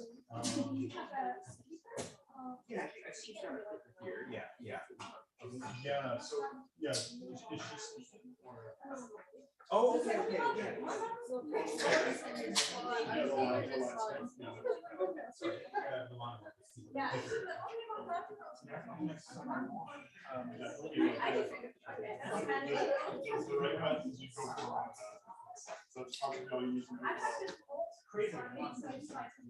Yeah, thank you.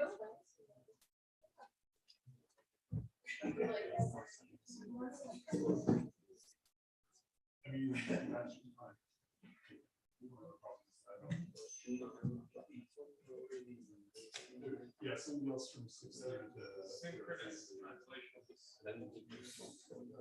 Yeah. I'm not sure which exact.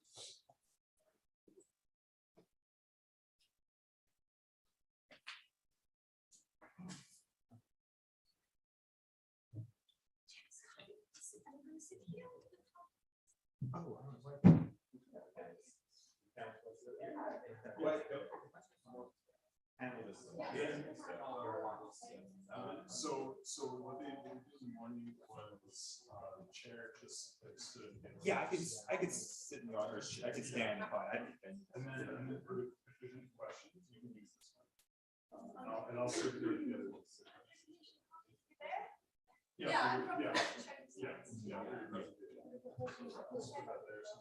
Yeah, you can use this.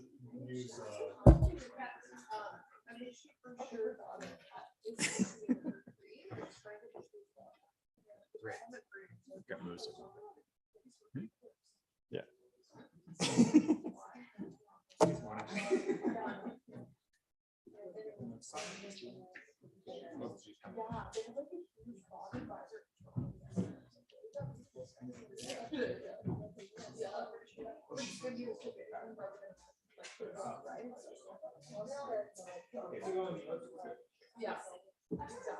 Excel's right there.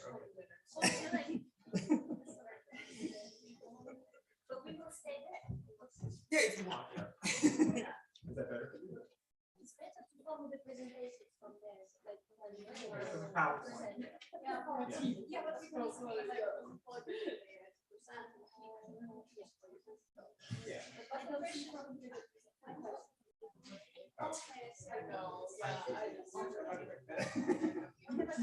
We can say hi and then come back up for Yeah, sure. I'll think it.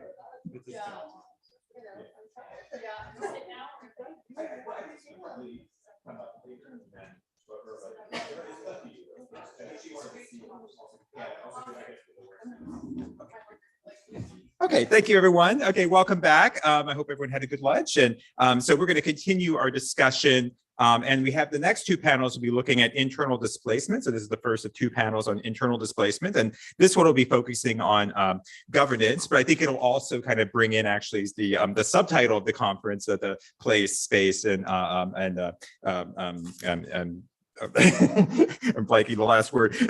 What was the subtitle? Space, place, and yeah, thank you. Pluralism. Thank you. Of course, the very word I could not remember at this moment in this space. Okay. Okay. And also welcome. I'm James Castile from the Institute of European Russian and Eurasian Studies, and I'm also the program director for Migration Diaspora Studies at Carleton. So that's who I am. And so I'm going to so basically I'll introduce our speakers each one-on-one as they come up, and then each of them has 15 minutes to give their presentation, and so I'll keep them to time, and also using the high-tech paper with the 2-minute warning, and then and I think we should have time for discussion at the end. So we have 4 panelists. I think one is virtual, and then yeah, but okay. So our first panelist is Milana Nikolka, who's an adjunct research professor at the Institute of European Russian Eurasian Studies at Carleton, and also, of course, a sessional instructor at the Department of Political Studies at the University of Manitoba. And from 2005 to 2014, Nikolka was an associate professor of political science at the Vernadsky Tarida National University in Ukraine. She's published extensely on topics of Ukrainian nation-building processes, mediation of gray zone conflicts, and political narratives of victimization amongst ethnic minorities, and migrants and diaspora groups from post-Soviet countries. And her paper today is entitled "The Loci of Pluralism in a War-Torn Society." So thank you. Thank you so much, James, for the presentation. I know a bit about myself. Some part of my biography already kind of forgotten, in particular relation to Crimea and teaching there. It is nice to be in such an international community today and talk about important issues corresponding to displacement, to Ukraine, and to the pluralism. I would say our first intention to discuss the pluralism started about 2 years ago with Jeff Sahaday initiative and work with Global Center of Pluralism. We were trying to understand the modern scholarship on the pluralism. And today I want to address some methodological issue, which is global understanding, I would say, narratives of the pluralism facing right now. And I try to address the issue of displacement through the methodological perspective or changing or challenging perspective of the pluralism. Can you see my slides? Yeah, kind of. So I will talk about the correspondence between people, locations, and cultural, political, social practices of pluralism and institutions. It's a very ambitious project. I already wrote 11 pages, and I'm not even close to the final point of my research. And my great appreciation to Faten, who's going to be discussant for this paper. Please refer to the slides, and I hope you will find more structure there than in my paper, where is majority of the materials is a discussion what is pluralism is and not, and where we should go with this. Hope Matthew will find it interesting. So without further ado, I would like to introduce the ideas of loci of pluralism in a war-torn society. Okay.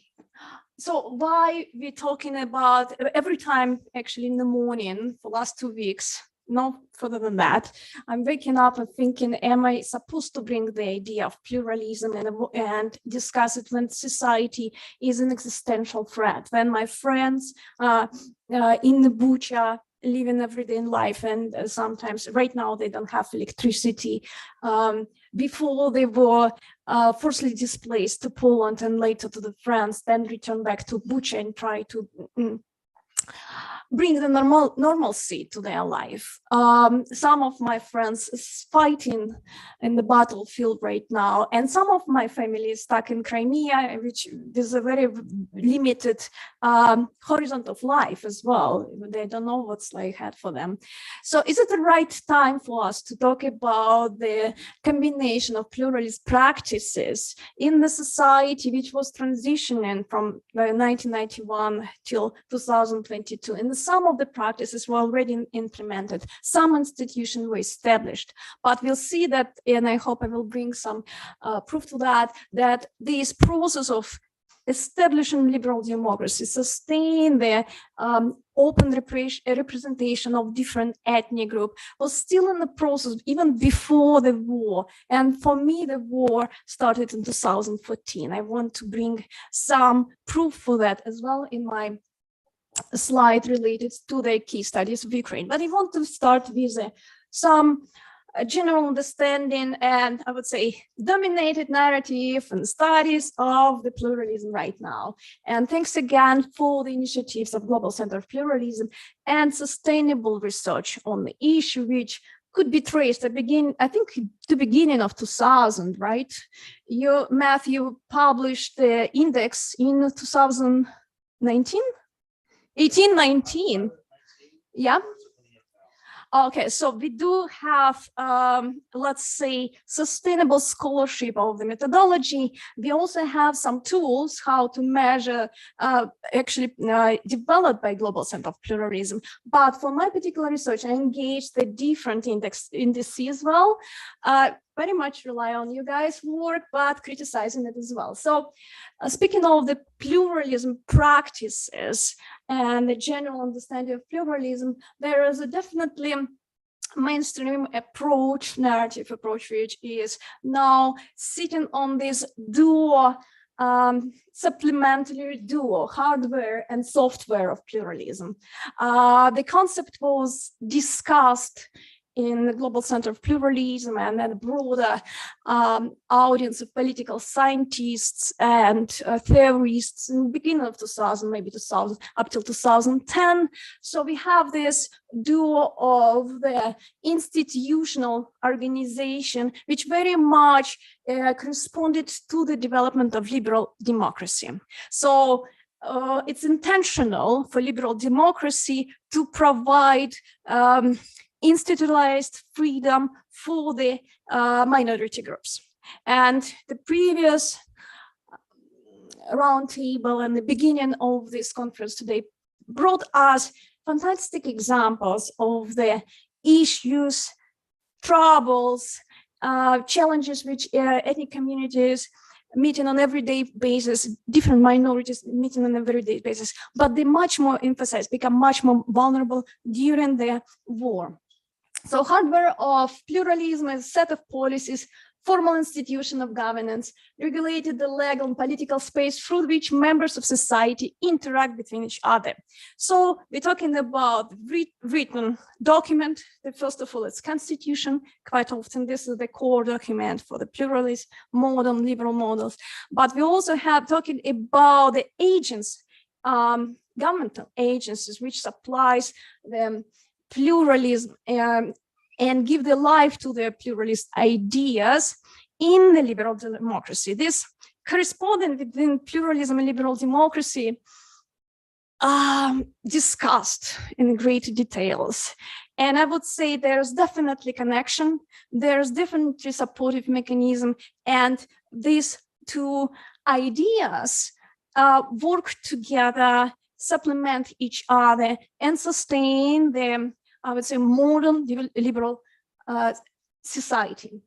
Software of pluralism defined as a cultural habits of public mindsets such as conceptual national identity, historical narratives, cultural attitudes, some history of bringing of different communities living together. They are much in terms of the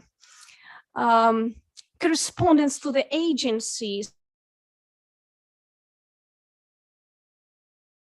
institutions, but they do have community-oriented organization model.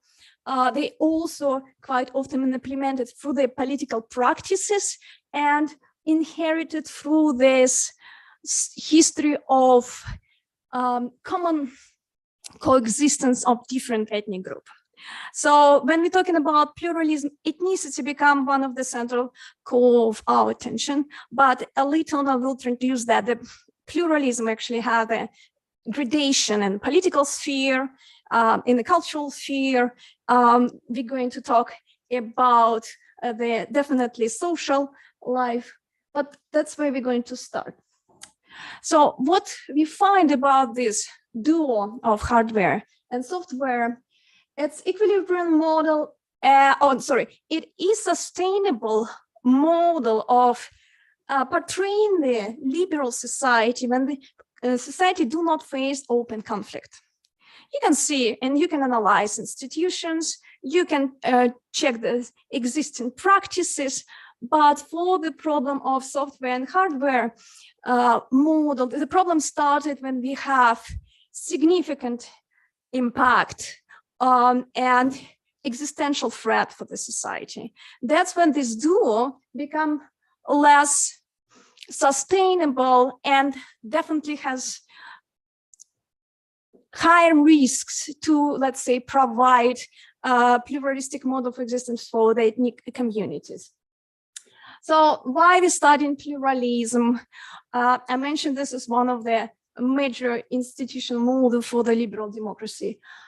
In the modern scholarship, we have a model, equilibrium model and conflict model, but again, they're both static models. They applied for the existing state in the national borders, something what not often corresponded to ongoing conflict. And I will bring it, the story of Ukraine when 6 million people internally displaced and another 6 or 7 million people out of the country. This is tremendous part of the human population, which right now definitely we see the deficit of the communication inside of the state borders, inside of existing communities, and disrupted pluralist model of communication, which could be found in a statistic explanation of hard soft model. So I'm going to bring another approach to the scholarship of pluralism, when we bring in not just state institutions or cultural phenomena, but we now emphasizing mostly on the correspondence of location, people, and existing variation of both software and hardware.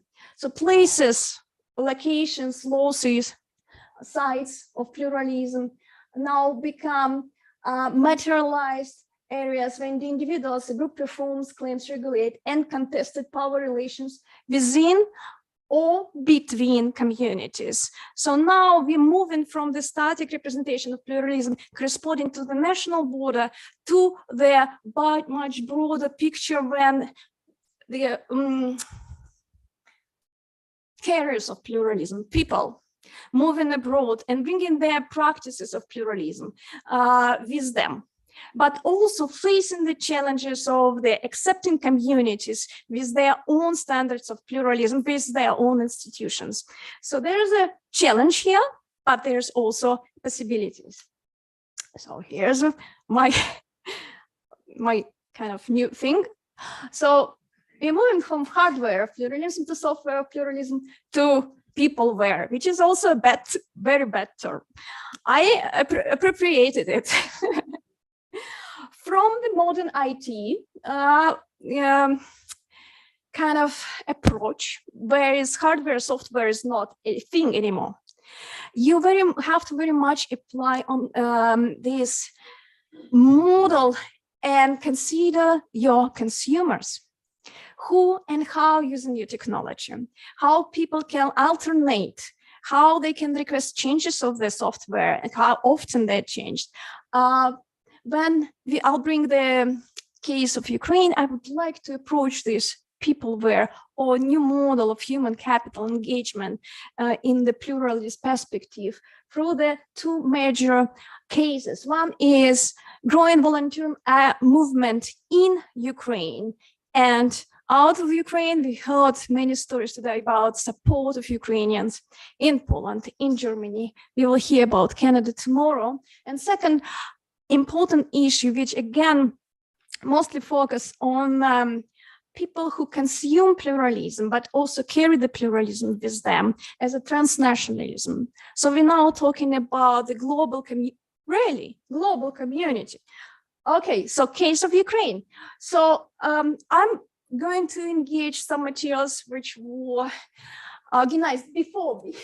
So in Minakov's publication on Canon institution of 2018, he divided two major perspectives of Ukrainian development. So from 1991 before 2014, we saw that Ukraine have this picture of diverse and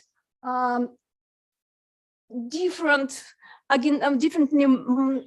society, not just a classic binary dilemma of Russian-speaking community and Ukrainian-speaking community. It's much more diverse, much more complicated. We see the three major Orthodox churches, so we see that there was engagement of them. Religion institutions, state institution, and managing religious pluralism. We saw also large Ukrainian Russian-speaking population, but another ethnic groups which were articulating their rights on a regional basis. And the situation was working up till 2014-15. There were also a problem. There was also an issue. It is problem picture which show us correspondence between Ukrainian perspective on political populism, pluralism. Political pluralism is a party model, multi-party model, and relations to the oligarchy system, relations to the corruption, freedom of speech, variety of media outlets, correspondence to existing oligarchy system.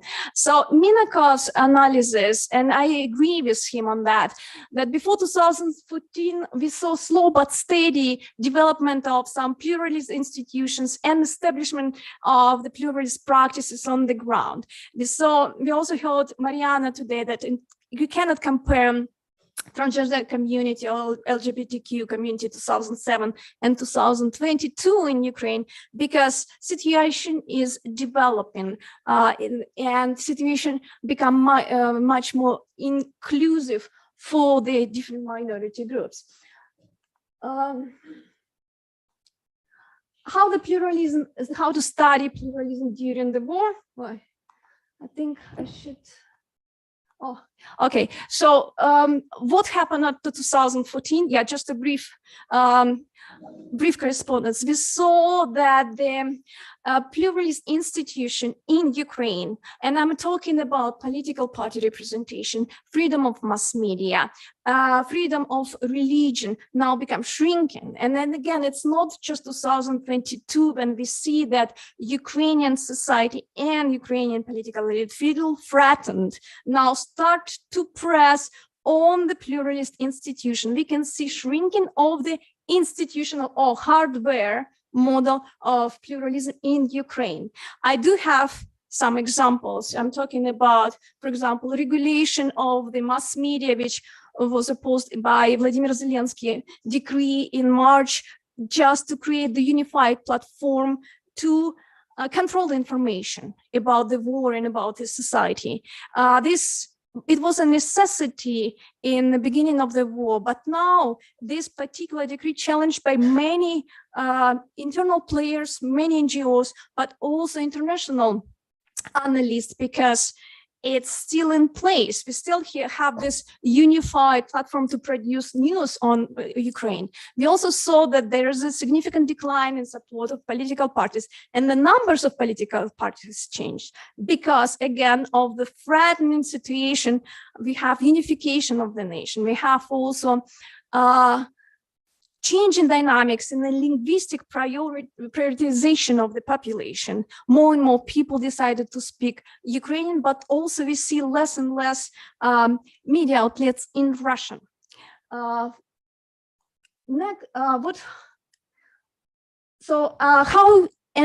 we should study the pluralism during the war? It's a big question.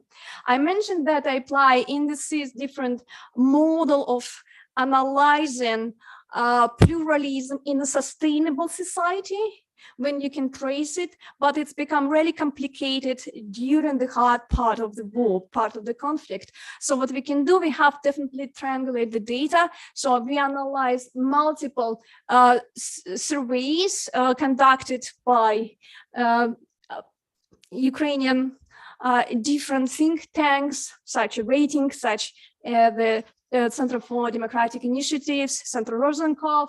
So based on the combination of the data, we can actually get information how flexibility of the pluralism is now changing. So pluralism is not the concept which is given you as sustainable and written in stone position, but it's also very flexible. And at our case, with the people engaged in the carrying the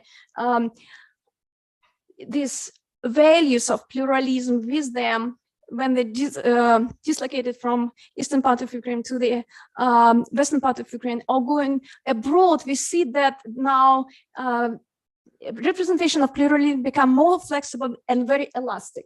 So we have to combine the methods, surveys, and for example, some observation. In my case, the pictures I was posting in here, they were taken by my friends living in Bucha.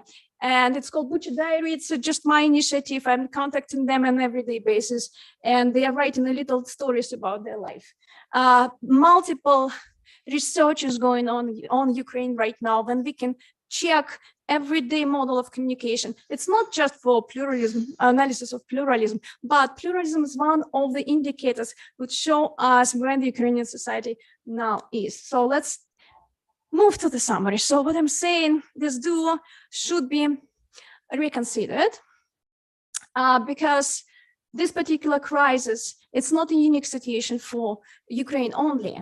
We see that with the Syrian crisis. We see that the people now become active actors, carriers of existing models of pluralism. And the institutional reaction in Ukrainian case and the mother mainland of Ukraine during the war, institutions start to shrink. We saw that the pluralism support, institutional support financially, and from the political will now it's less important. And it is reasonable during this stage of the war. But because of engagement of transnational actors such as diaspora and active volunteer engagement, this shrinkage was compensated by volunteers and their work on the ground, their people approach, their new approach. That's what is interesting. It's not software of pluralism anymore because many practices are new for Ukrainian. Even volunteer for LGBTQ community, or one of the recent episode when the volunteers come to the Liman, which was recently liberated by Ukrainian army. And it were people who were clearly supported Russia in there, but they were given food, they were given support, they were given medicine. And this is a very good platform to maintain this flexible, elastic model of pluralism in the future. Why we still need to study pluralism? Because without pluralism, reconstruction of the country will be very, very hard. Thank you. Thanks so much, Milana. And I think our next speaker, she's online. Yes. Yeah. Okay. So our next speaker is Anastasia Panomarova. She's a Ukrainian architect and urban activist working at the Board of Art, Architecture, Urban Design, and Community Development. And she studied at Kiev National University of Construction and Architecture and is a former Fulbright visiting scholar at the Massachusetts Institute of Technology. She's currently based in Ivano-Frankivsk, Ukraine, and working with the NGO Urban Curators on the conversion of an unused dormitory building into IDP housing. And so her presentation will be, I think, talking about that project. So it's called Opportunities for IDP Co-housing in Ivano-Frankivsk, Ukraine. Okay, Anastasia.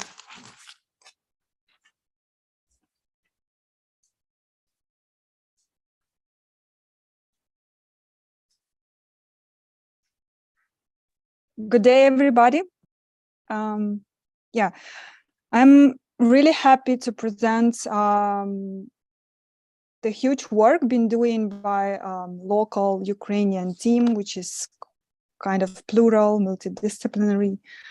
Yeah, like by my own, this project called Kohati, and it's our common answer to the like a very dramatic challenge and with accommodating internally displaced people in Ukraine, and it's sort of it's ongoing project. And what I'm going to share today is the result of half-a-year work, which includes some of our like positive achievements, but also an open question I would like to address to the community today.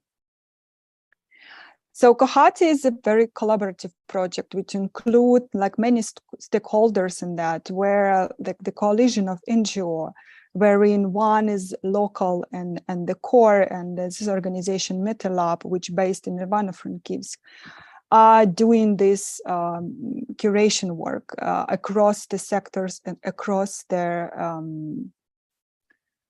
across the different stakeholders involved. But in the very core of this project is our attitude to those who extremely need our help, and it's a sense of care, sense of sort of love, and very positive feeling, and this influence the title of our project.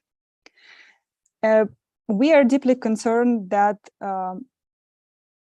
and believe that the rapid response is very important because people are extremely needed accommodation. And what is more important, accommodation can save lives, because there are many people which suffer from the shelling and from the danger in their own city, in their native towns, are considering to flee, and they are looking for the options, for available spaces for them. And this argument for them is very important. Maybe it's the second argument after the availability to escape this danger, which is kind of travel issue, this logistic opportunity. Yeah, the space become for them is important argument they are considering while they are making this decision to flee or to stay. So for us, it's clear that architecture can save lives. Architecture can availability and access to the space make something important for the people. But we do also understand that to provide these safe spaces for the short term is not enough. So the space for the safe space for the long term is a matter of very complex process, which includes sustainability aspect, and it's what is more important, the integration, intention and integration work. Without that, the many risks will appear: eviction, the conflict, this host community, and there are also might be different other problems which increase unsafety and discomfort for internally displaced people, for people who are like temporarily occupied some spaces. Those we become within our team, within Kohati group, with this model, which express our attitude towards the ultimate safe shelter, safe accommodation means for us. It's a complex integration of fast response, rapid response, but also many other aspects which are important.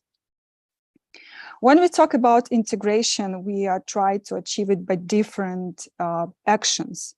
I'm an architect. For me, it's absolutely clear that the location, the choice we've been doing while we are making the decision which with building we're gonna work is important, because the location, the access means the access to the existing facility, the access to potential job, to city amenities, and it's more easy connections to a host community.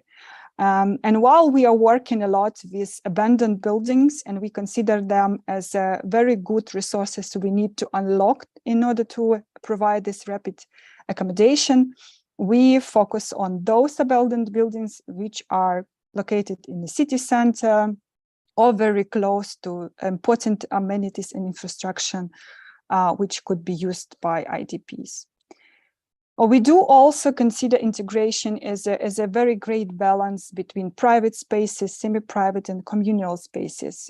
We did many areas which IDPs could use if they would like to spend time with others. It's very important for us to give them options, rather to use their to use their private spaces and not to be forced to spend time with others. But it's important to have those spaces for integration, and we within our replanning work we consider that. By integration, we also mean like the involvement IDPs into the project. And now, while we are working with abandoned building, which have some history important for the host community, this volunteer movement during our Kohati project become a sort of integration between host community and IDPs who are also in work in some of the not very difficult in terms of construction work, in terms of construction task. So they become a sort of collective aimed to do the same work, but came from different background, and this work become a first step of integration for them. Yeah, I see that slides are missing.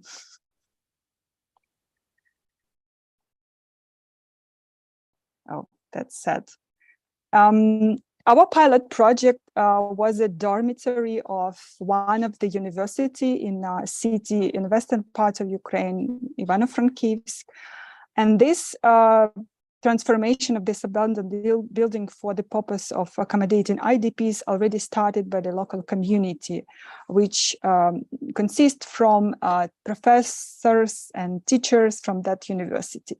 And for us as the Kohati team was important to help them with our architectural expertise, with our expertise for relocating, mobilizing resources, and expertise around the volunteer movement. So we help them with all of this set of expertise to achieve their goal. And now this project, which occupy this building, which occupy more than 100 IDPs, are in charge of this community. They've been managing it, and we actually keep going. We have initiated another project. So basically, we've been doing this transformation in a not expensive way. So we are managed to repair very fast this dormitory, but also very, very cheap. So we spent, I think, $80 per square meters, including everything, furniture, material, and also some basic repairment of existing infrastructure of the building. So it's relatively cheap and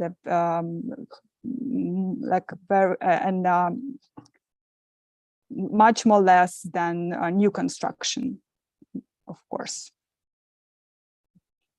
Understanding this huge demand, we've after the first pilot, we immediately started a new project. But that time we came up with a private property, which helped us to do a sort of experiments with defining demographics group who are going to accommodate this area. So the pilot project was on a balance of municipal agency, those we are not we were not able to select IDPs who are going to leave them, and also to mix them with a local. And in this case, we are now mixing up the IDPs with locals, and we are trying to mix different groups in order to create like more self-sufficient community and do not provide accommodation for like a very narrow group. So this property status help us to do so. The next case is abandoned office for the Department of Education in Ivano-Frankivsk, the same city. And this case is interested by like additional special opportunity, which is abandoned garden around this beautiful building, which become a sort of space for a community project where we with IDP try to design the courtyard, the garden, and this space outside, which might kind of to be additional space for limited communal proper spaces and rooms inside of the buildings. So we do have the idea to accommodate as much as possible, and in this case we will accommodate around like very close to 100 IDPs, wherein would be around 7 square meters per person, which is quite good standards, but it affects the shortage of communal spaces. And we together with IDP came up with the idea to kind of substitute those shortage outside.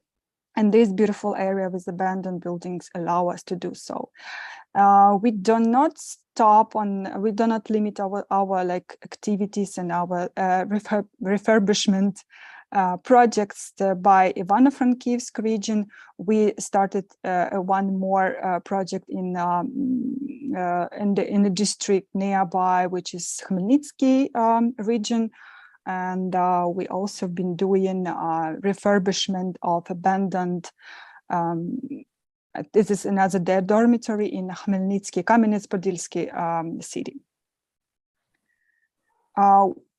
We have kind of, due to this collaborative approach of this refurbishment, we are doing pretty well in terms of providing mid-term accommodation for IDPs. Those mid-terms might be for 4 years at least, as it mentioned in the contract. We've been signing with municipalities, with regional administration, with those who are in charge of this accommodation from this perspective. But we do understand that it will not change like the housing problem in Ukraine, which is quite huge. We basically have so far like less than 1% of the social housing in the country, and this situation might not change if we will not like the push reforms. We will not push the changing in housing policy and planning regulation and requirements and so on and so forth. And we've together with the partners who are like more from this field, like more political, more urban management, we've decided to do an analysis of existing Kohate project and think about together what we can do to change the status quo in a house, and how to kind of use this emergency project energy and turn it into more long-term. We do believe that this is a kind of golden opportunity to introduce new standards in Ukraine and to use this energy of the project to change something. But it's also important for like sustainable model of this collective centers we created on these abandoned buildings. And it's very important in terms of community operation. So we as a Kohate, we've been doing a lot of like work, starting from the location choice to resource mobilization and others. Like we've been doing all of these phases marked, I would say yellow, yeah. But we are not ready, and I think we are not kind of skillful to do the space operation. Yeah, those we believe would be the responsibility of the users of the IDPs who are going to settle down. And this is the way of creating like more conventional, well, more like comprehensive housing models in Ukraine. And understanding that we need to push our project, our collective center into more like a sustainable model, we have integrated those communities during each phase of the project, starting from the assessment.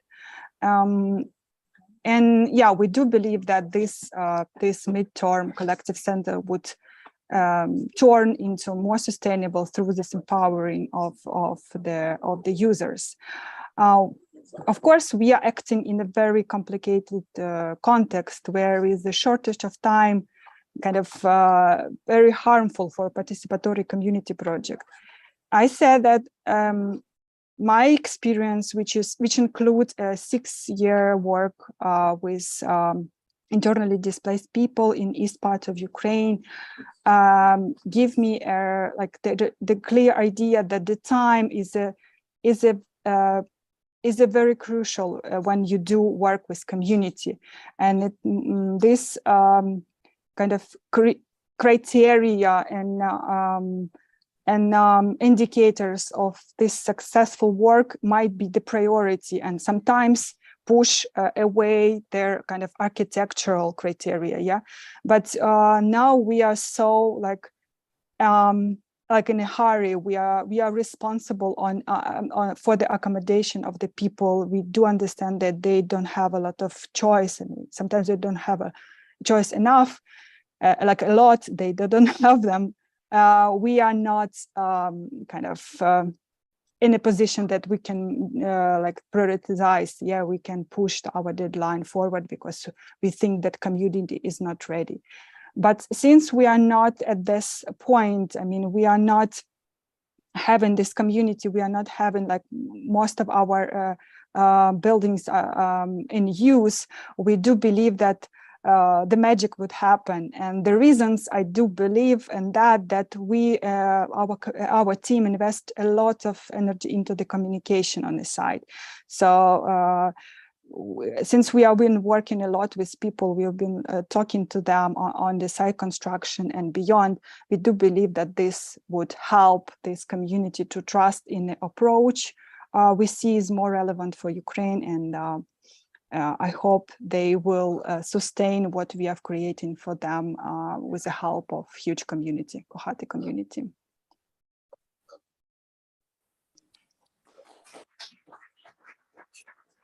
Okay, thank you, Anastasia. And it's great how I think our papers are also bridging both this theoretical discussion of pluralism, but also the practice and actually the way the built environment that kind of inspires this is very interesting in creating spaces for pluralism. Okay, and I think our next papers will continue in this vein. We have two presenters for the next paper. David Shishanava is an adjunct research professor at URS at Carleton, and is also previously an assistant professor at Tbilisi State University in Georgia, cross-appointed with the Faculty of Social and Political Sciences at the International School of Economics. And his research focuses on the social, spatial, and temporal aspects of inequality, the politics of urban development and displacement, and the role of civil society in urban policy. The second speaker will be Suzanne Harris-Brandt, who is an assistant professor of architecture and urbanism and the faculty associate at URS as well at Carleton. And her research brings together design and social sciences to explore issues of power, equity, and collective identity in the built environment, focusing primarily on Eurasian cities. And both David and Suzanne are co-founders of the Tbilisi-based research initiative Collective Domain. And so their paper they're presenting is entitled Protracted Displacement in Georgia, Governance Issues and Ongoing Challenges to IDP Livelihoods. So looking forward to that.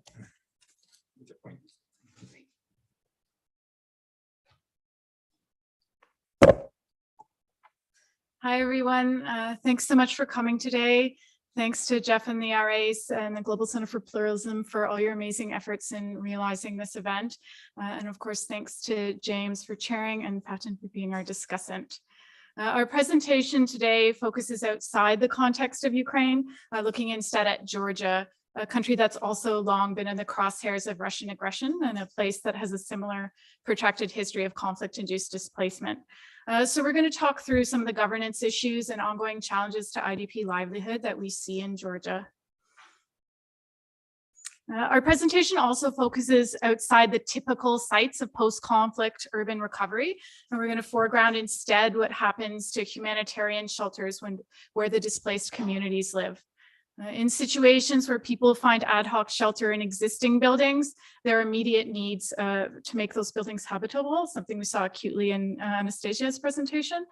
But there are also concerns that emerge only years on amidst protracted displacement.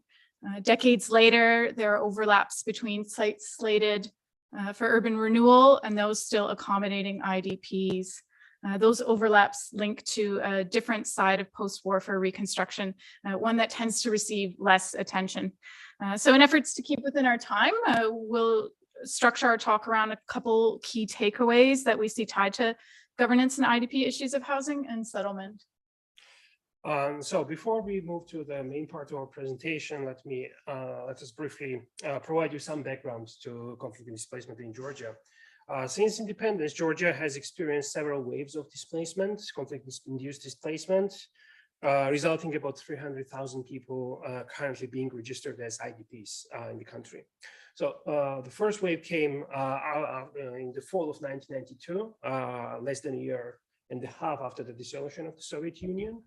And conflict in the secessionist region of Abkhazia led to the displacement of about 270,000 people, primarily ethnic Georgians, who fled Abkhazia to other parts of Georgia proper. And while approximately 45,000 people were able to come back to go back to their homes, the majority still cannot go back to Abkhazia. And the second more recent wave of displacement happened in 2008 from the Tskhin Valley region, South Ossetia. Additionally, some 2,000 ethnic Georgians from the Kodori Gorge of Abkhazia also fled to safety. And in total, in this wave, about 140,000 people were displaced. The majority went back to their homes, but 30,000 still are unable to go back to their homes. As you can see on this map, the IDPs are mostly concentrated in Tbilisi and the areas adjacent to Abkhazia. But IDPs still reside in all over Georgia, so they have resettled in all across the country. Overall, we can say government mobilization towards supporting IDPs has been slow. This is in part due to weak state institutions themselves struggling with post-Soviet independence and a lack of resources, with the state reliant primarily on international aid. But equally important, we'd argue, is that the state had a vested interest in maintaining the status quo of precarious IDP settlement. And that's given just how interconnected the right of return is to Georgia's territorial claims. So there's a fear that by quickly and happily resettling IDPs locally, that would weaken arguments for the urgency of the return of Georgia's sovereign territory. There are far-reaching governance implications for internal displacement. Today, we're going to foreground issues of housing, urban development, and resettlement, but we do so with a caveat acknowledging that all are interconnected and have bearing on one another. So one's place of residence has far-reaching impacts on access to education and healthcare services, as well as opportunities for employment, to name but a few. Our research has spanned several years, and has involved, we're not old enough for that yet, we're working on it, and it involves various mixed methods, secondary data analysis, policy review, site observations and field visits, as well as focus groups with IDP and non-IDP residents. So the 7 key governance takeaways related to IDP housing and settlement we're going to discuss today are these.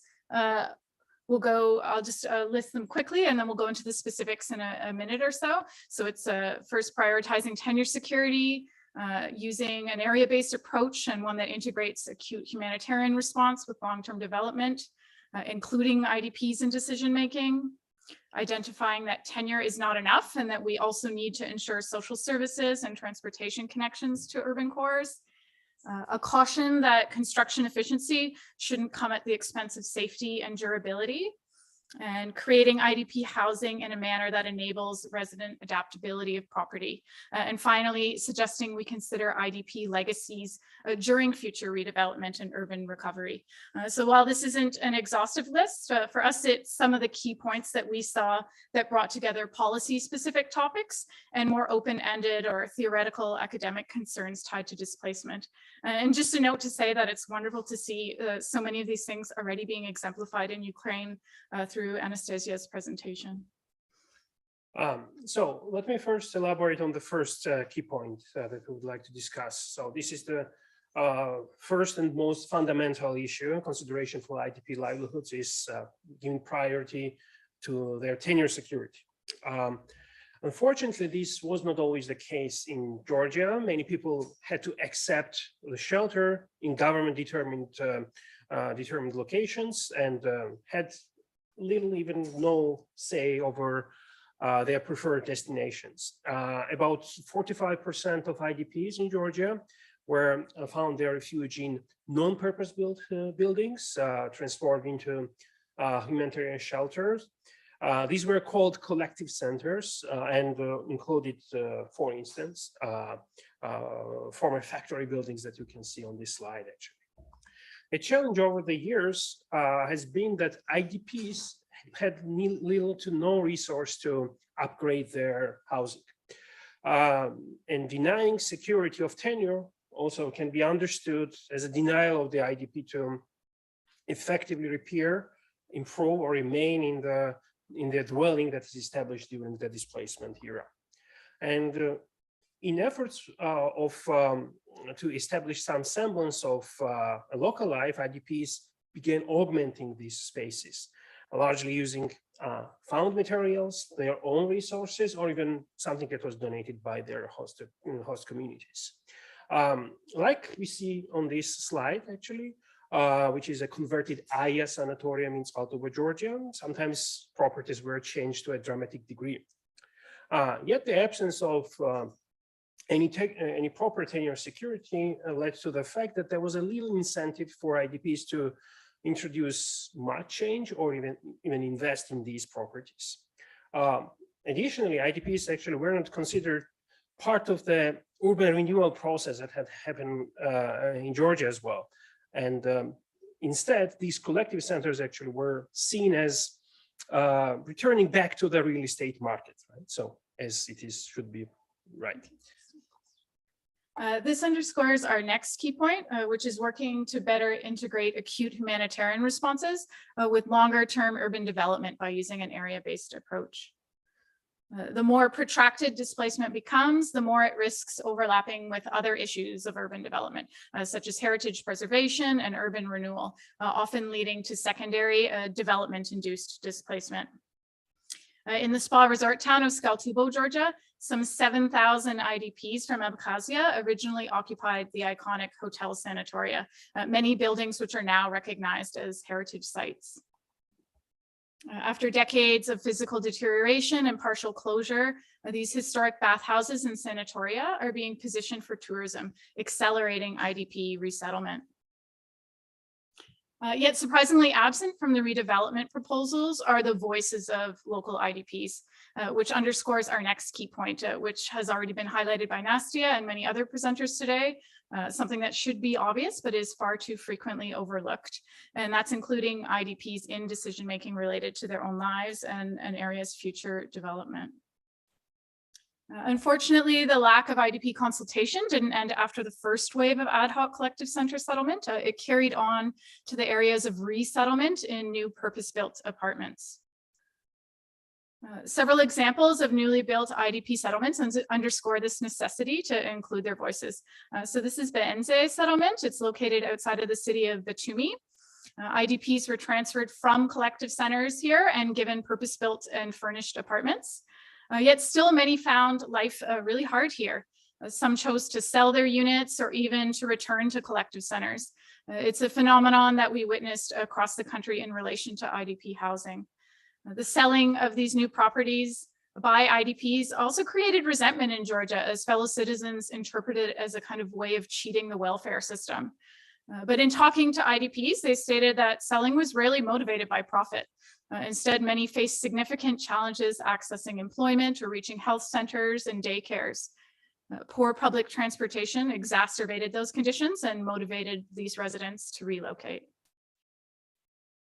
So this connects to our next point, which is while it is important to advocate for IDP tenure, we would highlight that tenure security alone is not enough.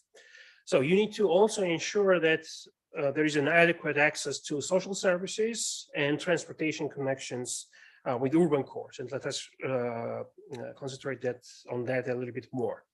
After the first government strategy for IDPs was implemented in 2009, there were actually nearly 4,000 new cottages, purpose-built IDP cottages constructed all across Georgia. They were mostly located outside towns and cities and nearly the administrative boundary line dividing Trin Valley region with South Ossetia from the Georgia proper. So this is the most notable of such settlements is Tserovani, which was constructed in 2009 and is located in about 35 kilometers from Tbilisi. And an issue that arose in Tserovani was poor construction quality. In the rush to resettle IDPs were all sorts of construction shortcuts. So we underscore that the construction efficiency cannot come at the expense of safety and durability. So for example, many Tserovani residences were incredibly cold and damp and had various issues with moisture. And additionally, as these were poorly constructed structures, it meant that insects and even snakes could go inside the residences. At the same time, thinking in terms of governance challenges, it's not always that straightforward to just demand high quality construction in IDP settlements. So this is because it implies some sort of sense of permanency and perhaps even relinquishing of one's right of return. And in Georgia, it happened on both at the individual level as well as in the governance level, where neither liked the idea of permanent IDP dwellings. And IDPs were therefore kept in makeshift buildings as the way to nurture this hope of return. Another important characteristic that should be considered, but that wasn't always in Georgia, is enabling the gradual adaptability of properties by the residents. IDPs had to navigate doing this on their own. So being able to add on to one's home not only allows IDPs to adjust their spatial needs and to make improvements over time as resources become available, it also promotes the sense of homemaking or helping people to envision the future and to have dreams about their life trajectory. So here you're seeing a resident that had the residence that has been improved to one of those cottages in Tserovani some 6 years after construction. So they've added a new fence, they've customized the exterior cladding, and they've even put in a small pool. Shifting gears back to the scene of ad hoc collective centers after IDPs have been evacuated brings us to our final point. Beyond including IDP voices in decision-making, we need to consider IDP legacies and how they are being integrated into future redevelopment and urban recovery. Built in the latter half of the 20th century, the collective sanatoria of Skaltubo have now equally spent their lives as resort complexes and humanitarian shelters. So they therefore embody this kind of unique dual history, but that's one that's going to be erased through new development. And so put differently, there's an absence of IDP narratives in the future urban recovery efforts for this town. But in our focus groups, we learned how the sanatoria supported a really strong sense of community.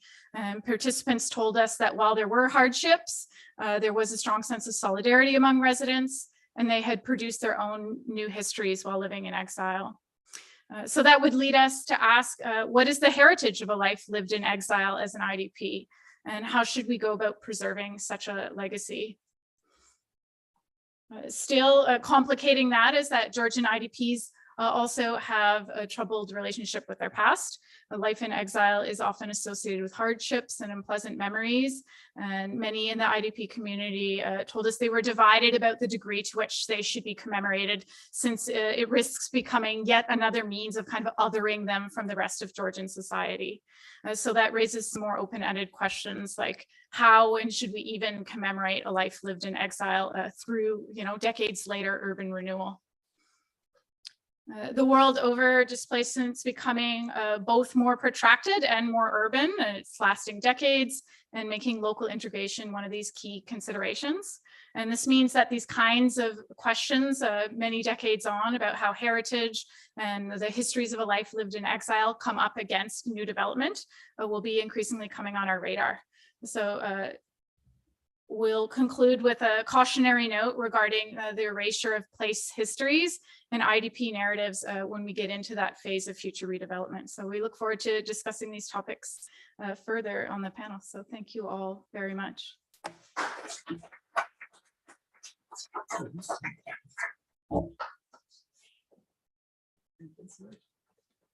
Great, thank you both. Okay, so our next presenter is Oksana Hus, who's a researcher in the BIT-ACT research project at the University of Bologna in Italy, and as a lecturer at the Anti-Corruption Research and Education Center in Kiev. And her areas of expertise cover political corruption, open government, and social movements against corruption in the post-communist states. She's also co-founder of the Interdisciplinary Corruption Research Network. And her paper today is entitled Anticipatory Governments on the Local Level in Ukraine, the Case of IDP Crisis Management by Local Public Authorities.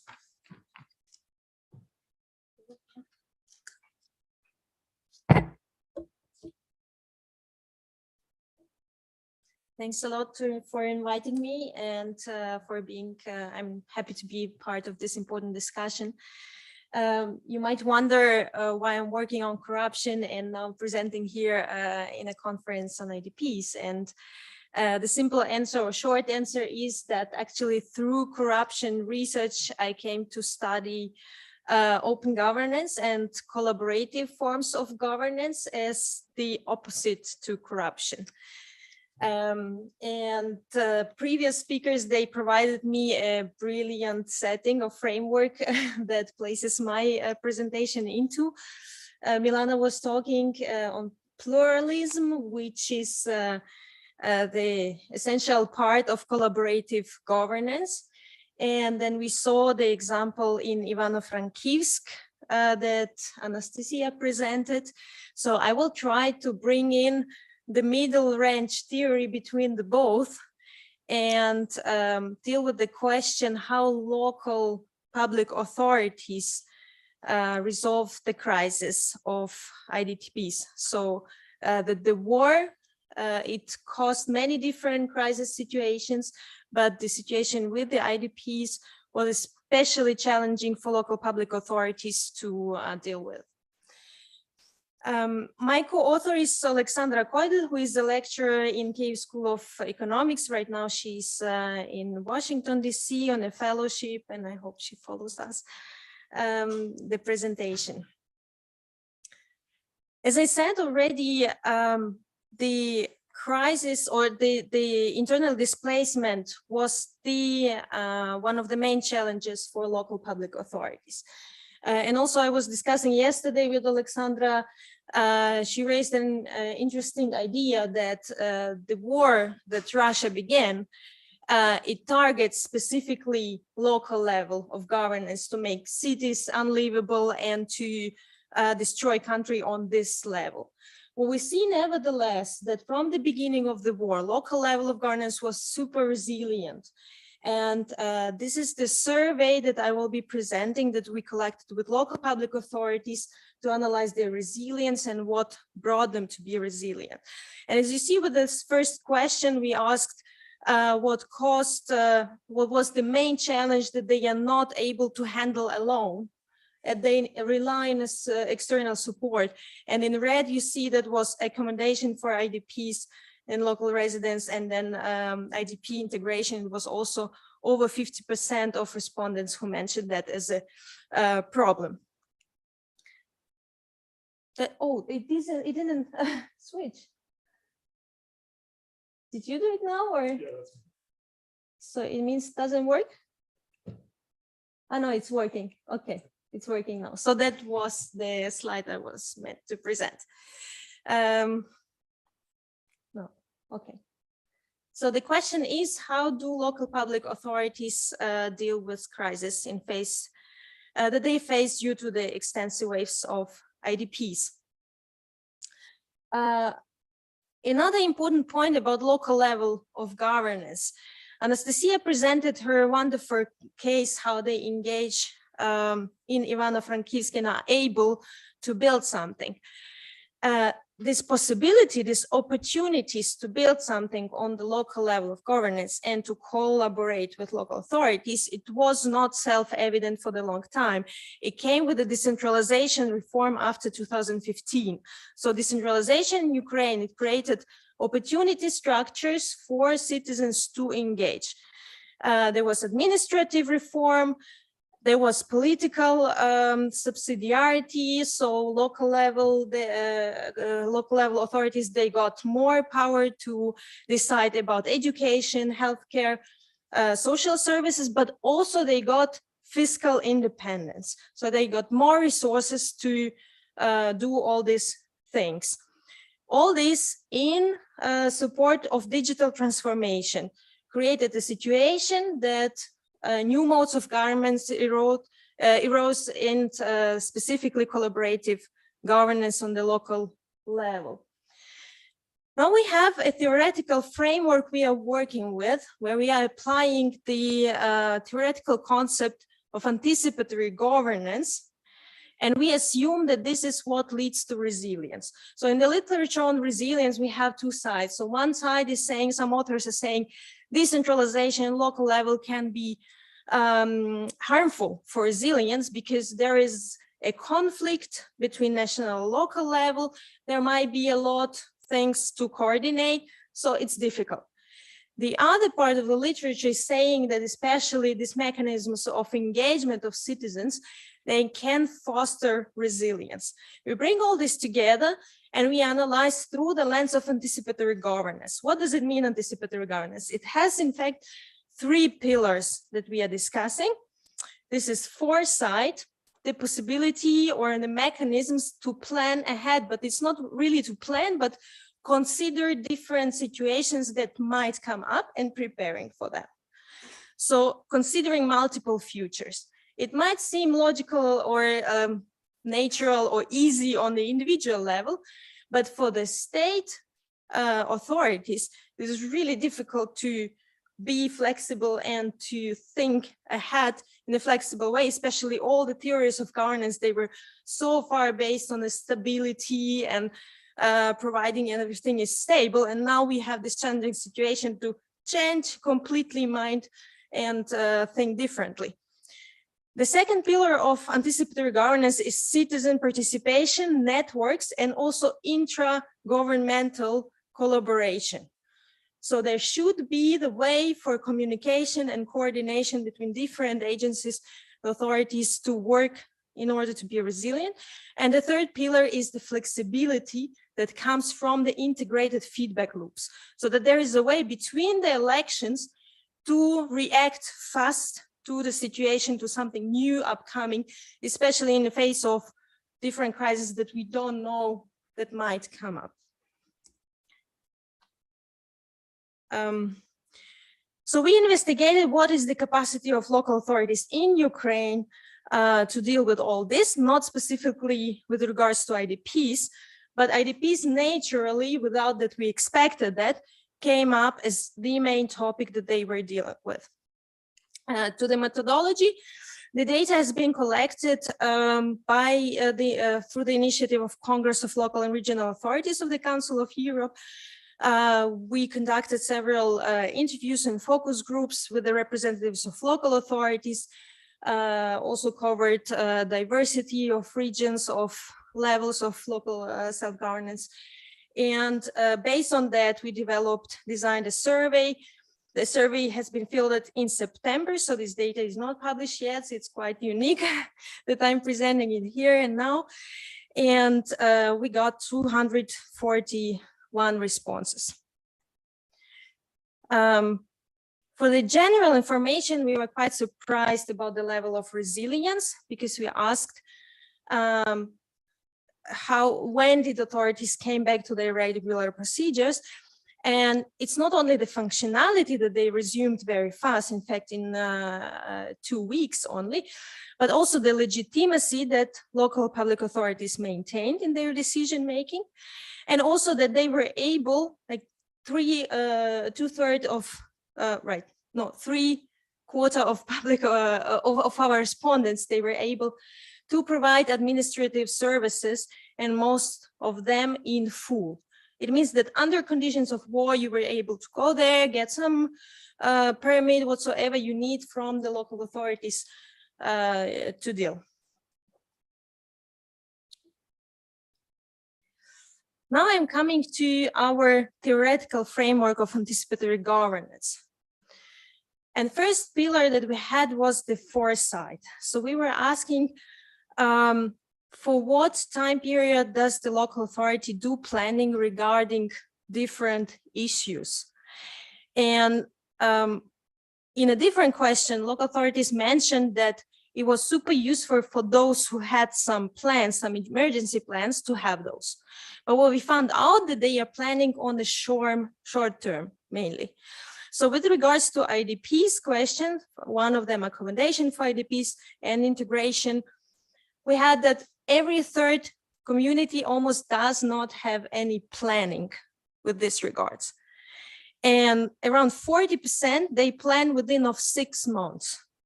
And only the rest is planning on the long term. So Anastasia was presenting her project and was mentioning how important is time and having more time, and that their midterm planning is 3 years.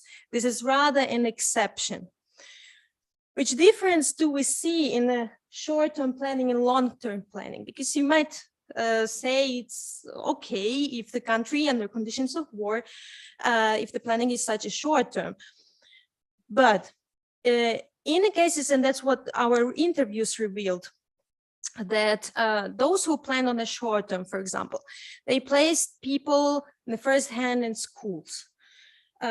Then it was spring. In the summer, 3 months later, the new crisis, how to deal with these people in schools, because the school year is beginning. So they need to think about it over.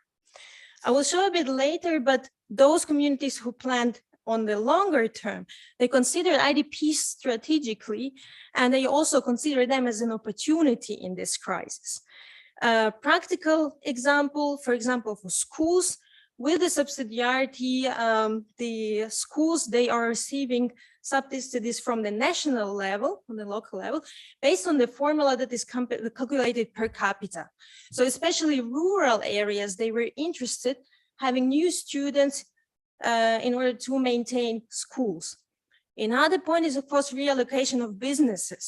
So communities consider, okay, we can get the businesses because they have 60% of the income tax per person for them, for their budget. So it created kind of incentives for them to move and to consider IDPs as an opportunity in this crisis if they thought on the longer term and considered that. So the data with the survey that I'm presenting, it's supported by some quotes from the interviews, and this is from the rural area, the response, what exactly caused the crisis in your opinion? And he's saying not being prepared. We realized that we had to not only provide humanitarian aid, but also do communication. We missed that point. Now I look at the experience of other communities, some of them immediately during the legislation, invited IDPs to join specific groups on Telegram. It made communication easier. So they are in the process of learning and also borrowing different practices from other communities.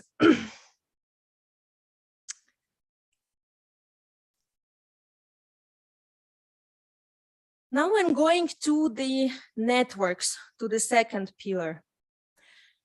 We asked to recall one of the most critical problems to solve, which local public authorities have involved the public or business in the conditions of the war. And again, we didn't expect that, but actually providing IDPs with food and personal items and housing for IDPs, these were two top issues to resolve in a collaborative way. So that public authorities said we cannot resolve them alone, and they relied on the citizens, and not only citizens, so on different groups of stakeholders. When we asked about the purpose of engagement, the purpose was quite, top purposes were quite pragmatic. So main of it was coordinating supply and demand for help, then meet needs of vulnerable social groups, strengthen community cohesion. We had a chance to compare these particular answers about engagement with the survey from the previous year, 21. We didn't have there the question or the option about IDPs, but in general, the motivation for engagement was much more value-driven, while now we see this very pragmatic approach. So engagement is not anymore to make life nicer or to be more open or to be less corrupt, but this is about solving specific problems. The next chart is really interesting one. It's quite complex, so I'll walk you through it. It shows different stakeholder groups that are engaged. And also we measure the depth of engagement. So in fact, what we were discussing in the previous panel about meaningful engagement, we were looking not only on informing and consulting citizens, but also having a dialogue or a partnership. And we see here in red, this is the group of IDPs. So in fact, every third respondent in our survey, they engaged IDPs, especially in consultation and in a dialogue format to work with, which is quite striking, especially in comparison to the previous year indicators where citizens, regular citizens, they were main target group, and all other groups, they were less. In general, what is also striking for us, the businesses are engaged much more, experts were engaged much less. And this shows also in anticipatory governance approach, we have this idea of democratization of knowledge through the networks that are there. This is what actually this data also supports. And one quote on the engagement, I think it helped that we immediately engaged IDPs in cooperation in the community. Among IDPs were IT specialists or those who cooperated with international organizations. First, IDPs themselves came to the local public authorities and offered help. Secondly, they did a survey through a chatbot, which they developed themselves, about what the possibilities and expertise are. They turned on 24/7 work on all fronts. Many were hired by the city council and other organizations. We brought business people to meet each other. New businesses slowly started to open. Specialists were immediately employed. They immediately made a housing data bank to know who could provide which kind of housing. And this is a Zhytomyr urban community that has been quite destroyed in the first days of the war, but it's considered as a rare community now. And finally, on the feedbacks, also from the survey chart, we saw that especially this dialogue modus, it was designed around the questions whether the feedback of IDPs is considered in the decisions that local public authorities make. So we are speaking now about the pluralism in the decision making and opening the input side of the policy process to this stakeholder group. And in fact, over 30% of LPAs, they were doing that. And again, as an example, in one rural community, they are learning from the practices in the East. They are referring to good practice of IDP's Council that was there after 2014 invasion of Russia. And and they are incorporating this format to learn, because he goes on then in the quote that they want to understand people, and that it's difficult if there is a pluralism of thoughts of that the council or some body can bring one point and communicate to the local authorities. One last point on the empirical data, that the authorities also highlighted good vertical coordination and exchange of information with the regional level, so oblast administrations, military administrations. That was useful insofar as we see in here this example of Rivnenska regional administration. They created a coordination council on the regional level where all community heads were represented. They were feeding into it data and information about the situation with IDPs, and on the regional level, they coordinated what was going on the local level, so it was possible to respond in a more efficient way. As the outlook, what do these findings tell us about anticipatory governance in Ukraine? And here are 4 points. These findings, they challenge conventional thinking about security. Ukraine was militarily weak in the first weeks of the war, but still resilient. And it was because of the networks, because of this ability to react quickly and in a united way.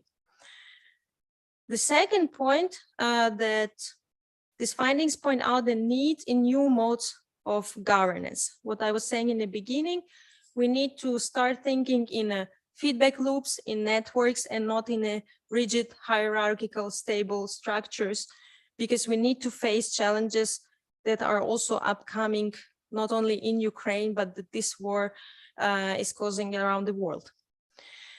These findings also indicate the change of social contract in Ukraine.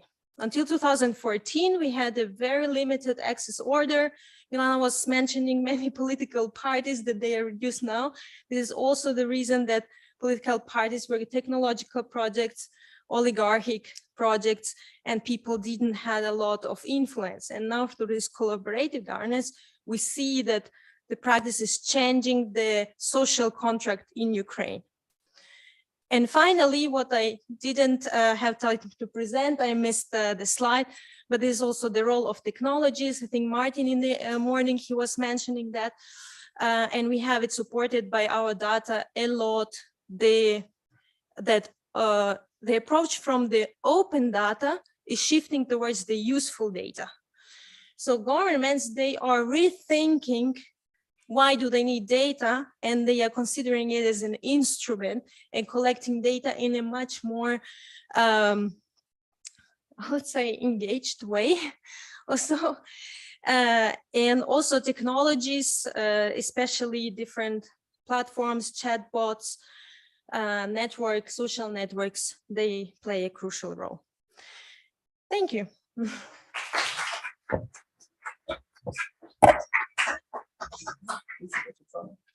Okay. Great, thank you so much for that fascinating paper. Okay, so the next, so last but not least, we have our discussant today, Fatan Kikano, who you met this morning. But she's an associate researcher at LOCA, the l'Observatoire Canadien sur la crise et l'action humanitaire, and a board member of Architectes Sans Frontières International, where she leads the Migration to Disasters Working Group. She's also presently developing projects in climate change adaptation, homelessness, and urban vulnerability in Montreal in Le Cesare, a research center that focuses on social ecological transition. So we'd like to open up the floor to you.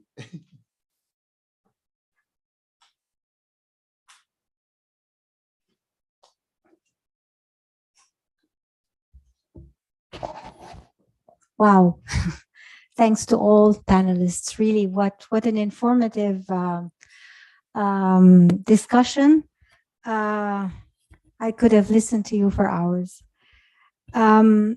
So I'm going to try to summarize what have been said and try to highlight a few questions or points that we could discuss. So I will start with Milana's presentation on pluralism.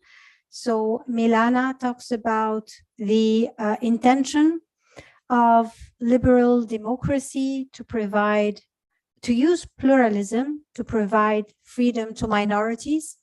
She talks about a dual concept or conceptualization of pluralism, so hardware using legal and political institutions, and software based on cultural habits and national identity and a kind of vivre ensemble of public minorities.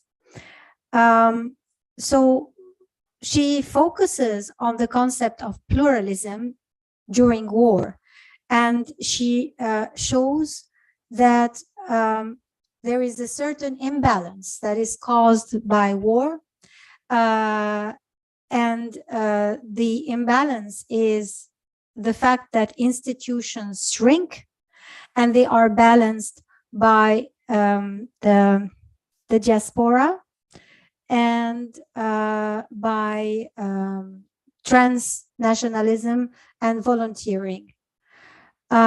She talks about peopleware. So she draws that triangle and talks about hardware, software, and a new concept that she calls in wartime peopleware. And she mentions that war is a threat to pluralism because I mean, there is a need for unity during war. So it's a one language attitude, less parties attitudes, less Russian speaking media. And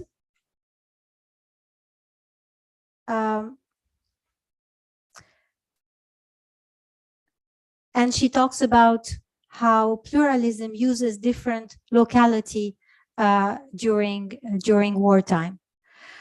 So I think in the case of Milana's presentation, the question is this balance strong enough to compensate all the systems, whether hardware or software, that support pluralism during peace times?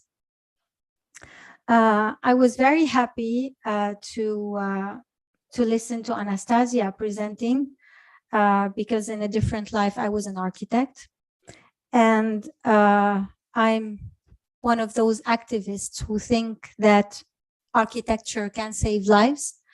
And I believe that architecture is not, or architects are not people who should be excluded from the response to crisis, especially in the case of conflicts. Anastasia's presentation made me think of how the architect Shigeru Ban was praised because he introduced his tubular structure to shelter refugees from Ukraine. And tubular structure and sheets separating people are good for an earthquake, but they're not good for long-lasting conflict. So when we talk about not temporary or rather permanent solutions, I think that architects have an important role. And I really appreciated the principles or the model that Anastasia proposed. So she put safety in the middle, and she talked about rapid intervention, integrated intervention, and sustainable approaches.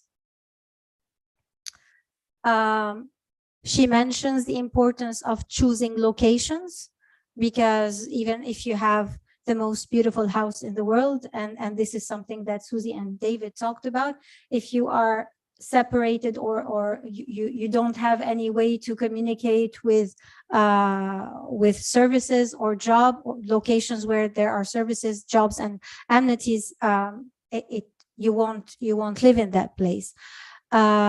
She mentions also the importance of providing a communal space and the involvement of IDPs in the project, so community-led projects or the bottom-up processes. She gives the examples of different projects, dormitory, abandoned kindergarten, abandoned another dormitory, I guess. And it's amazing because I think that it's very, very important to use empty spaces in the case of housing refugees. There are many empty spaces in all host countries now and inside Ukraine that could be used to host refugees and to host IDPs. And I love the fact that she used the concept of using war. So war is a disaster, a man-made disaster, using war as an opportunity to change the process of building and change the approach of the process of architecture, and to build a new comprehensive and sustainable housing model. She talks about the architecture of the project process. So in the case of Anastasia, I would love her and the audience to elaborate a bit more about the role of architecture in the response to emergency in the case of conflicts. David and Susie draw a parallel between what's happening in Ukraine and what happened in Georgia, and do a projection for a few years later and give us an insight of what the situation in Ukraine may be and the challenges that the IDPs in Ukraine may face. So they draw the context historically, and they give us a few numbers. And then they talk about 7 points of discussion. The importance of tenure of security. They talk about collective centers and non-residential building, and how the lack of tenure of security is prevents people from investing more in their living environments. They mention a few heritage sites that were transformed into tourism sites, and the resettlement of IDPs, and actually the second and the third and the fourth displacement is a pattern for IDPs. So IDPs, it's very rare that they are displaced only once. And the third point is the importance of including IDPs in the decision-making processes. And as I mentioned, they talk about the fact that tenure of security tenure is not enough, and about the importance of social connection, access to services, and amenities. And the fifth point is the challenge of poor construction. And it strikes me what they say about the safety issues of poor construction, and how some IDPs use this as an incentive to request the right to return. And this reminds me of the Palestinian refugees in Lebanon, who, despite the fact that their settlements are not camps anymore, they are actually buildings, and they still call them camps, because if they become neighborhoods and if they are integrated in the urban development of the country, in this case, they cannot claim to be refugees and they cannot claim to return. So sometimes this precarious living environments and this lack of tenure of security is something that plays to the advantage of people. And the importance of enabling residents to adapt their properties. And here it's also a double-edged knife, because it's important for people to live in places they could adapt to their needs and aspiration, but at the same time, it's important for them to be assisted by specialists so that these places do not collapse on their heads. The last point, consider IDP's legacy, and it's something that's extremely important. And this is the question that I would like to ask the audience and Susie and David about the importance of this legacy of IDPs, and at the same time of the risk of creating the other and of excluding this group from other citizens who have not been displaced. The final presentation, Oksana. So Oksana shows the challenges of IDPs for local public authorities, and she actually draws a rather positive positive portrait of what's happening and the resilience of governance, of local governance, and she insists on the high level of resilience of public authorities, but she also mentions that the emergency response was good, but it was short-sighted. And some mistakes that have been done, like placing people in schools, which was not a very sustainable decision. And she focuses on the fact that the greatest challenges was providing food and providing shelter. She mentions decentralization of roles and the inclusions of IDPs. And it's a very important point to remember that refugees and IDPs are people with resources. So if we really look at what these people know how to do, they would completely take over their situation. They really have enough resources, enough expertise. But I mean, even here in Canada, integrating immigrants, doctors, nurses, engineers, in most cases, they don't work in what they really know how to do. And the question regarding Oksana's presentation, it's actually two questions, one about resilience and another one about decentralization. Resilience is a very dangerous concept, because when we say that a community or a municipality or a group is resilient, it kind of removes the responsibility for other actors like the central government. So saying that people are resilient means, oh, they're okay, they can take care of themselves. So is that really a risk in the case of IDPs?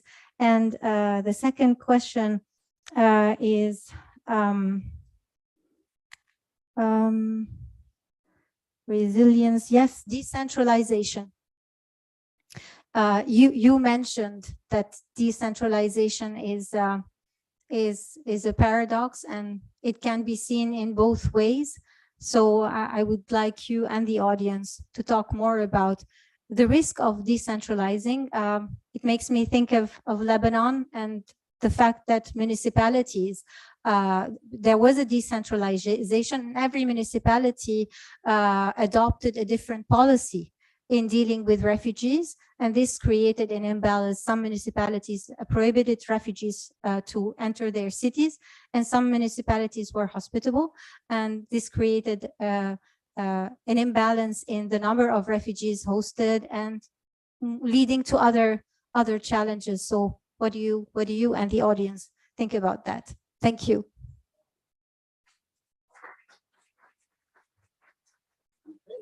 Thank you so much for that, for those very insightful comments and questions. So I think if we get our panelists to come back up, and we have our one online, and then I think what I would do, instead of letting our panelists answer this, actually, because we're short on time here, so I want to make sure the audience has a chance to ask questions. So our presenters can also respond to Fatan's excellent questions here as well as maybe, but maybe first we can collect some questions from the audience if there are questions that anybody has, or yeah. Oh, you have the mic. So thanks everyone for excellent presentations, and also to Faten for her comments. And partly it goes to this decentralization question that she posed, but in a lot of I got some varying signals from your presentations in terms of this urban versus rural divide. And Susie and David's paper talks about the need to access services, which almost implies like an urban need that's hard to settle people in villages or smaller towns. But then, of course, this is where people are most needed. In the, I think there's an Oksana's presentation on Anastasia, that some of these rural towns actually really need the population. And I wondered how we can consider this, and also Faten's comment that IDPs can often be highly skilled, right? So they might be differently placed in different settings, but how we balance this question of urban-rural settlement and square it with IDP agency. Right? If most IDPs tend to maybe want to live in cities, but perhaps the city is challenging for them for architectural reasons, for space reasons. I mean, I don't really have a specific question, but I just wonder if you might want to think about, or we can all think about our comment, how we understand this in the Ukrainian case specifically or more broadly. Okay, great. Thank you, Jeff. And other questions? Like maybe one more, or if not, we just get our panelists go. I'm not sure who wants to start, or James, I'm going to start. Is it okay? yeah. Why don't we just go in order? Yeah, thank Although you, I think I Faten, messed up the for order. the very brief and important question. Is it this balance of hard, soft, and people very strong enough to compensate the war threat, or let's say help Ukraine and neighboring country to overcome this challenge? So I would say, yeah, I'll answer from both methodological perspective and from the case. So rather necessity in the paradigm shift to accommodate the change in security architecture, not just in the Eastern Ukraine, but all over the world.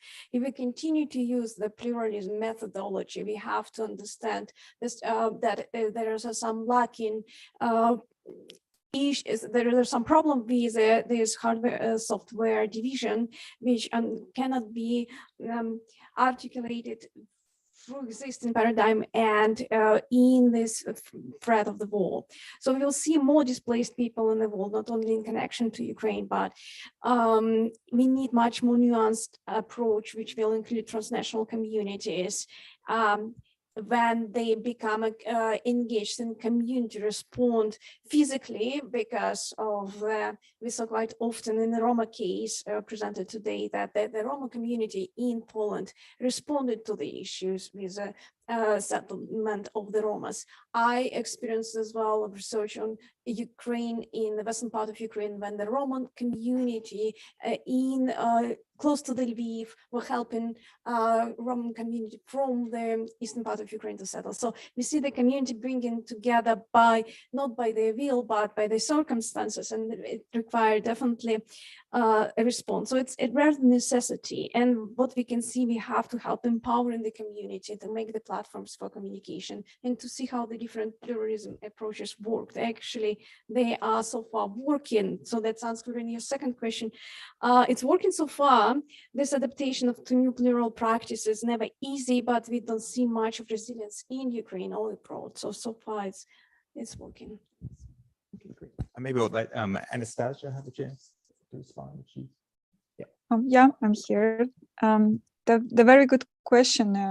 I've been thinking about this a lot. We as a Kohati, we didn't work with this rural landscape, but we are keeping eyes on what's like the recent practice in Ukraine, and among other like approaches for rebuilding accommodation for IDPs, we have saw the very nice case which we could call agriculture cooperative. It's happening now in Lvivska Oblast, Lviv district, near the Selo village Grishnavo. And it's about their building new units close to the farm, which used to be abandoned, but now it's experiencing like a sort of revitalization process. So it's this ongoing project give us a hope that this model, like agricultural cooperative, or like the unit where people could work and live, could be one of the response to the challenge with economical integration of IDPs, but also using the landscape, the rural landscape, and enhance it in like a new way. So it's yeah, I think it's a very interesting combination. This the accommodation and in rural and also the workspace connected to the nature, to the resources, which is really, I think, go very close to the many Ukrainian souls and families. So the people would like to work with the nature. They would like to stay connected with nature, and even especially now, yeah. Okay, great, thanks. So just, yeah. Great. Thank you so much for your comments, Pat, and really helpful to think through some of these things. To the question about the role of architecture in response to emergency conflict, I think that that's key. We have a huge role to play there, but not only during conflict. I think there can be a lot that can be gleaned from times of conflict that then gets applied to other scenarios of non-conflict development, and vice versa. So when we think about how you might build during times of conflict and the crisis that involves there, I take to heart your point about making sure that professionals can guide communities so that things are structurally safe and going to be durable over the long run, and thinking through the paradigms that already exist for that in many other contexts. So there's a great project by the architect Alejandro Aravina, which I'm sure anyone familiar with architecture knows, but it's about allowing a kind of basic framework that you can build onto gradually. So these are the kind of things that are already on the forefront of architects' minds in other non-conflict scenarios, but have the potential to maybe be translated in and adapted to think through some of these contexts. And then conversely, thinking through just how much we're talking about the adaptive reuse of buildings in all of the discussions we've had about IDP and refugee housing today. It's been a significant portion of existing buildings that are being reused and transformed, not purpose-built residential buildings. And that's a phenomenon that we're seeing everywhere. There are actually many calls across architectural communities to only use our existing building stock as much as we can to address other crises, say the climate crisis in particular, that there's just so much energy that goes into demolishing existing buildings and building new ones, that there's a huge imperative to adaptively reuse buildings however and whenever we can. So I think there's much to be gleaned from these examples of how that's taking place in these different instances with the most modest but most effective resources, as Anastasia convincingly showed us, and thinking through what that might mean in other contexts. Even here in Ottawa, you know, discussions because of COVID, there's so many empty office buildings, and trying to think how they could be transformed into residential spaces. So I think there's a lot of really productive discussions that can take place about what architects' role are in the immediacy of conflict, but also how those conversations can translate outside of that to other contexts. And then very briefly to Jeff's point, I think that's an excellent point as well, this kind of paradox of people wanting to be in the city for access to all these amenities, but then the cities are also incredibly congested. It's hard to find housing there.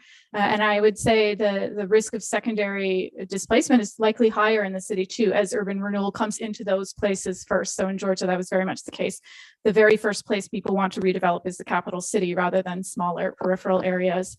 So there's this tension between these two things. And maybe part of that answer is using this area-based approach, which allows you to say we're not just looking only at the housing or at one acute situation, but thinking more comprehensively about what a whole area might need in order to bring it up and develop it, what other economic opportunities, infrastructural requirements need to come in. But of course, that comes with a heavy financial and time commitment as well. Thank you so much. I wanted quickly to follow up the kind of urban-rural divides, the question of urban-rural divide. So, and let me kind of look at the Georgian case still. Georgian IDPs still are concentrated primarily in urban areas, and in globally we know that internal displacement specifically is also like very urban phenomena, right? So many people would move to urban places, and especially that was the case in the first wave of displacement in Georgia. In the second wave, and of course the context also is important due to the low state capacity during the first wave of displacement.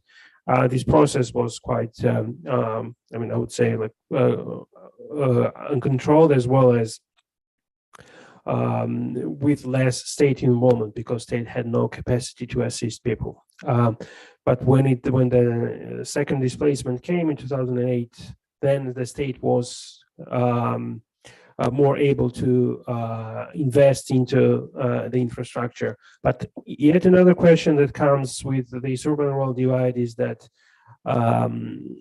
sometimes it happens that incentivizing or sometimes even kind of pushing IDPs to move to rural places, somehow it feels like and serves the purpose of hiding the problem, right? So one of the first things, and again, the example of Georgia, as Susie mentioned, when the capital came to Georgia and it became an interesting place for investment, the first thing what the Georgian government did is it privatized the prominent hotel in the center of Tbilisi, the capital city, and kind of hid away IDPs who live there. And there are tons of other examples of such kind of examples all across Georgia.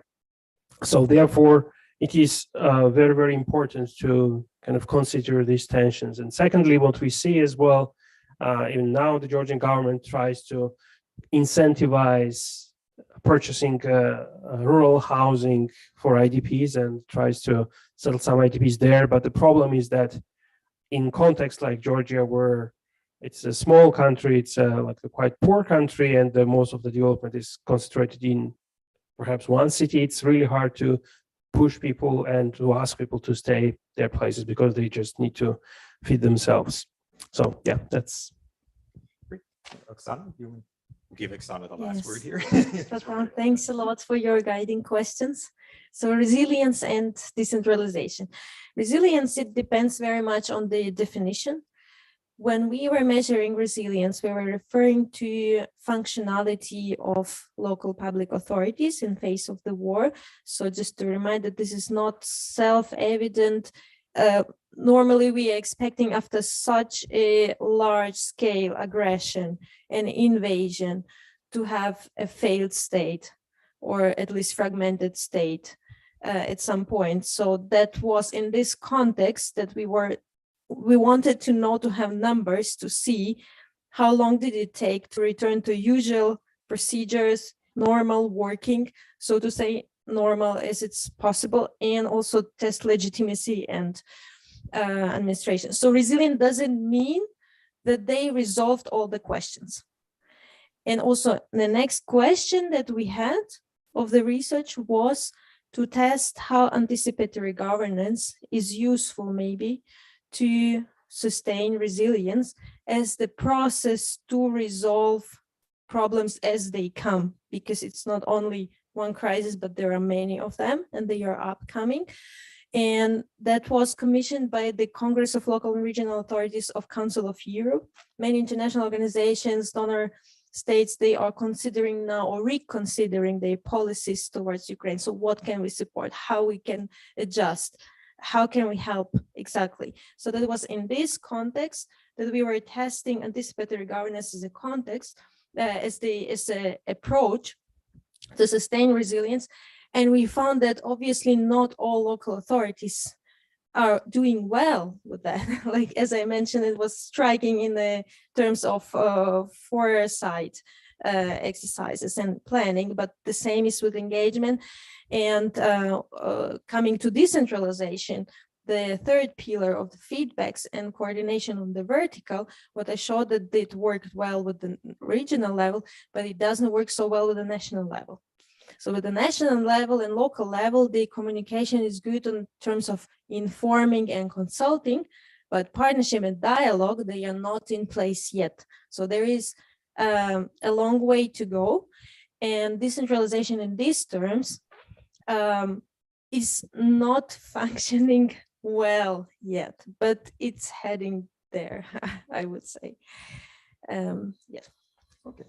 Great. Well, I just want to take this opportunity to thank our panelists once again for their fascinating presentations. I think it's given us a lot to think about and the connects to the various papers from this morning. And I think we have a coffee briefly break right now and at 4:20. So we'll reconvene here at 4:20. So, okay. But thank you once again for those fascinating papers. Okay. And thank you.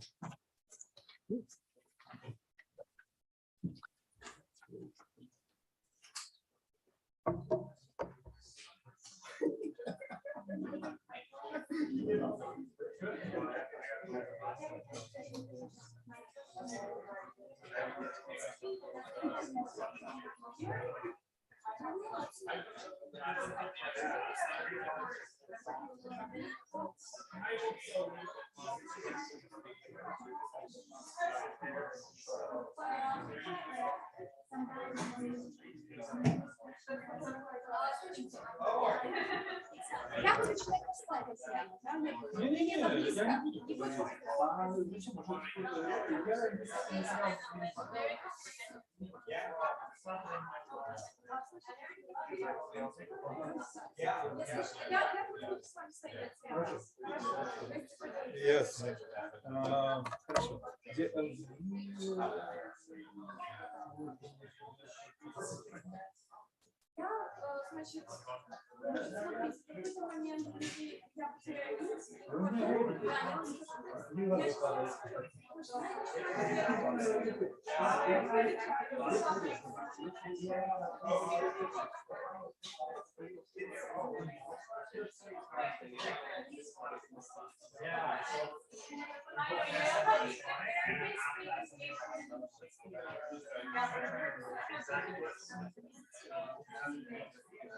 No, so the one that there's the one that's Alex is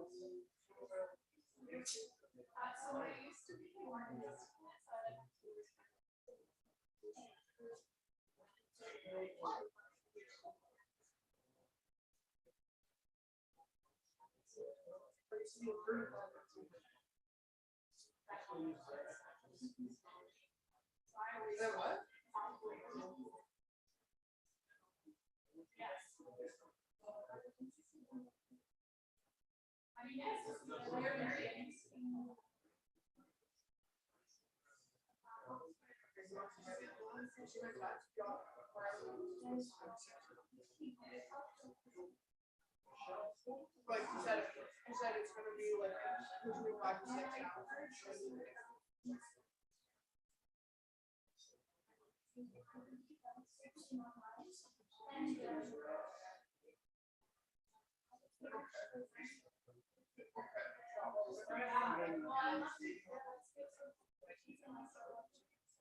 So let me know what.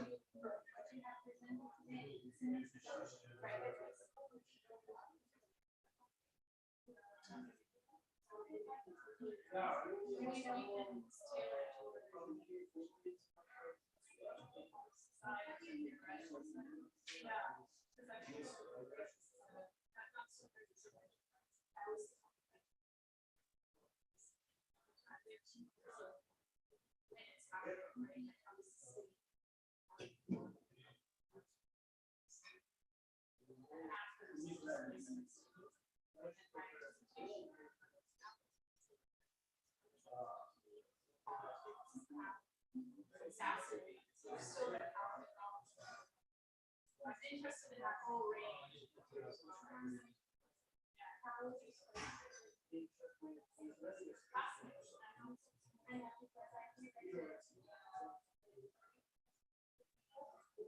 Yes,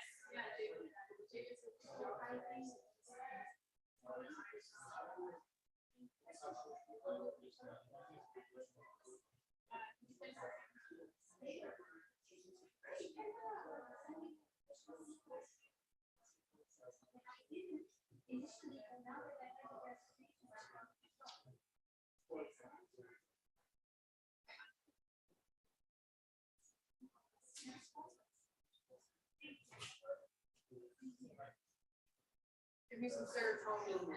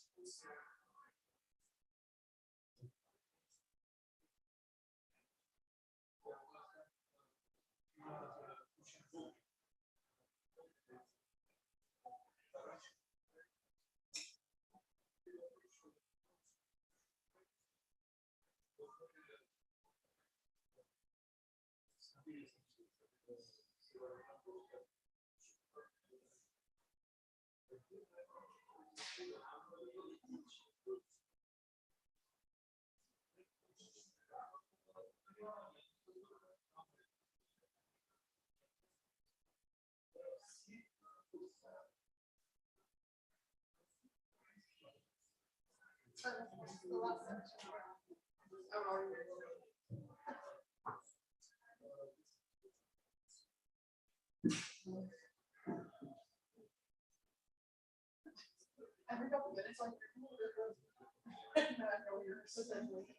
no, I could just hear you having breathing. Yeah.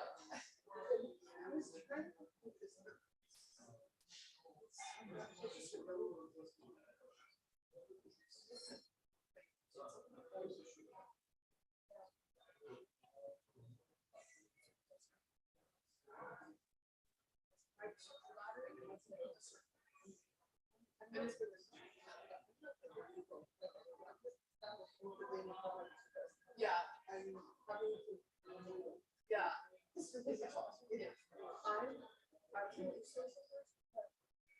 I'm so frustrated about it.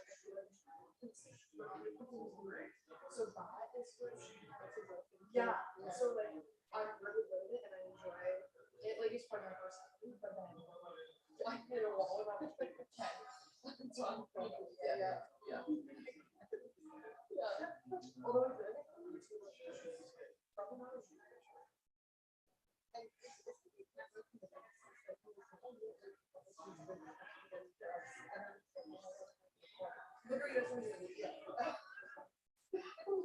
maybe in the morning I could have, but not. Yeah. But I think tomorrow is better.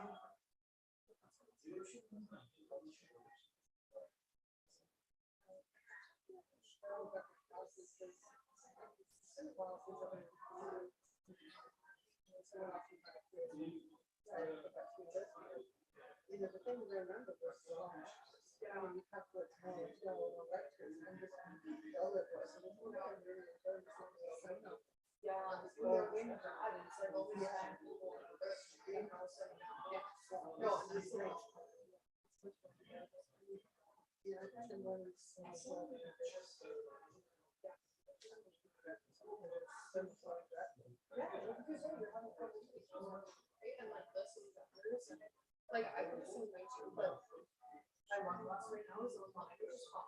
Except for the fact that like like when I'm not like some people really hate online classes. I love it when some people struggle with stronger. I just get so distracted. Yeah, that other stuff you can make me like, oh, I can read this, like, well, I'll just check this, all this. Yeah, and then I have no idea what's going on. And then in my morning class, it's great. It's like my whole huge class. Yeah, it's and so, you know, and like it's a nice, like, you have a big round table, like some groups of stuff. There's like the main politics. Okay. And we all just sit around and talk, but I often like the zone out because it's so early. And I'm like, guys, I should. What are you having? Like, international relations with the 8 AM on Wednesday. Like, yeah, I was thinking this stuff up with you in this next sequel. And then I very quickly realized that he said what multiple times. He just didn't have time to train, so I said, okay, one of them has to go. And I had one that was okay, yeah, at 8:30 in the morning, and that one, well, it was fucking made the cut, yeah. It was really early in the morning, and the classes were plus it's absolutely awful. I mean, I think leaving home is 6:45, and I can almost be like, yeah, I don't understand it. Like, I thought it was just from every 15 minutes. I only use classes twice. And when I live on the Pod Street, right, like right between Bank and then Bronson. And I like so I took the 10. But I did a class at like 2:20 yesterday, and I waited for 3 o'clock. And they're not, they still coming.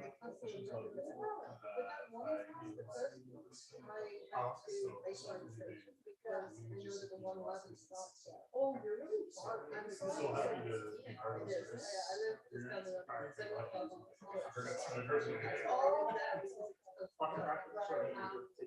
Yeah, that's the thing.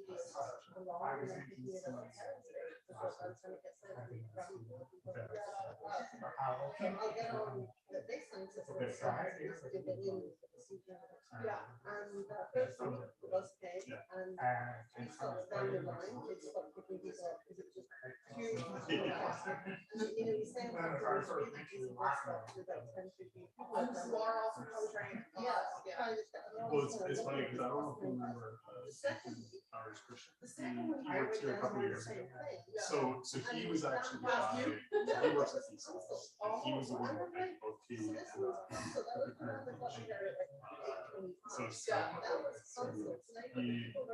he wasn't. He didn't really want to do it when he did. So I'm joking that this is kind of different. So he's pulling away like he's like long time.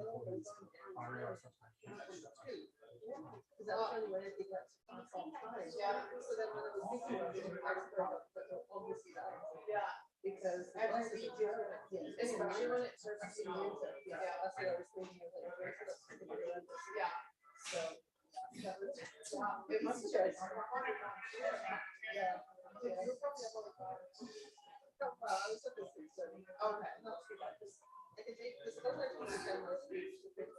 Okay. So as long as I can Yeah, they've been really good.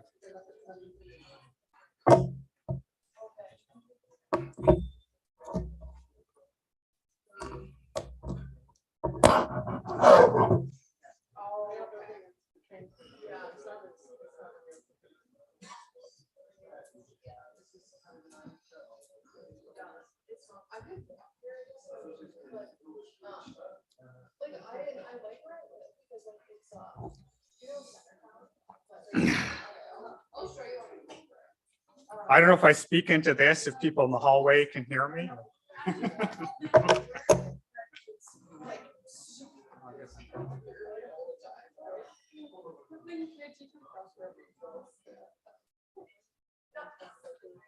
So that's me, okay, and then your beer, so not too far. Yeah. It's only like.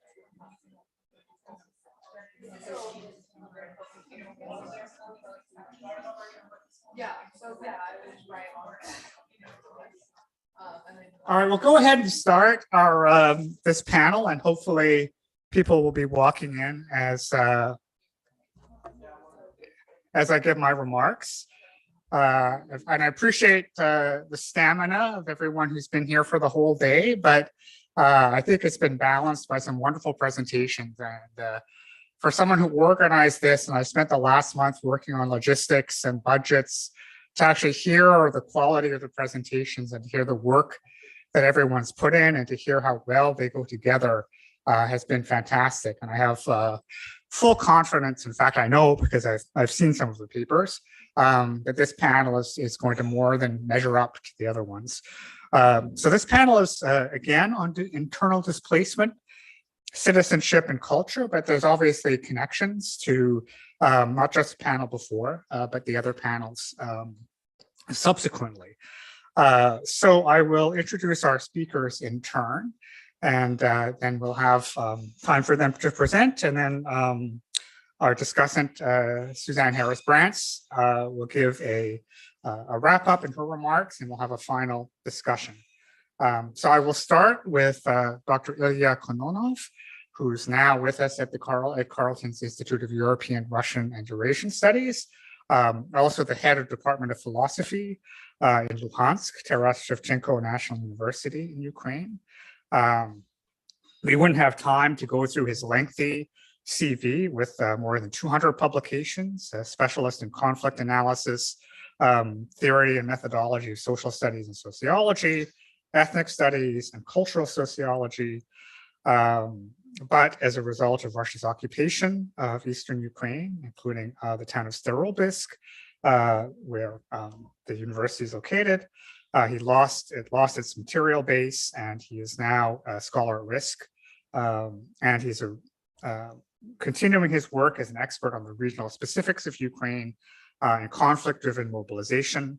And he's regularly participating, as he is now, in conferences on international migration, where he applies the approach to the complex phenomenon, where migrants should be studied as members of certain communities under a comprehensive methodology, where the process through studies of the community members themselves is privileged. So this is right up our alley with this bottom-up approach that we've been looking at. So Dr. Kanonov, to start, and Barry Villani will be working with translation.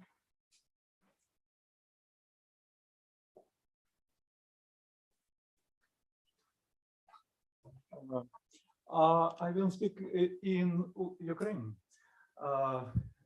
Thank you very much to Professor Ilana Ikolka for translating. Шановні колеги, в сучасному світі мігрантські мережі наповнились біженцями від війни. І це відбулось з кінця 20-го сторіччя і в перші 20 років 21-го сторіччя. From the end of the 20th centuries, in the last 20 centuries of the 21st century, we can see growing numbers of the refugees as the migrant waves all over the world. Ну, тут наводяться дані, що біля 80 мільйонів зараз це, за даними Організації Об'єднаних Націй, це є ті, хто залишив свої домівки внаслідок війни. Але тільки з них 26 визнані біженцями юридично. So now we have about 80 million people forcibly displaced because of the conflict or the war, and just around 25 million were actually recognized as the refugees. So there is some controversy in here. Це пов'язано з тим, що визнання статусу біженців відбувається за достатньо старим міжнародним документом ще 51-го року, який вже в багатьох питань не відповідає сучасному світу. Partially it's because the can we just move можна назад? Будь ласка. Дякую. Partially it's because the majority of standards of the recognitions of refugees is based on the Article 82 Convention of the Status of Refugees of 1951, which is definitely outdated. Але це окреме питання. Зараз я його розглядати не буду. Це питання для юристів. А для мене, як для соціолога, от наростання хвиль біженців є симптомом, який вимагає пояснення. This is a legal question, and I'm going to put it aside. As a sociologist, I would like to concentrate on these growing numbers of refugees and world response to this issue. Ну, я як соціолог вважаю, що тут уже було оголошено достатньо багато статистичної інформації. Тому я зараз звернусь до тих теоретичних моделей, які можуть пояснити цю масу фактичної інформації. During today's presentation, we heard a lot about statistics which support the idea of this disproportional explanation of displaced person and refugees. We've had some statistics. As a sociology theorist, I would like to introduce you to the reason what I think behind this new wave of refugee crisis. І так, якщо шукати теоретичну модель пояснення того, що зараз відбувається, то почнемо з першого опису стану світу. Якщо шукати мову для цього, то перше – це криза, більш того, це розпад системи світу, яка склалася починаючи з початку 1990-х років. First of all, we have to remember that the system, unipolar system, which was established with collapse of Soviet Union in 1990s, now probably running out of its time. Ця система світу була з самого початку нестабільною. It was unstable from the very beginning. Нестабільність ця була закладена в тому, що це був світ однополярний. Хоча, в принципі, само слово однополярний є недолуге, ну так він визначався. Unipolarity, it was itself have this potential for instability. Maybe it's not the best term, but that's what we used for the explanation of the world order. Ну і як пояснити цю кризу? Чому відбулася дестабілізація світової системи?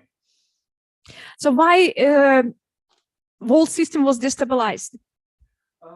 Я вважаю, що це мій особистий вибір, без сумніву. Я вважаю, що найкраще це пояснює теорія Іммануела Валlerштайна, а в даному випадку це теорія зміни світових гегемоній. So I think it will be important to introduce the Immanuel Wallerstein idea on the struggle for hegemony and changing the hegemony order in the world. Стани світової гегемонії змінюються циклічно, і це не перша така зміна, але сучасний стан особливо небезпечний. Stun. Sustained. Okay. So the conditions for the hegemony changing, there was a rounds and cycles for changing of hegemony stages, but one precisely will be interesting. It's very unstable. Справа в тому, що зараз за світову гегемонію борються Сполучені Штати і Китай.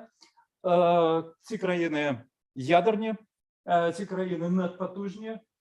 Ця боротьба створює загрозу для самого існування людства.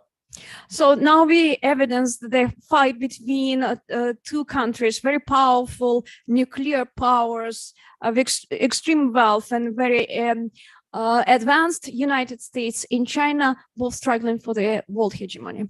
Розуміння цієї обставини елітами країн веде до того, що вони намагаються уникнути прямої збройної боротьби.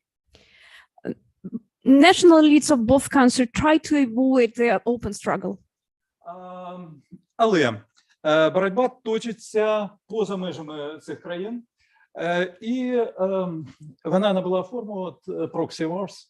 So the struggle between these two powerful countries right now, not in between them, but in the third countries, and that we can call it proxy wars all over the world. Там, де відбуваються ці зіткнення, ми спостерігаємо звідтіля хвилі біженців.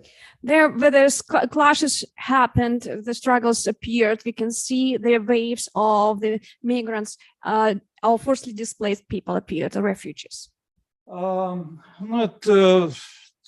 Цього року до цієї хвилі доєдналась Україна. In 2022, we see that Ukraine actually now become part of this battle. Але український випадок дещо відрізняється від випадку афганського, сирійського чи лівійського. So Ukrainian case is a bit different compared to the Syrian, Afghan case or Libya. Справа в тому, що війна, яка йде в Україну, відбувається за участю дуже широких міжнародних військових коаліцій. The war in Ukraine right now accumulated the very broad military coalitions.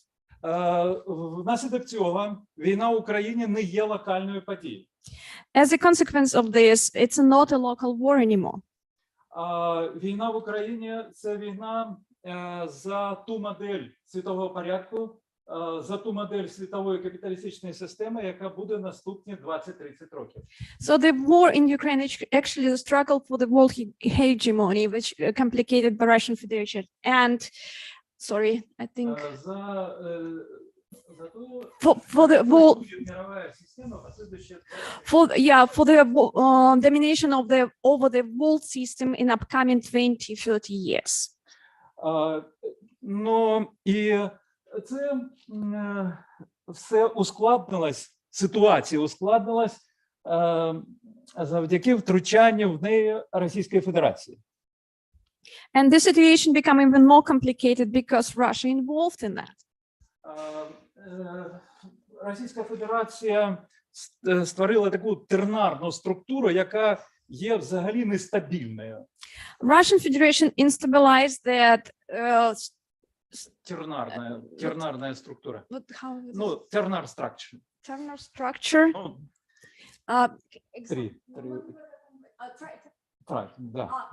It's actually triangular structure, I believe, because there we have now 3 actors engaged: China, United States, and Russia. Що додає нестабільності світовій системі. Крім того, it's now destabilized this struggle. Крім того, Російська Федерація фактично опанована кримінальною організованим угрупуванням. De facto, Russian Federation is occupied by the criminal network or criminal organization. І тому дії російської еліти не передбачувані. So because of this, any activities of political elite in Russia, it's really unpredictable. Не співпадають те, що декларується, і реальні мотиви діяльності. So declared goals stay quite far from the real motives.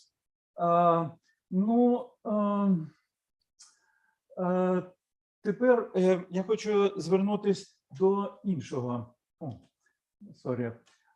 Це загальна рамка.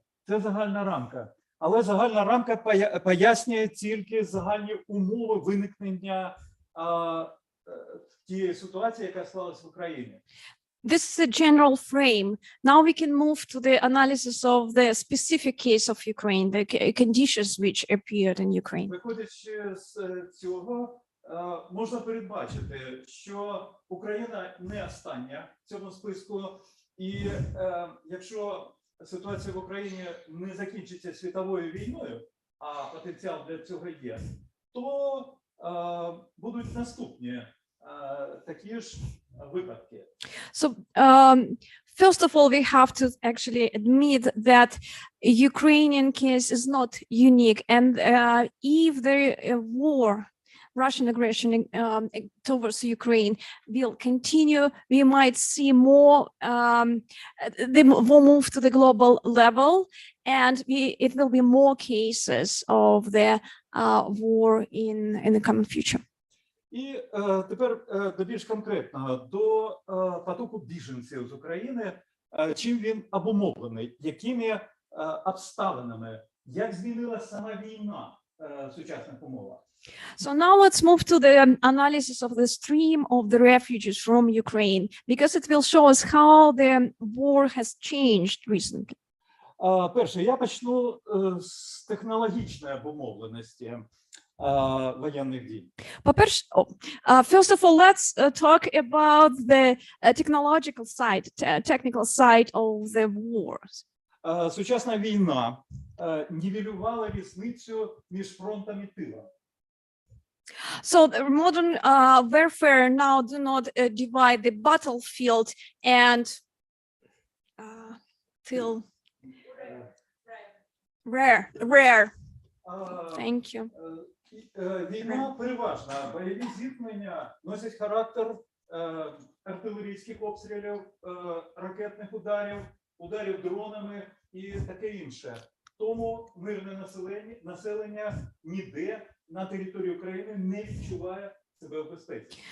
Because of the war engaged now, missile attacks, drone attacks, and far-reach distance artillery attacks, no one can be safe all over the territories of Ukraine anymore. А погрози Путіна застосуванням ядерної зброї тим більше додають відчуття небезпеки. Nuclear threats coming from the Russian leadership is pushing this threat of unsafe place even further. Друге, війна Second. перемістилась з полів в міста. Міста стали головними полями бою. Second, a point that right now warfare moved towards the cities from the battle zones of field zones to the cities. Cities now the battlefield, major battlefield. Українські війська тримаються за міста, російські війська руйнують міста повністю. Ukrainian forces try to keep these cities and places. Russians continue attacking and destroying cities completely.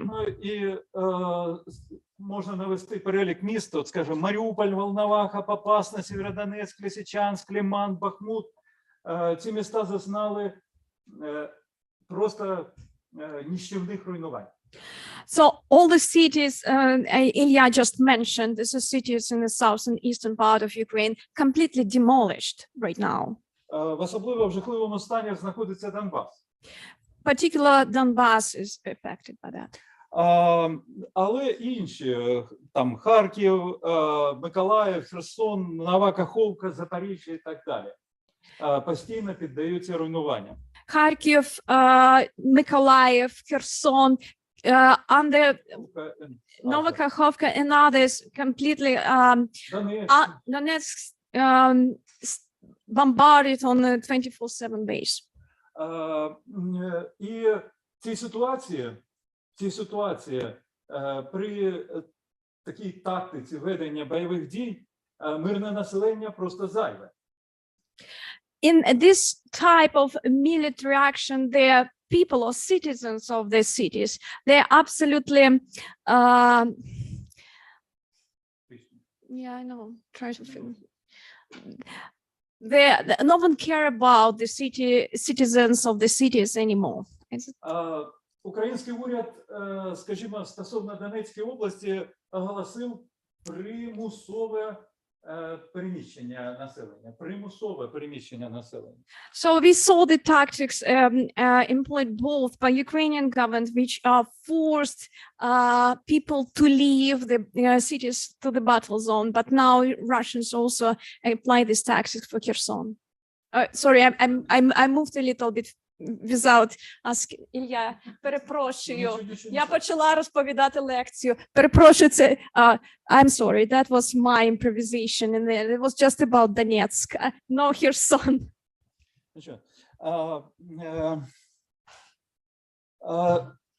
Третій момент, на якому я хочу зупинитись. Воюючі сторони використовують принципи відкритої глобалізованої економіки. Ресурси, які використовуються в війні, запозичуються за меж країн. Both parties actively engage the international resources to maintain the warfare. Україна в цьому сенсі значно більш залежна від зовнішніх ресурсів. Ukraine is very much dependent and more dependent from the international support and international resources. Український уряд не організував військове виробництво, хоча велика кількість населення втратила роботу, особливо серед внутрішньо переміщених осіб, і могла б займатися, скажімо, могла б бути задіяна в економіці, але вони лишились безробітними.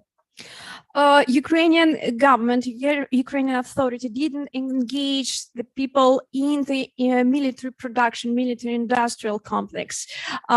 And it was the opportunity for IDPs to become new forces to this production. Unfortunately, it didn't happen.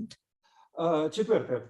В ході війни Російська Федерація, не маючи переконливих перемог на полі бою, почала вдаватись до масового воєнного терору проти мирного населення. Because of Russian Federation never achieved the goals and keep losing the territories, they're now using the terrorist tactics towards the civilians. Зараз руйнується енергетична інфраструктура України. Power infrastructure and the attack in Ukraine. Ну от мій син зараз мені телефонував, сказав, що в Києві вже ну, другу добу немає світла. Ilya just got a message from his son from Kiev that there is for 2 days there is no electricity, no power in Kiev, and this is the capital of Ukraine. Це формує потенціал міграції. І тут треба звернути увагу на наступне, п'яте. Це вже стосується внутрішньої політики України. So it's another impulse for migration, and let's move to the next point, which is fifth. Населення не отримує достатньої інформації про події. So it's internal policy in Ukraine, domestic policy of Ukraine. Ukrainian population do not obtain enough information about the situation in Ukrainian battlefields. Інформація дуже часто, переважно, замінюється пропагандою. So it's okay. So quite often the information about the real situation now, instead of a real information about situation in the battlefield, we've got the propaganda. І останнє з цих факторів, на якому я зупинюсь, це те, що український уряд безконтрольно почав проводити уніфікаторську культурну політику під час війни.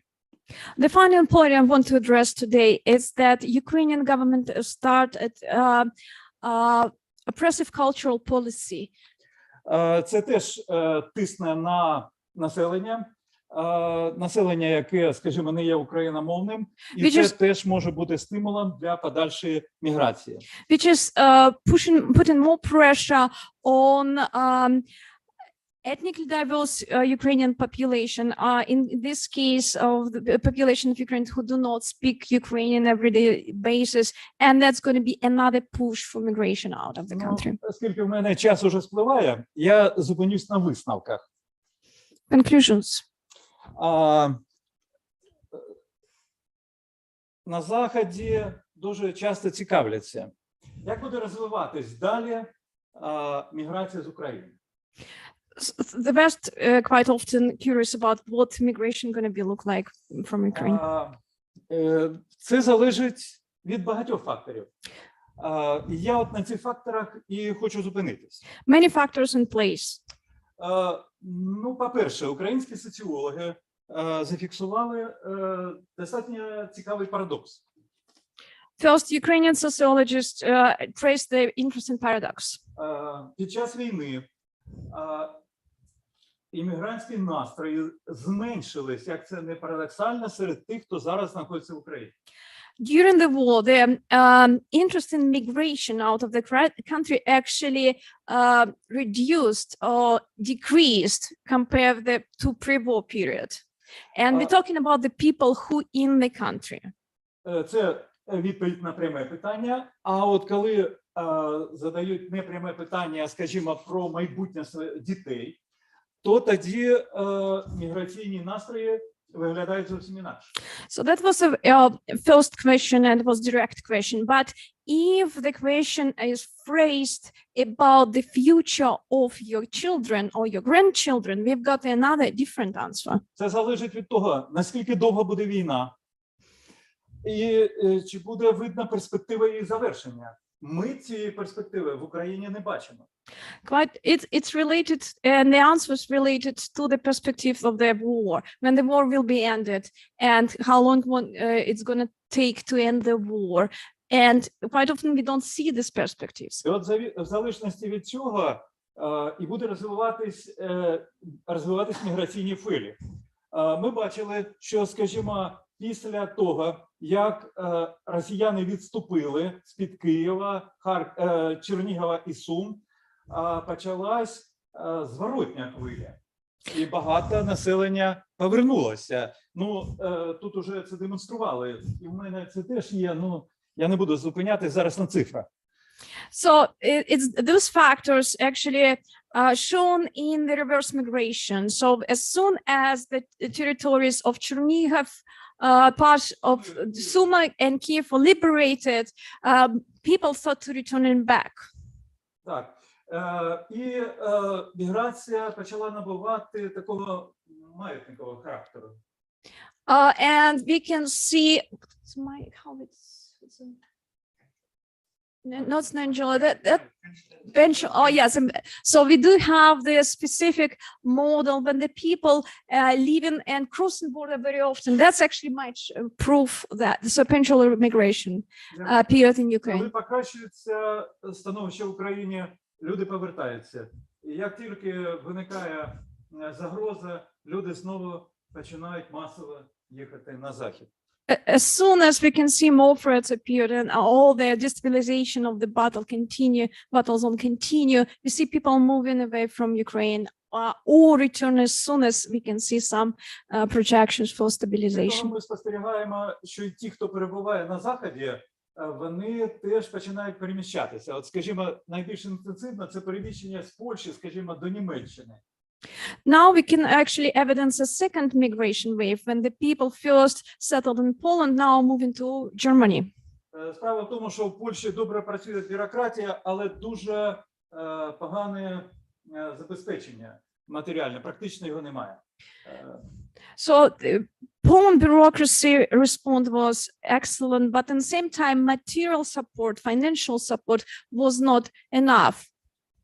Польща одна з перших відмінила безкоштовний проїзд для українських біженців, ну і багато іншого. Польська таможня почала дуже повільно працювати, і українські біженці інколи стоять там в черзі по там від 8 до 12 годин. So free passes, which first were introduced in Poland, then they were cancelled in a period of time. Then monetary support was also removed. And now we see more and more Greece and lines of Ukrainian refugees settling to obtain the support from Polish government and community centers. Це поки що ситуаційна. Ситуаційна. Подальша доля українських біженців буде залежати від того, як буде досягнутий мир і які умови відбудови України будуть.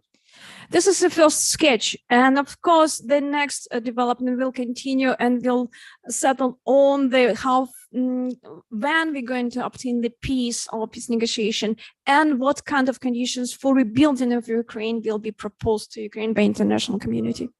Українські біженці будуть повертатись в Україну в тому випадку, коли Україна буде відбудовуватись як країна з високими технологіями. Ukrainian refugees, Ukrainian displaced people will return back to Ukraine if Ukraine will obtain support to redevelop and modernize the country based on new technologies. High technologies. Якщо ж Україна буде приречена стати аграрною країною, то вона втратить значну частину, причому активного населення.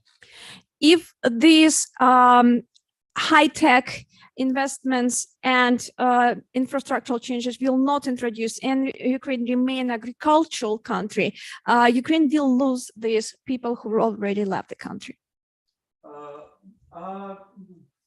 Якби є такі проекти, що Україна повинна відродитись як аграрна країна.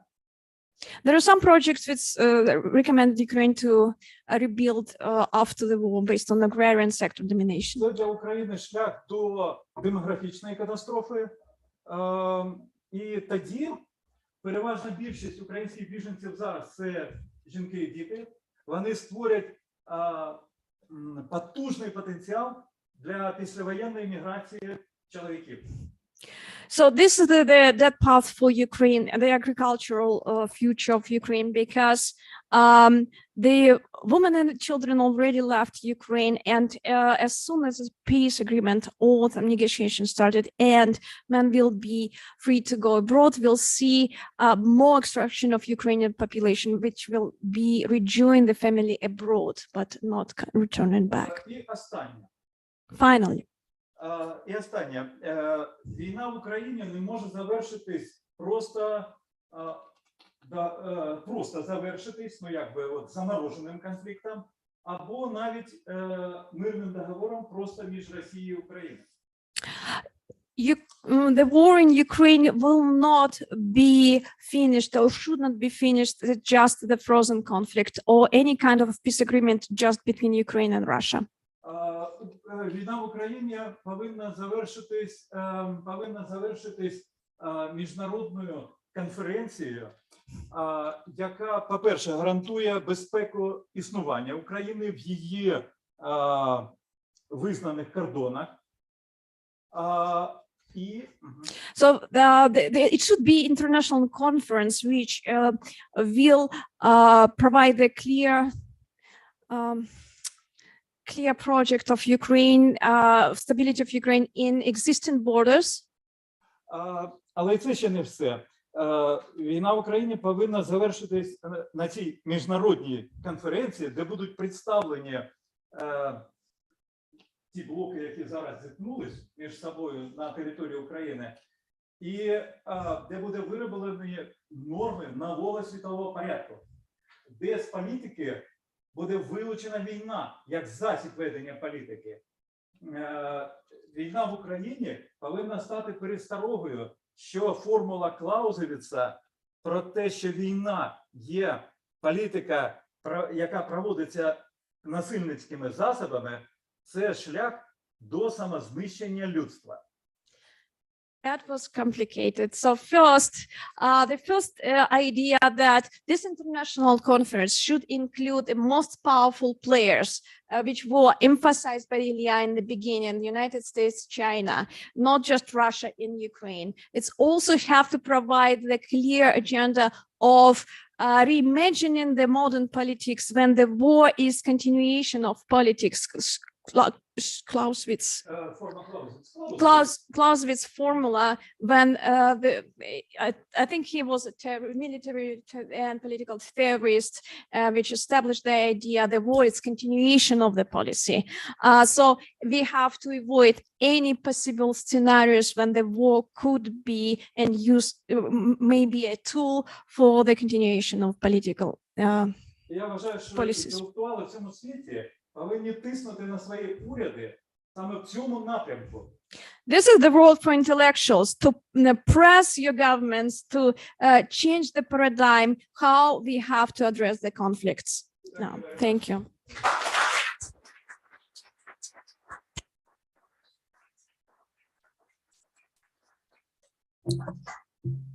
Thank you, Ilya, for reminding us of the context and the stakes militarily. Now I go with huge apologies because we've kept her up all night, and she is in Ukraine, and somehow I managed to put her on the last panel, and she was kind enough to accept this. But Oksana is there, and I'm sure very tired. Oksana is a professor at the philosophy department of Odessa Eli Michnikov National University in Ukraine. She is a program curator of the Past Future Art Project, which aims to provide an artistic interpretation of the memory trauma structuring the everyday lives of Ukrainian society. Oksana combined her theoretical research on interethnic collaboration and pragmatics of realization of social dialogues on past and present collective memories and memory work on national traumas. Professor Dovgopolova led the Trees of Memory, Roots and Runners, the project winner of the Visualized Competition, Ukrainian Institute. She was a project curator of the conception of Chernobyl commemoration in Ukraine in 2021. And in 2020, she curated the program Brüderschaft, the project on unity. And you've been with us for so many hours, and we'll ask you to be with us for just a little bit longer. Thank you. Thank you very much. My greetings to all participants of the conference.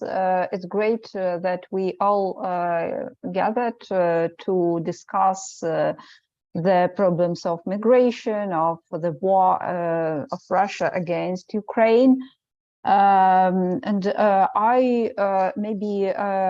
will move from this level of geopolitics and political systems, which we discussed in a previous report, and I will go to artistic practices inside Ukraine, which reflect the experience of refugees. So I hope that I can share my screen.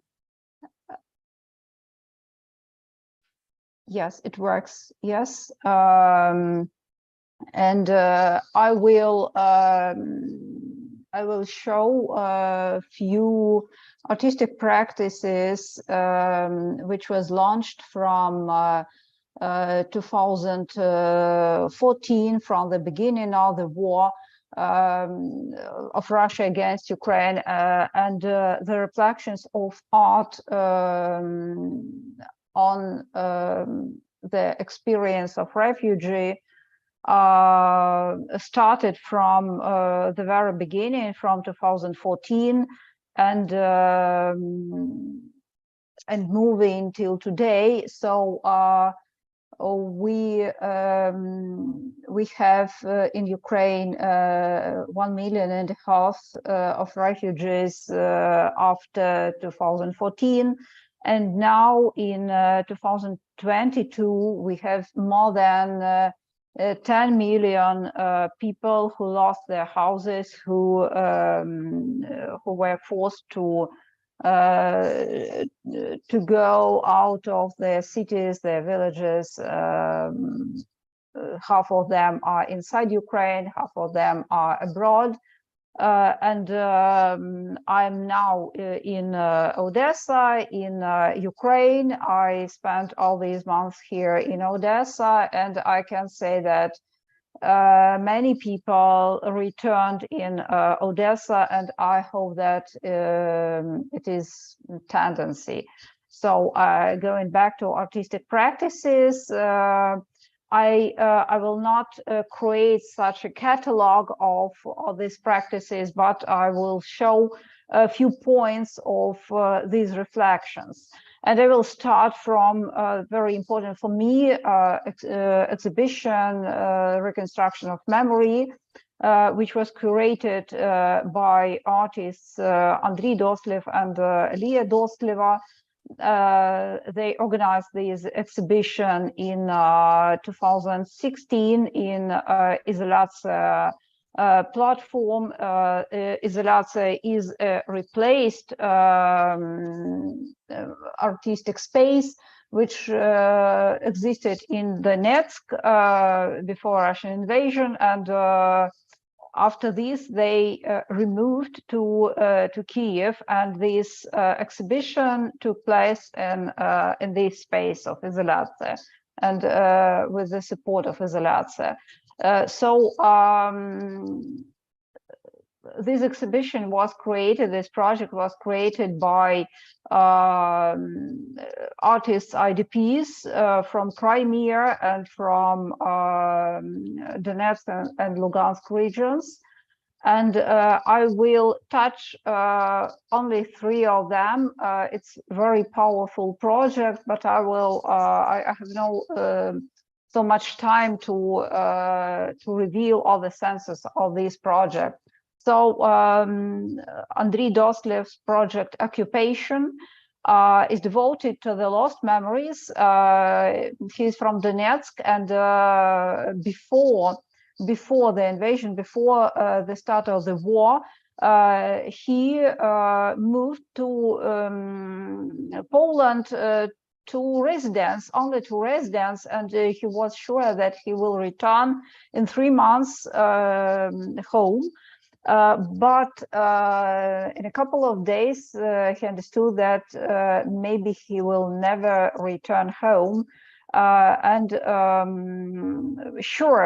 When he moved to Poland, he left home all the family albums, all the artifacts which embody the family memory and so on. And he found himself very far from his home in Poland, and understood that he had nothing about his family memory. And so he bought a big pack of pictures, of old pictures in flea market, and used them to create collages which renewed the pictures from his family album. And he described, this was a picture with my grandma who sat with my brothers or something. Sometimes he painted these pictures, these collages, but the main point is these inscriptions. So he took the pictures of other people who lost their families. So he bought them in flea markets. So it's not a part of family memory yet. So he said, I occupy the memory of other people and create such a variety of my lost family family memory. The next project is very important for me. The project Beach. The Beach, it's very simple idea. Two artists, Lia Dosleva and Yulia Polunina-But, placed in Facebook such a post. They wrote, we are artists and we are refugees, and we ask people to bring their stones which they brought from their vacations in Crimea. So they had an idea to gather these stones to create an installation of Crimean beach. And they are not sure that somebody will answer. And they didn't know if their idea is realizable. And people brought a few kilograms of these stones. You see, it's a very powerful gesture of solidarity, because for all these people who had their memories from their vacations from Crimea, the impossible vacation now, they have had these memories as their family treasure, and each such stone is connected with some experience, with some good memories. And people brought these stones to this installation because it was important for them to support people who lost their homes, who lost the part of the motherland, yes, and it was such a place of meeting of people from Crimea. So here you see one of the visitors who sat and took these stones in her hand to feel this sense of Crimea, of the motherland.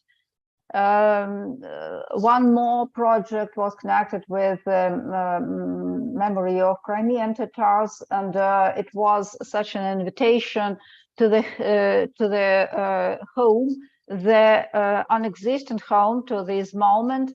And the visitor was invited to come to this kitchen table to sit down and to listen the stories of the 3 generations of women from this family.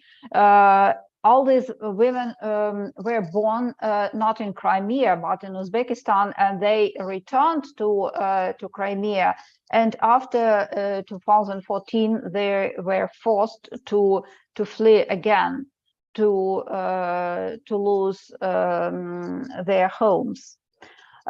So that project, the reconstruction of memory, the renewal of memory, was created by the artists IDPs.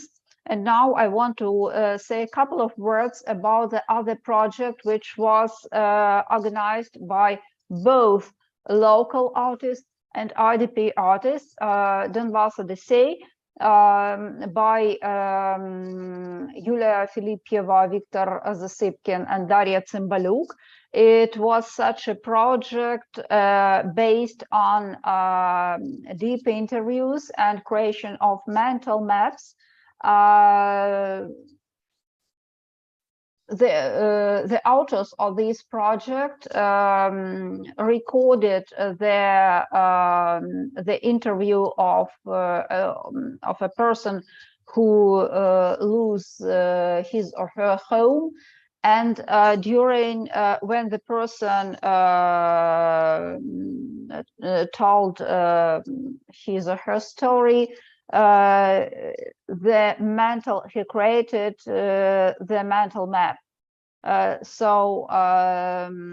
The image of the city or image of home.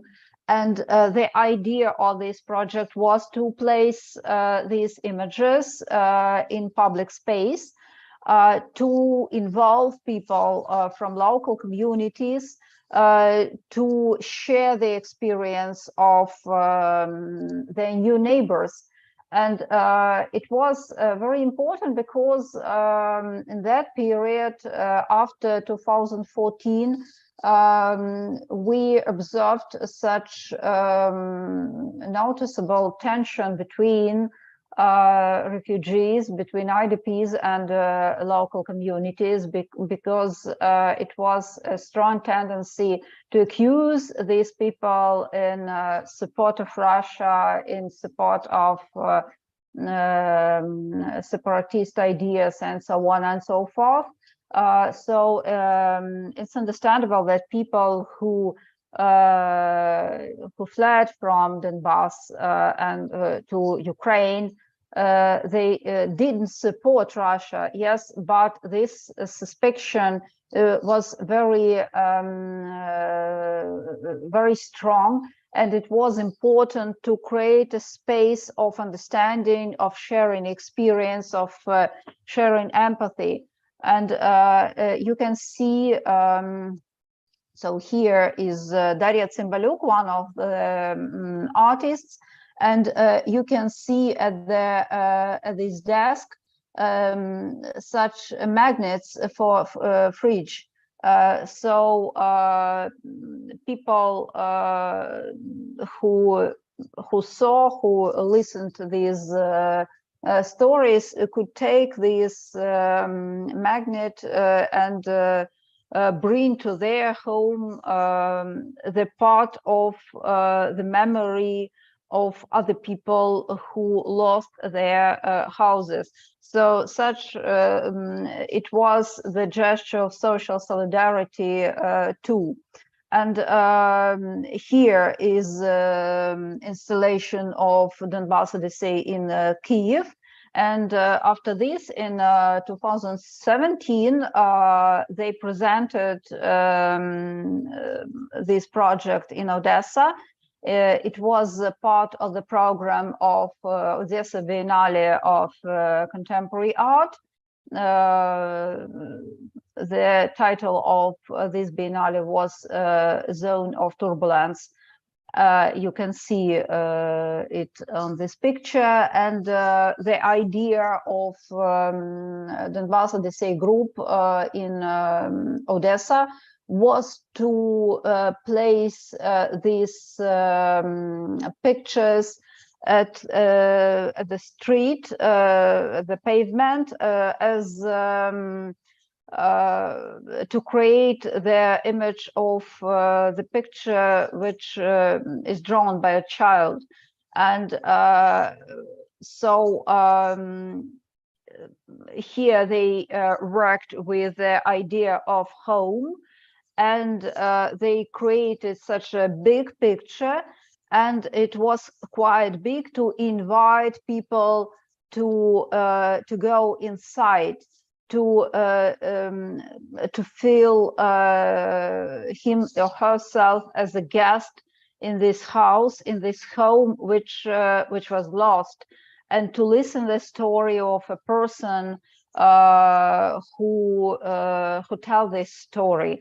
And here you can see a space in Museum of Modern Art of Odessa, where Biennale took place. And here the artists placed not only this picture on the floor, but you can see the pictures, such mental maps at the wall. And here in space of museum, people could listen the record of this story. So in street installations, the team of the project told to other people in public space, told these stories. And here in museum, people can use the record to listen the voice of author of these pictures. And all these 8 years of the war, it was such a palpable tension between not only between refugees and local communities, but it was such a common tension concerning people who stayed on occupied territories. And it was such a consensus phrase: everyone who wanted, they left. So everybody who stayed on occupied territories supports Russia and support so-called DNR or LNR. And it's a great problem. It's a great problem now, not only before the full invasion, because if we speak about the renewal of the borders of Ukraine, we ought to see the problem, how we will live with the people who spent 8 years on occupied territories. And it's very important to understand that not all these people are enemies of Ukraine. It's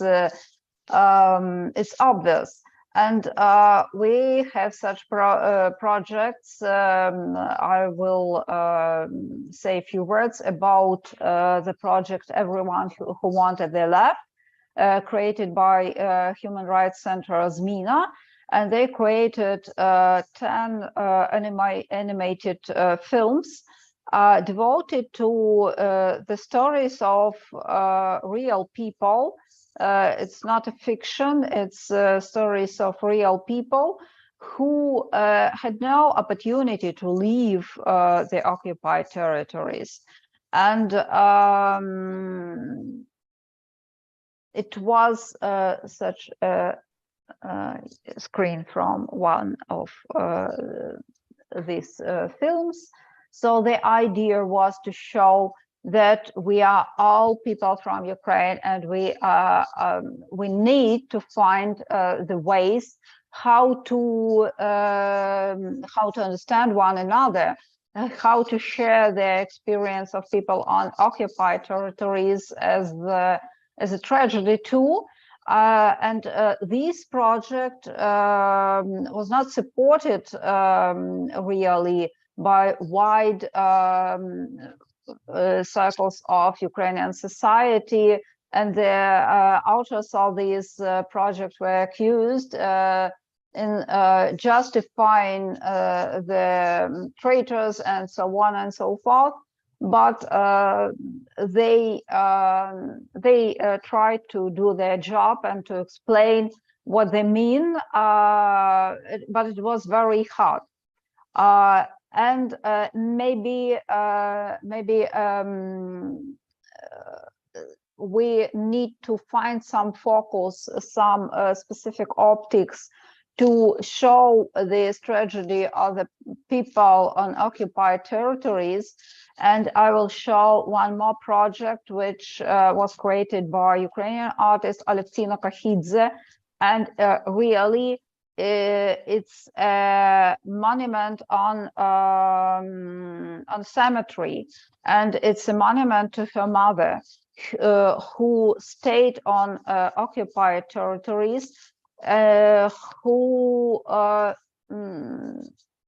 understood that she has opportunities to live in Kiev, for example, because Alexina invited her and acknowledged her that if you want to live with us, you can come here. If you want to live separately, we will buy you a flat. And so all opportunities she had. And but something kept her on this occupied territory, and it was happening a tragic incident when Alexina's mother crossed the checkpoint between so-called DNR and Ukraine. She died, and Alexina, she is an artist, and she tried to understand how can she reflect this event, how she can reflect this experience, her own experience, her family experience. When somebody accused her during these years, why didn't you move your mother from occupied territories? Alexina answered, my mother is not a table. I can't take her and move. She is a person with her will. And Alexina created such a monument to all who died in solitude in Russian occupation, because it is a tragedy of the broken families, of broken links, and she pondered what kept her mother on occupied territories.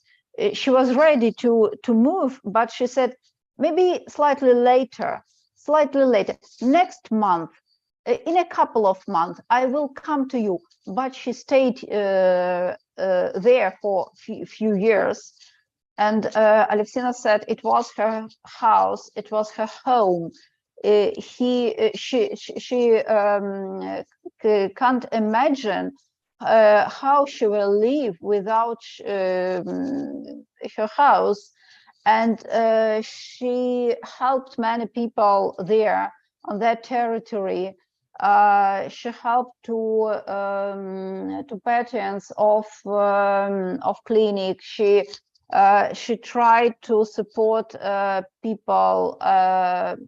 It was a very specific experience, and this monument, it's a model of the house, and she created the doors, the symbolic doors, by the real number of those in their house, with an inscription on each of these symbolic doors, and with the porch, which was the place of meeting of family members. And it was created at the end of last year. And it was devoted, this project was devoted to a person who lived and died on occupied territory. But this gesture was met with absolute support in Ukrainian society. So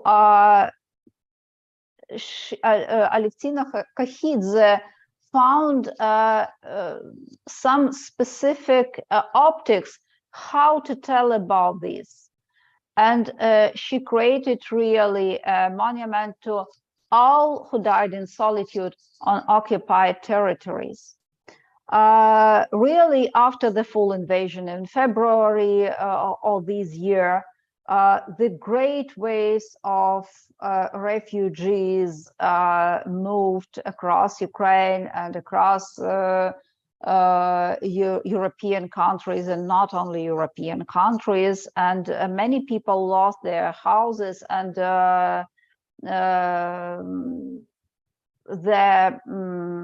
the topic of flee, of refugee came very powerfully in Ukrainian art. And I will show one of the most brilliant projects, very interesting projects of curator and art critic Katerina Yakovlenko. She organized and curated the exhibition Everybody Afraid of the Baker, but I'm Grateful. And she organized this exhibition in her broken house in Irpin. Her house was broken with a missile, and at these empty walls, she organized the exhibition where the artist reflected the topic of the lost home, of the loss of the territory, of the ground, of the roots. And the statement of this exhibition was really very powerful, with the feeling of gratitude, because who is this baker in the title of the project? It was a baker who came to Irpin immediately after its liberation, and he started to bake the bread. And people, it was nothing in Irpin that time. It was not electricity, it was not water, but people immediately started to return to Irpin and started to renew life. And this baker prepared bread, he baked bread, and people came in a special time. But the process was very slow, and they stayed for a long time in the street, and they're afraid of this, because the Irpin was not a safe city, and it was they were frightened to stay for a long time in the street. But it's such a paradoxical phrase, because they were not afraid of baker, they're afraid of missiles. And this feeling of terror was united with the feeling of gratitude. And it's now Katerina is not in Ukraine, because she has no opportunity now to renew her house. So it was her tribute to all other refugees who lost their houses in Ukraine. And I will show a couple of works of Yuri Bolsa, a young Ukrainian artist, who reflect this experience of fleeing, yes, of refugee. And for me, this walk is a symbol of Ukrainian experience of this year at all, because this person who tried to run away from some danger with his valise, which is not valise but his house, it's a symbol of the life of Ukrainians now who are ready to renew life, to opposite the war, to not allow to the war to suppress them. And the last pictures also the works of Yuri Bolsa, and the right picture, Ukrytya, a shelter, is such a thought about that. All Ukraine now is a shelter. All Ukraine now is a space where people try to find shelter and to find the safe space. And from one side, it's a thought about the total danger of on this territory. From other side, all this space is shelter for us who are in Ukraine now. And its paradoxical view is a real representation of feeling of people who now are in Ukraine, and we all are have a hope to see this word at the left picture, завтра, tomorrow, and to go out from this situation of seeking shelter. So maybe I will finish my report. Thank you very much for your attention, and I will give floor for the next speaker. Thank you very much.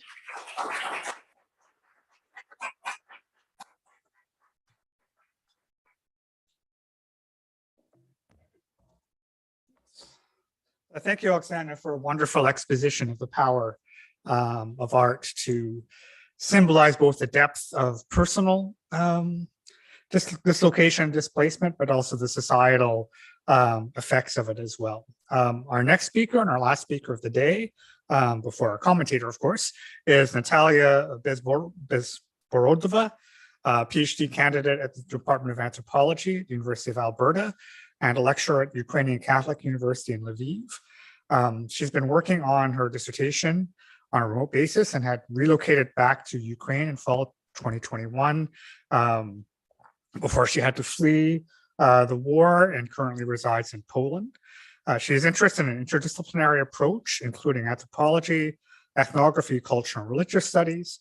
Her doctoral project focuses on the meaning of space and place and migrations, multi-layered identity, and the role of religion in social and political turmoil, with the example of the Flying Community, a group that connects members from Ukraine, Russia, Belarus, and Italy. So.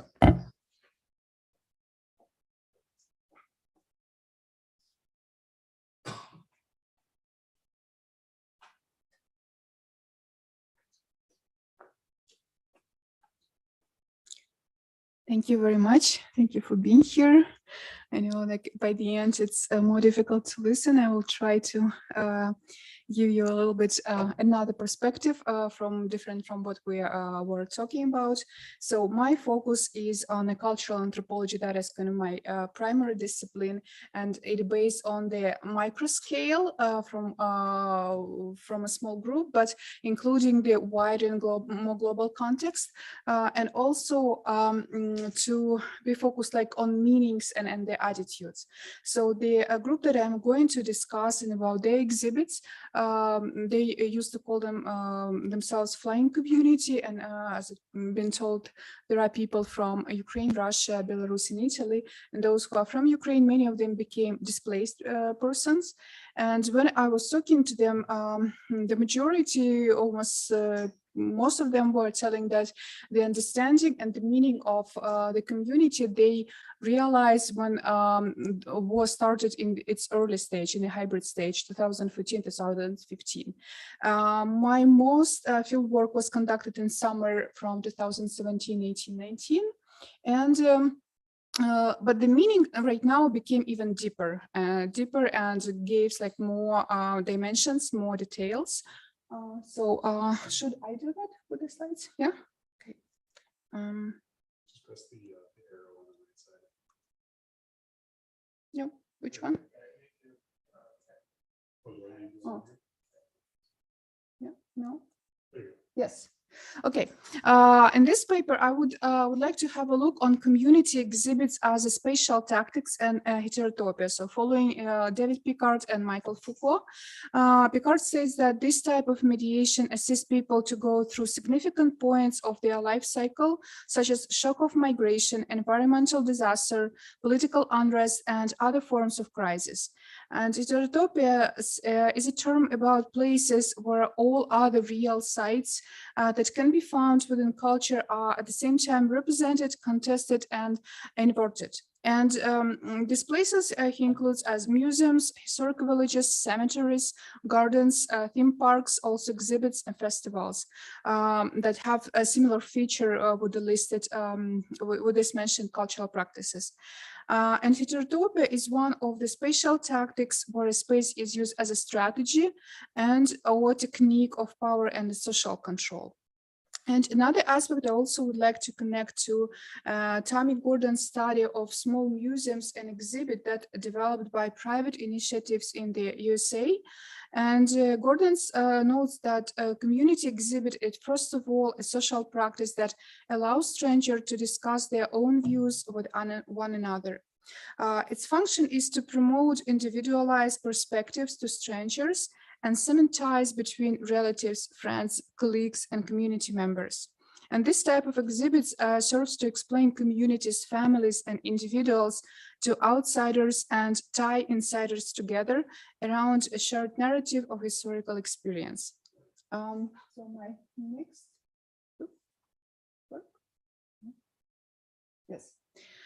So that's the slide from my last summer of my fieldwork. So this is late August 2019. I came for a week to an Italian town of Rimini to continue and finalize my fieldwork. And this place hosted the annual festival Rimini meeting that organized by Roman Catholic movement Comunione Liberazione for the last 30 years, or also CL, I'm going to call it. So I came to see a new exhibit that was created by Flying Community and about Mother Maria Skoptsova. I will just tell a little bit about this person. And also interesting that inside this group, it was this interdenominational aspect as 4 countries, and the conflict already started. And also they were Catholic and Orthodox Christians, which is also it has some not division in this group, but divisions like in general that is not the same denomination. Also, the form of function challenged usual structure and calendar cycle inside this Italian movement where they attach, and addressed the issues of identity root to local historical and cultural context and external circumstances of the political turmoil. And the community forms ties went between remote geographic localities, so you can imagine a map of Europe where all these places are, and also historically distant religious scheme. So that's one just like a piece of the exhibit that I saw. So the Flying Community prepared exhibit about Mother Maria Skoptsova, who was born as Elizaveta Pilenko, and she was a journalist and a poet and political activist in her younger years, and she was very active in politics as well. She has been married twice divorced, had 3 children from her 2 husbands. She became a political immigrant in France in her family after the First World War, and a nun before the Second World War. She lost and found her faith in connection to the turmoil event in the country. and her family circumstances, and all her children died before her death in the Nazi camp in 1945. And she was also from Russian upper class, and then she also were connected to territory of today Ukraine. She was canonized as a martyr in 2004 by Ecumenical Constantinople Patriarchy, and her canonization, this fact, received severe critiques from Moscow Patriarchy because her life detail was not fit to a typical image of a saint or even a martyr. So the exhibit preparation assigned to 6 locations of this community in different places, their member home countries, and it has to be pulled together in Rimini. And many members admitted that they had not been involved in this work to the same extent as they did with the previous community, but in Rimini, they revealed the connection of her life and the current context in their countries. And the exhibit had messages directed both inside the community and outside to primary Italian, but also other visitors of this exhibit and the festival. The exhibit guides emphasized 2 metaphorical images, water and fire, water at the beginning exhibit and fire at the end of the exhibit. So that is in Italian, what I put in the title of my presentation, the Christianity is a fire or there is nothing. Water was one of the Maria's metaphor of her worldview. She defined 2 types of people life strategies, either ground-based of the one who is well planned ahead and mostly material-oriented life, and water walking, a strategy that means responding the everyday needs and challenges in turmoil and predictable situations. So water walking image, of course, builds some biblical connection to biblical narrative, supernatural presence as well. Also grounded water are symbols that explain in her life. She started as political activist from upper class family and ended as a nun, and she was killed actually also in the turmoil of the war. Also fire was direct connotation from her writing when she said Christianity is either fire or there is nothing. And the exhibit guides explained as Christian position that any life challenges cannot be always comfortable and it should not be. And her biographical facts connected with the First World War and Second World War makes also symbolic connection with the current context of Russian aggression against Ukraine. Also as for the summer 2019, it was mainly related to the early stages, and discussion was also about its impact and attitudes of Christians' everyday life. So the politics also make another level of connection to the current context after ecumenical patriarchy granted after Catholic status to Ukrainian the Orthodox Church of Ukraine, what happened in late fall 2018. And the Russian Orthodox Church responded with the disruption of liturgical communion with the ecumenical patriarchy and of course with this newly created church in Ukraine. And in the ecclesial language on the church relations is the highest level of conflict. So by August 2019, this newly created Orthodox Church of Ukraine already entered the list of Orthodox churches worldwide and face all complexity in the church politics. And as a result, the members of this community, while belonging different local churches in their countries, they directly involved into the this church conflict in addition to political one, because they face the challenge of this division that formally doesn't allow them any common church services. Also, water and fire symbols, they appeared not for the first time for me. I have heard for the first time in 2014 in connection to the Maidan protest that was just before Russian aggression started. And according to my respondent, that is also was a formation stage of the community. Again, a little bit about the context, and usually that January 19, the Orthodox Christian in Ukraine, they celebrate Epiphany. And this involved outdoor ceremony of water blessing in lakes and rivers, and also local tradition includes ice hole diving on that day. And on January 19, members of flying community did not have this name together, but they came to celebrate Epiphany in the village near Ukraine, and in the evening their attention was grasped by the escalation in Kiev downtown and the Maidan, and that caused further death among protesters. And in Ukrainian media there was some examples calling this day as a flaming epiphany. And yes, yeah, and one of the Belarusian members articulated the connection to the protest on Ukraine to the whole community. So I read the quotation that is here. And our totally new phase, new way of a story, and is inevitably tied to the Ukrainian Maidan. It's tied not only for Ukrainians, not only for those who had at place experience. It is very much connected to me personally. I totally went through all that. It is very important for me not to forget, not to lose that moment that everything that we have now was born from that pain. And we received such a great opportunity in this catastrophic situation that still didn't finish and not going to come to the end. And here I will make connection. So that is the pictures of the very first exhibit that this community made and presented. So this is August 2015. The first exhibit in Rimini meeting, and that was focused on the Maidan event and on their personal experience and participation. It attracted many visitors in Rimini. Many young Italians visited Ukraine after that, and community established their activity on regular basis also following. And practically no one in Ukrainian group knew Italian well enough for the guiding the exhibit, and Russian-speaking Italian members volunteered to be the interpreters for the sessions, and Italian members also knew that Ukrainian group, and some of them as students as Russian studies program at the Catholic University in Milan. They already stayed in Ukraine for semester or longer for language practice. Many of Ukrainian group were at Rimini meeting also not for the first time. A year before they took part in there was Russian-Ukrainian exhibit about new martyrs of the communist regime in the former USSR. This exhibit titled The Maidan from Patience to Hope and consisted of collection of photographs from the protest situated in chronological order on the three walls with quotation from media outlets and also from St. Paul's epistles.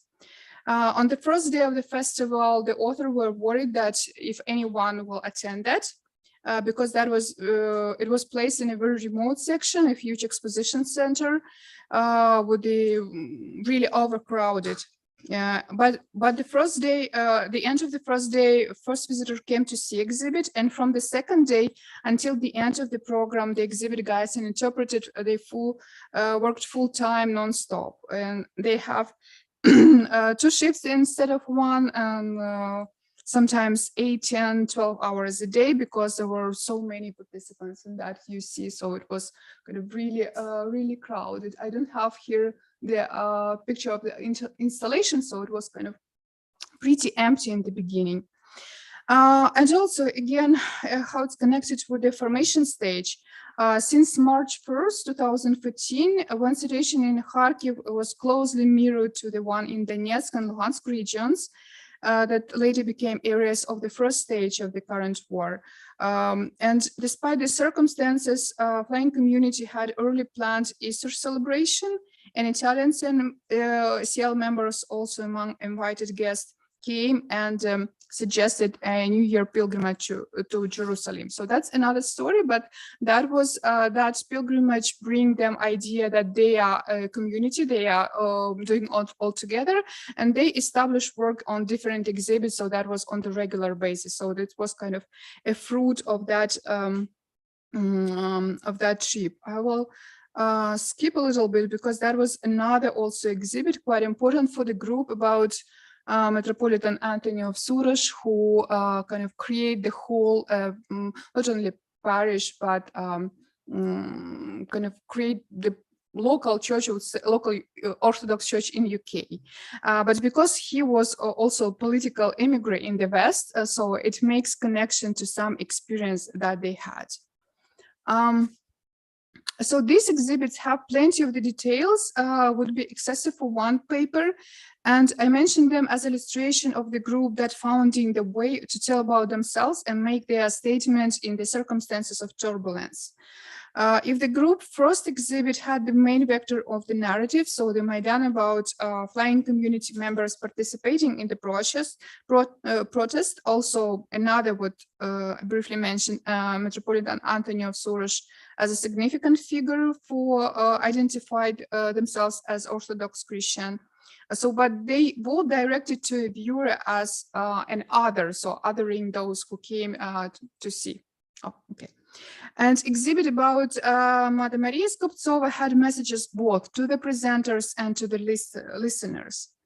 So in this way, the group has complexity as a group who, of the two major institutionalized churches, and Orthodox side was also politically grounded split in addition to the political and armed aggression.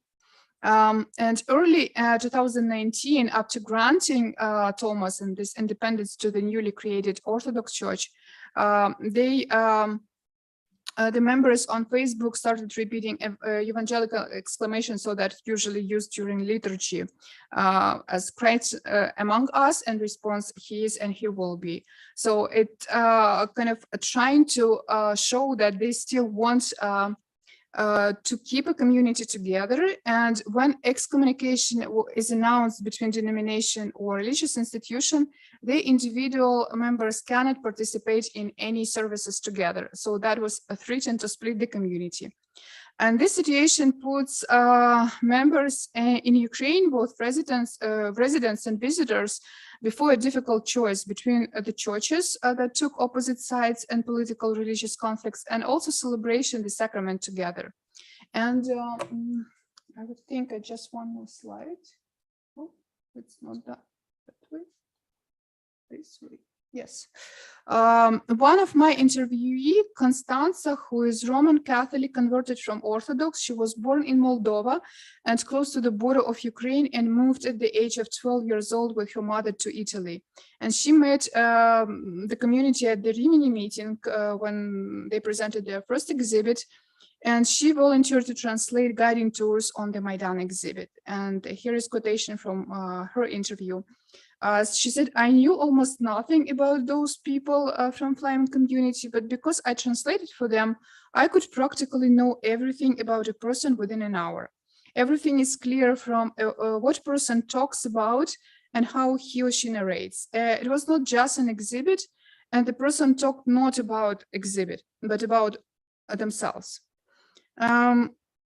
So again, I'm getting back to where I started.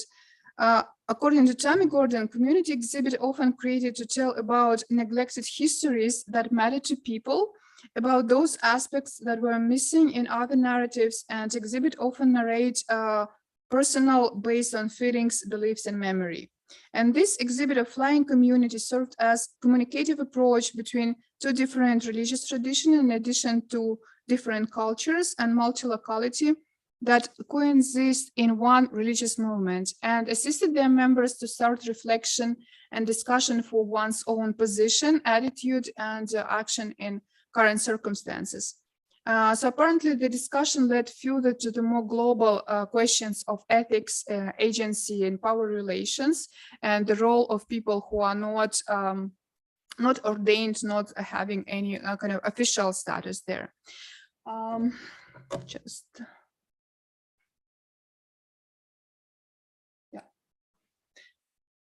Following Gordon, I would quote that these exhibits are sites of cross-class, cross-ethnic, cross-culture conversation that can ultimately lead to social and community changes. And we can see how choices of the figures and topics of Flying community exhibits can represent a division of a group itself and their authority. And the message is directed as inside for all members, so outside world as a group representation. And the role of Christian individual can take in public and political events and get their voice to express their opinions. So that is just a piece what I'm doing in my research, and also it influence, kind of contribute to the more complicated picture where is it religion play as itself as institutionalized religion, or is it political religion? Where is the division and how they changes or how they fluid into one another? But I will stop here. Thank you.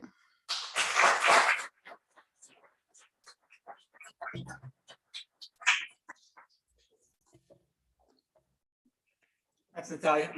I know we're taxing your time or your energy, but Susie, I'm sure, has some wonderful comments to tie all things together, and then we'll see where we are time-wise.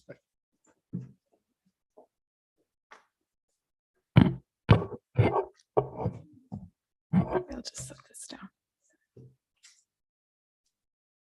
Okay, thank you. Thanks all for your patience. First of all, a tremendous thank you to the three presenters on this session. I've greatly enjoyed hearing your insights, and you've touched upon many of the important things we've been hearing about throughout the sessions today. I think your work sets the stage wonderfully for broader discussion on these topics. The three presentations take us through a variety of different geographic scales as we talk about citizenship and culture, the global, national, down to the local, as well as different time scales. So thinking across a kind of longer historical view since 2014, since past February into today, and also considering possible future directions. Overall, this session has done a wonderful job of underscoring how, in addition to the addressing trauma, an experience of the kind of armed assault, the loss of lives and homes and livelihoods, there's this tremendous task of rebuilding deep social bonds and the cultural life of Ukraine in such a way that can be sustained and prosperous into the future. So I'll share a variety of thoughts, some questions, possible talking points for a few minutes. And each of you, please feel free to touch upon whichever you feel resonates best with your work and what you feel is important. Ilya's presentation talked us through the strong global interconnections of Russia's war on Ukraine, the deep historical roots, but also the sobering future implications for not only Ukraine, but also many other countries, given the population fluxes and our planet's political economic interconnectivity. I was particularly taken by the risks associated with immigration and the ongoing future exodus of Ukrainians, also something we heard in this morning's session. So it seems there's a real need for a conversation around the ways we might resist a brain drain and creative drain, as well as a kind of exodus of this younger generation, also considering the role of arts and culture in this process. At the same time, I'd ask what measures and policies should be in place to incentivize those who have already left to return, to make the country more favorable for them and to ensure effective support for their livelihoods. One of the things we've all witnessed in international development efforts the world over is the overwhelming risk for post-conflict urban renewal to impose yet more trauma on communities through things like secondary development-induced displacement, gentrification, and the breaking apart of existing communities. So a possible follow-up point for discussion is when we talk about promoting prosperity during Ukraine's rebuilding, how can we do so in a manner that doesn't merely cater to the sort of young, affluent, upper middle class, creative or tech sector, but how can we consider what's needed for the prosperous life of all residents, the Ukrainian citizens, long-term foreign nationals, short-term economic and educational migrants. In other words, keeping an eye out for that significance of pluralism that Milena so helpfully reminded us of earlier. Also, I've heard many challenge this idea of a kind of reconstruction for its implying of a return to something previous and instead promoting an idea of something that's entirely new. So we could talk about that a bit as well when we talk about the arts and culture in Ukraine, what needs to be preserved and what needs to be completely reconceived. Along similar lines, Ilya offered some valuable insights on shifting global power dynamics that raise questions about how support can be done without simply making Ukraine the next case for foreign development exploitation. How can the country be supported in its development without triggering other dependencies and global power imbalances? Do we need to rethink the terms of engagement that take place with powerful actors like the IMF, the World Bank, EU, UN, USAID, not to mention any national actors and influential local oligarchs? Oksana, your presentation clearly draws attention to the significance of art during times of conflict and the many roles art and culture play in Ukraine right now, from the important tool of being a kind of means of processing trauma to a way of stitching together collective memory. We could also add that it works as a fundamental record of national identity and a means of preserving heritage, one both documenting and resisting ethnic cleansing amidst war crimes and ongoing damage to cultural institutions. Your talk reminds me that while we begin this kind of conversation about the future, we are very much still in a moment of being in the midst of conflict. And I wonder how you all feel. Is it the time for kind of future-oriented discussions, or should we be more sensitive to honor a need for a pause and time to process things? What's the role of arts and culture in this case in kind of supporting the present, as so many of your examples were so helpful to see? Linking to my comments to Ilya and also to some that I'll have for Natalia, perhaps it's fruitful to talk about the arts and culture in terms of how they're transcending boundaries and opening up new international alliances. For example, the examples of following those examples of the Ukrainian galleries that you showed, how can foreign art institutions better use their social capital, cultural privileges, and political connections to support the Ukrainian cause? How might they make their audiences more aware, more responsive, and engaged? And is this even a useful request for solidarity? If we're to talk seriously about EU integration for Ukraine, is support for the arts an area where this should be more effectively taking place? There are several initiatives that we see, things like Scholars at Risk and Artists at Risk in a kind of separate sector. But do you feel there's currently enough support for art to help everyday citizens, including the very important role of helping IDPs process trauma? This kind of idea about thinking across state boundaries and links to international groups and solidarity reminds me in Natalia's presentation, really thinking through this fascinating case of the flying community and the annual Rimini meeting festival. I think one of the powerful aspects of what's been going on in Ukraine is this great degree of international solidarity, including forging these new alliances and what we might call global practices of citizenship that aren't confined to state boundaries. And you show that really well in your work, and you underscore how these connections have kind of deeper roots than just this past February, in your case dating back to 2014 and a focus on Maidan. Your case highlights the importance of international arenas in not only supporting Ukrainian efforts, but also directly influencing them. So in the case of this flying community in Italy, we see how young Italians then visited Ukraine and learned more about local politics.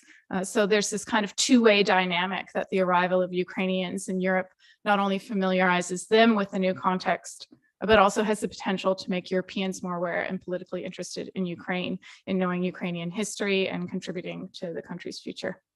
I was really intrigued by the potentials of the traveling exhibition. This is kind of means of outreach and a way of forging a new community. You really show how well the exhibition accomplished that. But you also underscore some of the challenges that come with coordinating this kind of event with so many different stakeholders, the complications of navigating their ethics, their different agencies, power relationships, and target audiences. So I wonder, what are the ways that we can kind of grapple with that? How do we deal with funding sources for these sorts of things? Who chooses the venues? How and where do we see these things reflecting back on power and politics? And then this opens up broader questions of, is this a model we want to see elsewhere? Is this something that could start to take place, say, in secular extranational alliances? Can it scale up, or is it really nice when it stays at this kind of local level? So there's a lot there, but I hope it can open up a bit of a discussion. Thank you all so much for your papers.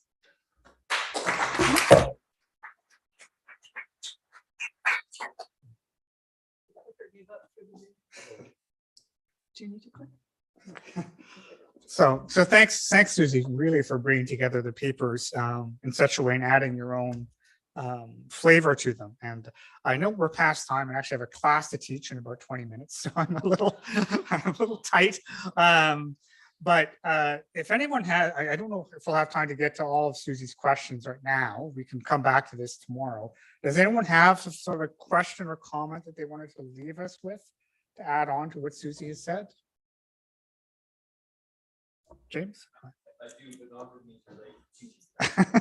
Let's take a couple minutes. It's good to get some audience. So yeah. No, I really, am I okay if I'm here?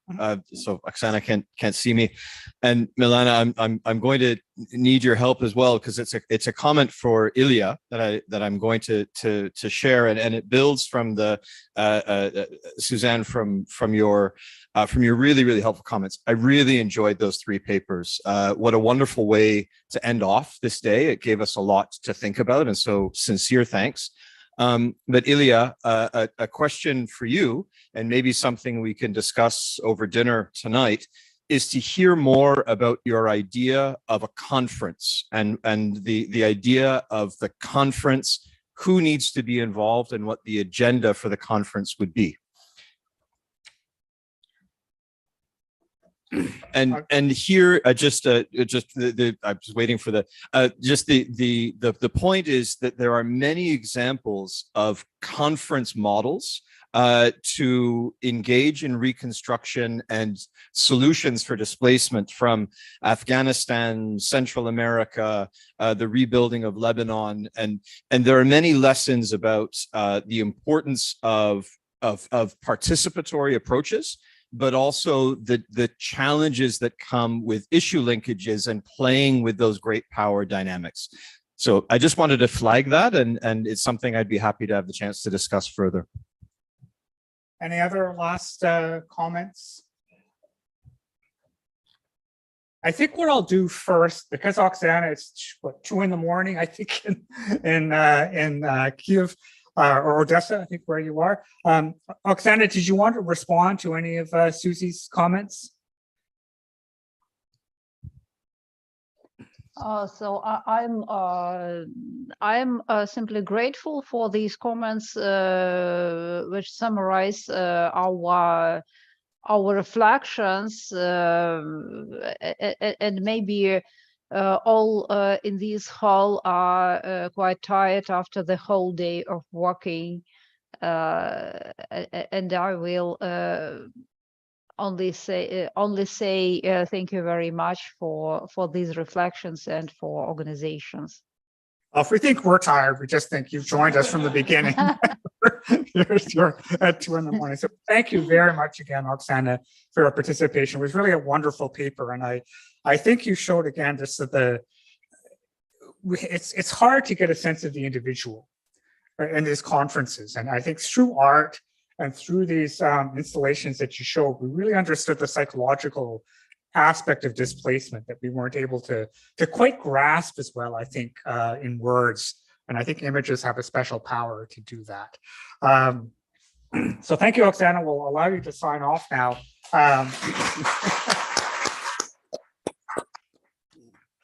And I don't know if Ilya and Natalia can contain themselves to a few minutes, or if we want to.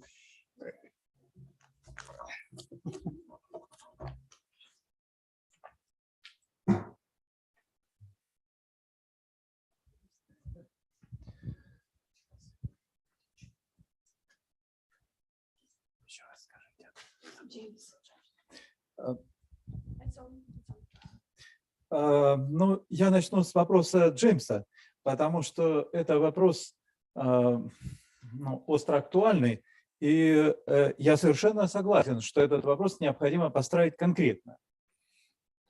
I'll start with the James question, and we have to address it in most concrete way, in most precise way we can. Но я пока высказал идею. That was a starting idea. Я бы, наверное, мог на это ответить очень конкретно, если бы был генеральным секретарем ООН. Okay, if you will be a general secretary of the United Nations, I probably have a better idea how to manage that. Но в целом вот конфликт в Украине немного отличается от, скажем, войны в Афганистане и в Ираке или других конфликтов, скажем, в Африке. Although Ukrainian conflict, the war in Ukraine have specific features which put it aside from comparison and conflict in Afghanistan, Lebanon, Iran, and any others in Africa. И дело не в том, что я сам из Украины, и поэтому как бы у меня украиноцентричный взгляд. It's not because I'm from Ukraine, I'm focusing on Ukraine predominantly. Просто война в Украине весь мир разделила четко на два лагеря, и их противостояние угрожает мировой войной. И тут просто впору остановиться. But because this war in Ukraine divided the world between two camps, and this is very threatening, this is when we see engagement of so many actors, we might see the development of the conflict on a global scene. Мировые конференции в истории проводились, начиная с Венского конгресса после наполеоновских войн и так далее. There is a history of the peace conferences from the 19th century, from Napoleonic wars and the Vienna Congress, Paris conferences, etc. Ну, сейчас, наверное, можно использовать инфраструктуру Организации Объединенных Наций для ее проведения. UN still might be the major platform for these kind of conferences. Но эта конференция, вот с моей точки зрения, она должна, с одной стороны, касаться вопросов обеспечения безопасности Украины, а с другой стороны, выработки новых правил мирового порядка. So there should be two major topics included. One is security guarantees for Ukraine, and second one is a major world order balance or project for the major world order. И тут вопрос в том, что просто в переговорах между Украиной и Россией Украина этих гарантий полностью получить не может. Это с одной стороны. С другой стороны, не получит она и гарантий, когда, ну, скажем, это будут международные переговоры с ограниченным участием, типа, ну, как вот Будапештский меморандум, который Украину ни от чего не защитил. So if the Ukraine will be in a direct negotiation with Russia only, we will not see the progress in the conferences or negotiation. But if we will see that another model was applied before, such as Budapest Memorandum 1994, when Ukraine were asking for guarantees of security in exchange of give up a nuclear weapon, it's also not a large platform, not enough large platform to provide the Ukraine with security guarantees. Спасибо. И вот относительно вопросов Сьюзи, очень глубоких и интересных. Thanks, Susie, for fantastic deep analysis you provided. Что касается потока беженцев из Украины, вообще этот поток связан с предшествующими событиями. Украина с 90-х годов стала поставщиком рабочей силы для Европейского Союза.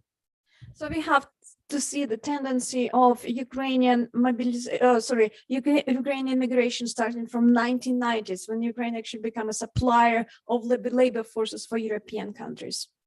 И этот поток был связан с тем, что в Украине приватизация сопровождалась глубокой деиндустриализацией и потерей рабочих мест. It was a reaction on the unfair privatization, which actually affected industrialization and deindustrialized Ukrainian society in the 90s and provoked migration of the country. А война стала полной деиндустриализацией страны. Крупнейшие предприятия, причем высокотехнологичные предприятия, которые работали в Украине, они сейчас многие из них разрушены. Сейчас разрушается энергетическая инфраструктура Украины. So the war completed the process of deindustrialization. The majority of large factories, plants right now working have facilities or not working at all. Now we can see that Ukrainian infrastructure under attack. И Украина обладала достаточно образованной и подготовленной рабочей силой, которая связана с современными, ну, преимущественно с индустриальными производствами, но также и с постиндустриальными. So Ukrainian labor force has many capacities, well educated, involved in industrial production and post-industrial production as well. Я просто в силу ограниченности времени не мог об этом рассказать, хотя у меня даже в презентации есть о том, что разные группы беженцев по-разному перемещаются за границу. скажем, высокотехнологичные работники, ну, скажем, вот работники IT-индустрии, они выезжают вместе со своими фирмами, которые выезжают за границу. И как раз они-то за границей не бедствуют и пока не возвращаются. Это угрожает вообще потере технологического потенциала будущего развития. So the one example Ilya just brought, that how IT firms in Ukraine relocated entire firms with all the members of the firm abroad in the beginning of the war, and then definitely have their own trajectories for the immigration. They're not suffering, they feel comfortable abroad, and they're not considered to return anytime soon. And it's definitely going to affect brain drain from Ukraine. Поэтому для того, чтобы люди возвращались назад, для этого необходимо, чтобы Украина развивалась именно как страна с высокотехнологичным производством. So yeah, to return, to keep these people and have the intention of them to return, Ukraine has to maintain this high technology sector, IT technology sector running. И еще один такой момент, о чем на Западе, ну, наверное, мало знают и, ну, по крайней мере, не говорят. Это культурная политика. Культурная политика в стране должна измениться. Культурная политика не должна быть нацелена на гомогенизацию. В Украине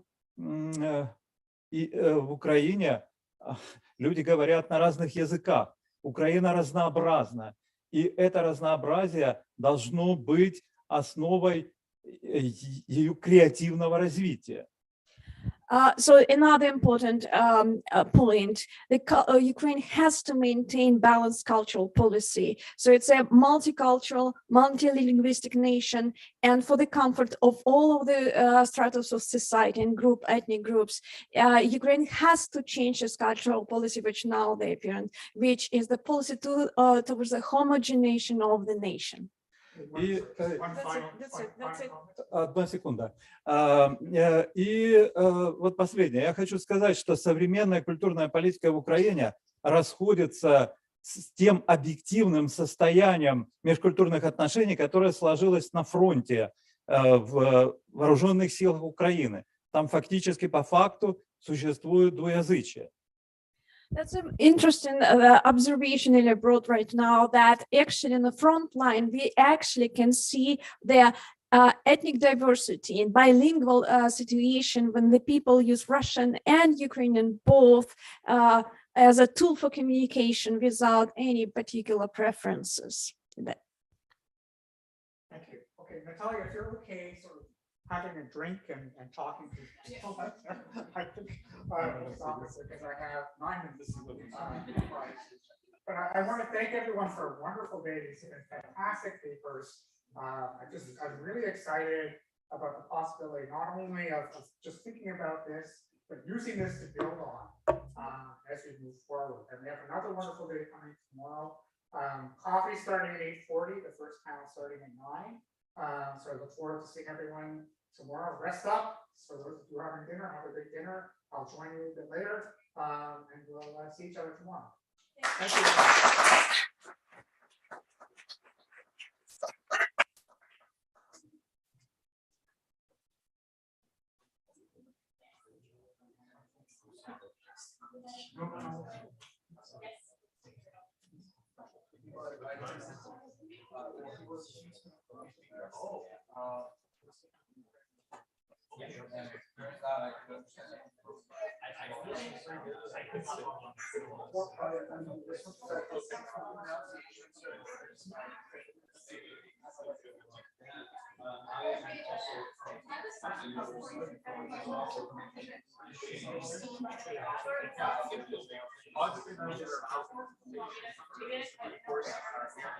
I think as long as we don't both on mute.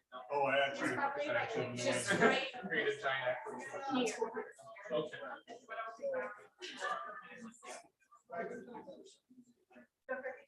Cancel your class at this point and invite them for dinner.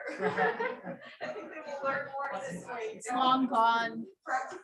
The battery, is it under there? Okay. Flashlight, maybe it helps. Sorry.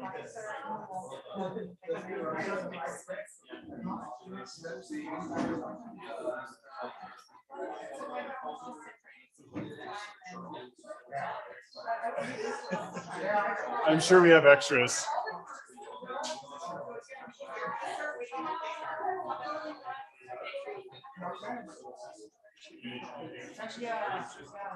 Oh.